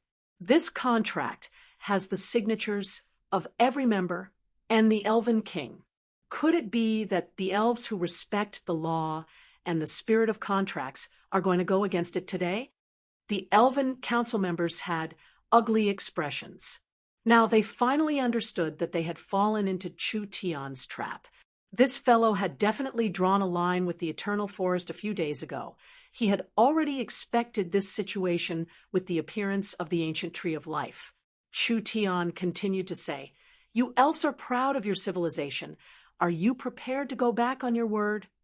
The Elven Council members' expressions all changed. Although the elves were divided into conservative and reformist factions, they were all elves in the end. They were very protective of contracts and laws. After all, this represented the spirit of the elves and was the reason why the elves were so confident. Augusta stood up in a bit of anger. Human, this is such an obvious trick. Do you think the elves don't have brains? Whatever you say is fine. Shu Tian laughed. The Eternal Forest is 100 times stronger than Miracle City, and Miracle City is definitely weak. Bullying the weak and breaking the contract, what can I do? Just come. At worst you can kill me and show the hypocrisy of the elves to the world. Big Brother Chu Tian, don't be angry. Vivian saw that the situation was bad, and she quickly stood up. Grandfather Speaker, why do you have to force Big Brother Chu Tian? If there wasn't Big Brother Chu Tian, would Miracle City still be Miracle City? Why can't we work together? Relax. The elves don't do things like bullying the weak. Augusta gave a cold snort. It's just a contract created by a conspiracy. It can't bind the Eternal Forest. The elves will take back Miracle City legally. Chu Tian gave Vivian a look.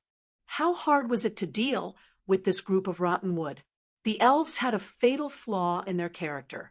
No matter how old they were, no matter how long they lived, or how much knowledge they accumulated, they would always be simple and inflexible. The elves had a long and complicated law. Chu Tian could find several loopholes with his eyes closed. Also, the elves were very slow at doing things. If they really wanted to argue with Chu Tian, it would take a long time. Ulysses had dealt with Chu Tian before, so he knew that this wasn't a good idea. He immediately gave a suggestion. Chu Tian, we know that you've invested your heart and soul into Miracle City. The elves are not an unreasonable race. How about we trade cities for cities to compensate you? What trade cities? Give me a map. Ulysses opened a large map, circling an area in the southern part of the Forest of Chaos. This forest is called the Silver Moon Forest. It is not worse than Miracle City in every aspect. The elves have been in Silver Moon City for over 5,000 years. It is several times more prosperous than Miracle City, which only has a few hundred years of history. Not only are there no opponents in the surrounding several thousand miles, there is also a perfect natural barrier and city defense system. If you can enter it, you will have all the resources in your hands.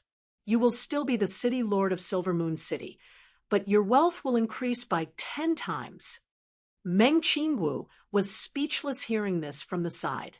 These elves were really willing to take out their hands. The other elven counselors revealed difficult expressions. The Silver Moon Forest was the most prosperous city in the Eternal Forest, but in order to obtain Miracle City, they actually made this kind of decision. This was truly hard on them. We won't trade. The elven counselors slapped the table. This human was too arrogant. The elves had clearly made a large concession and given the compensation. What else did he want? There was a reason why Chu Tian didn't care about Silver Moon City. Silver Moon City was an elven city, and the elves were a highly xenophobic race. If Chu Tian chose to accept the elven city, when the elves left, it would be equivalent to obtaining an empty city. What use did he have for an empty city? How could Chu Tian care about this little bit of wealth and benefits in front of him? Compared to Miracle City, although it wasn't complete in all aspects, Chu Tian had already gained a foothold here. This place had the best laboratory and the most scholars in the forest, and was in the center of the Forest of Chaos, containing a large amount of potential. The most important thing was the ancient Tree of Life. It had a very important meaning to Chu Tian. You have to understand, I'm not doing this for myself. This is also for the Eternal Forest and the elves. Chu Tian knew that he had to use reason to deal with these elves. There are 3 fatal flaws in the Eternal Forest's rule over Miracle City. Not only will you not be able to protect the ancient Tree of Life, it will also cause the entire Eternal Forest to fall into danger. Nonsense. Alarmist words. Chu Tian didn't care what these old elves said as he continued to explain. First, Miracle City and the surrounding several thousand miles are filled with many different races. This is not compatible with the elves. The elven culture cannot be established here at all. Could it be that the elves want to chase away these 10 million people? Second, the elves are slow and have no motivation. It would be fine if it was a normal city. You could slowly build a city with your long lifespan. But Miracle City is a battlefield, and there is the ancient tree of life as the fuse. Do you still have time to slowly build a city? Third, the ancient tree of life is a relic from the great ancient era, so the elves will naturally have a large increase in strength once they obtain it. However, the ancient tree of life needs a long time to grow. Do you think the other forest powers will sit and watch you grow?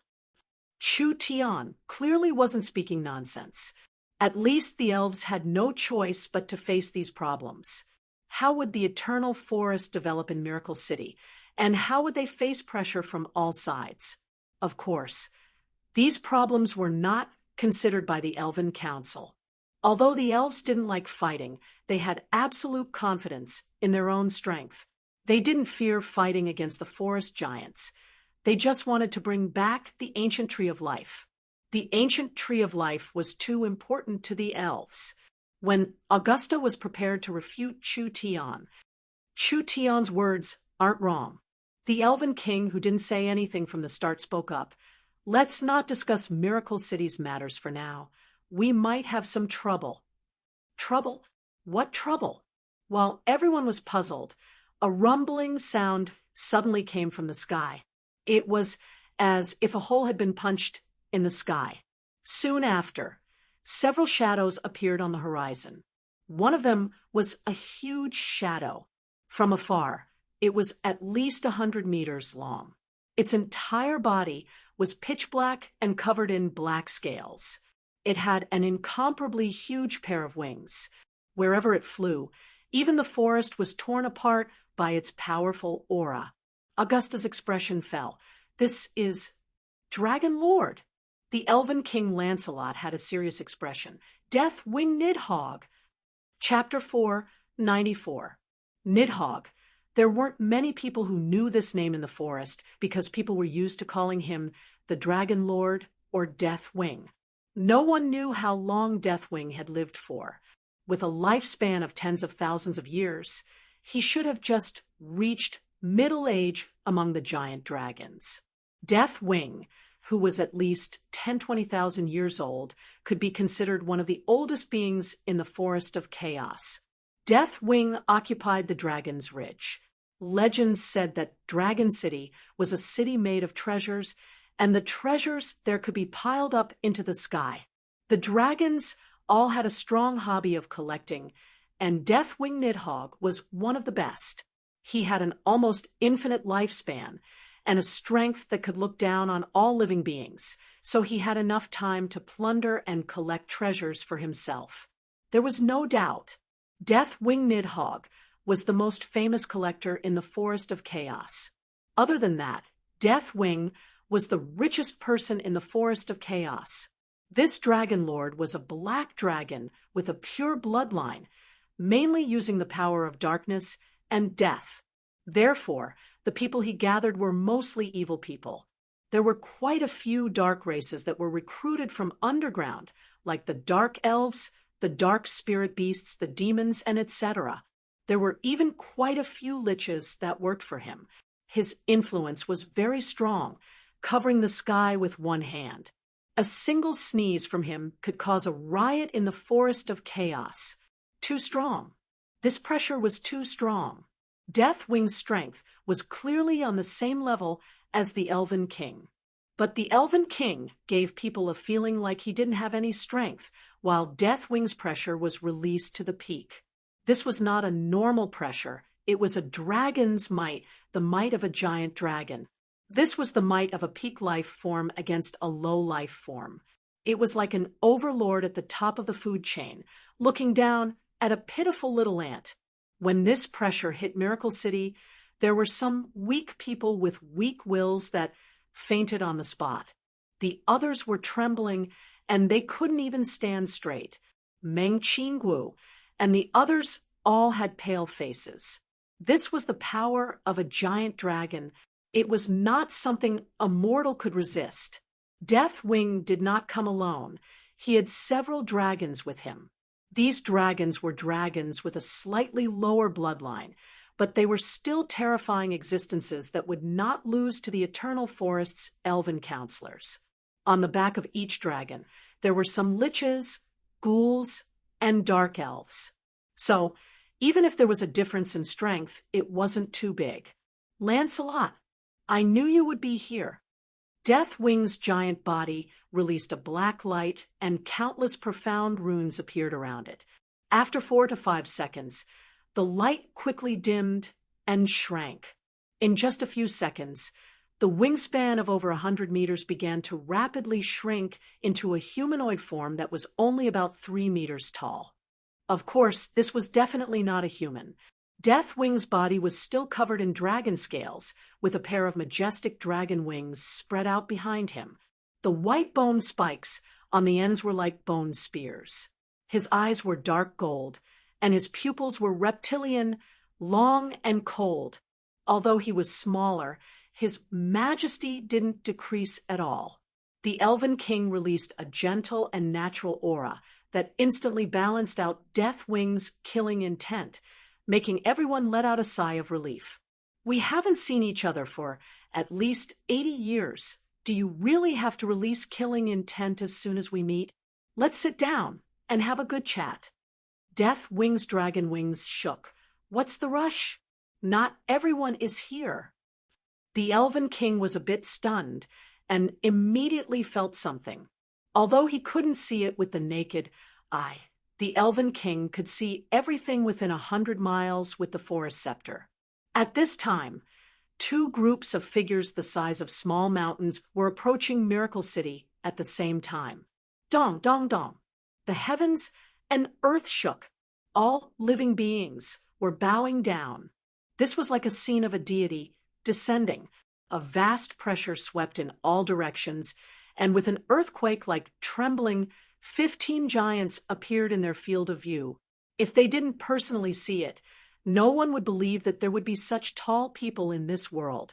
Each giant was around 100 meters tall, and a human standing in front of them looked like a toe. Each giant's skin was covered in a metallic luster, giving people a feeling of being invulnerable. At the same time, each giant's body was covered in large amounts of lightning runes. There were no pupils in their eye sockets, only burning flames of thunder. Titan. This was the Titan race.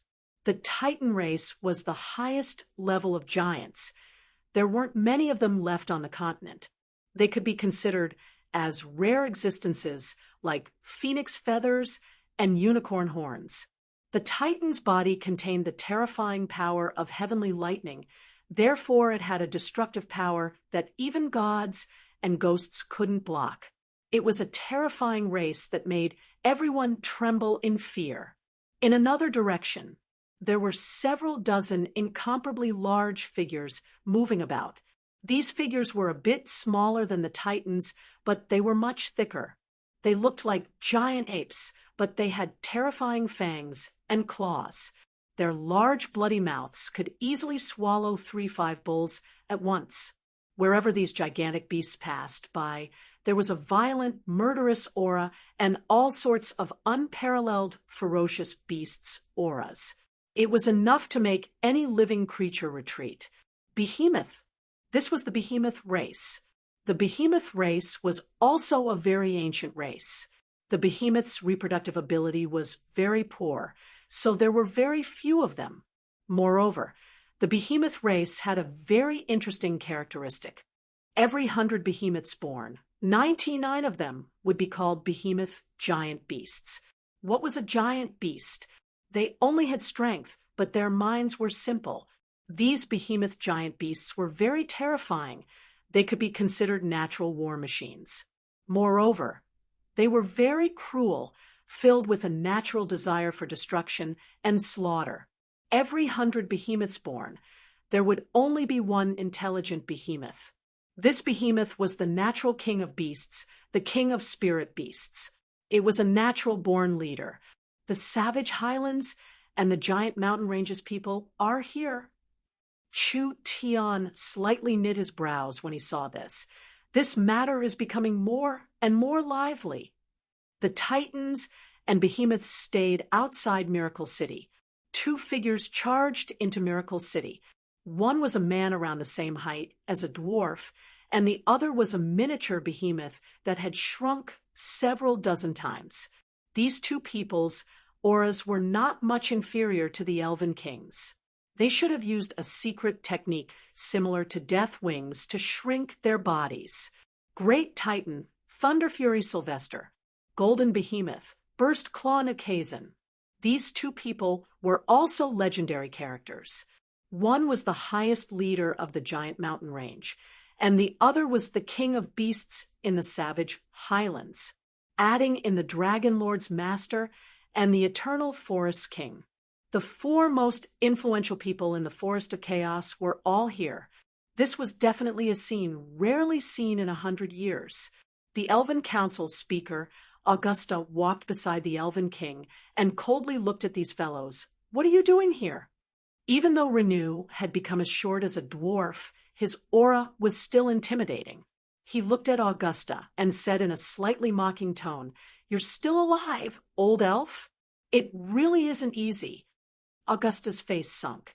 "Thunder Fury, you better be more polite with your words." Whether it was the Titan Thunder Fury, the behemoth Burst Claw, or the Dragon Lord Deathwing, they were all existences with incomparably long lifespans. Even the elves in front of them had already been replaced several times. Of course, having a long lifespan had its advantages, and having a short lifespan had its advantages. The elves had the most experts, and the Elven King Lancelot was not inferior to these three. Other than that, the Elven speaker Augusta was also an expert on the same level. The highest Elven leaders of the forests under the elves' control were only experts that were a level lower. The laws of the continent were fair. Long lifespans, weak reproduction, slow growth, and strong individual strength. Short lifespans, fast reproduction, and fast growth, group strength could not be ignored. The reason why the humans could quickly rise on the continent was because of this. Burst Claw said in a deep and heavy voice, "Lancelot, you're not going to give me an explanation for killing my people?" The Elven King revealed a faint smile. "I gave him a chance.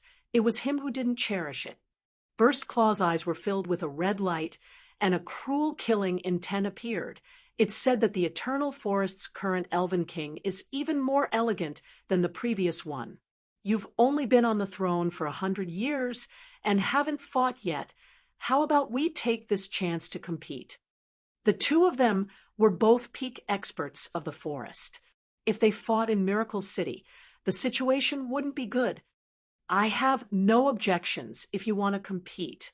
Deathwing seemed like he had no interest in fighting with these people, but my time is very precious, so I'll go straight to the main topic. I can smell the ancient tree of life scent, and with such a good thing appearing, aren't the elves prepared to let us see it? Thunder flashed around Raynor when he heard this. This is the common treasure of the entire forest. The elves wouldn't want to take it all for themselves, right? The behemoth's Burst Claw's killing intent disappeared, and he revealed a look of dread. If the Eternal Forest obtained the Story of Life, the Eternal Forest's influence would greatly increase. Although the Eternal Forest didn't like fighting, who would like a superpower hiding in their territory? An ancient item is a heaven-defying item. This kind of ominous thing should be destroyed. The ancient Tree of Life was undoubtedly a good thing. But whether it was the Dragon's Ridge, the Giant's Mountain Range, or the Savage Highlands, they all didn't want this thing to fall into the Eternal Forest's hands. Even if they couldn't obtain it, they had to destroy it. The elves revealed looks of high vigilance. Augusta coldly said, "If you have the ability, then come and take it yourself." 3 against 2, the elves didn't have a high chance of winning. The entire Elven Council was here, and there were several dozen experts from the eternal forest. They had the power of the ancient tree of life behind them, so if they fought to the death, they might have a chance of winning. Under the leadership of the forest's 4 giants, there were several dozen wyverns, several dozen titans, several dozen behemoths, and over 100 elven experts. If they were to fight, would Miracle City still exist? When swords were drawn on all sides, an insignificant voice came from the side. "Can I say a few words?"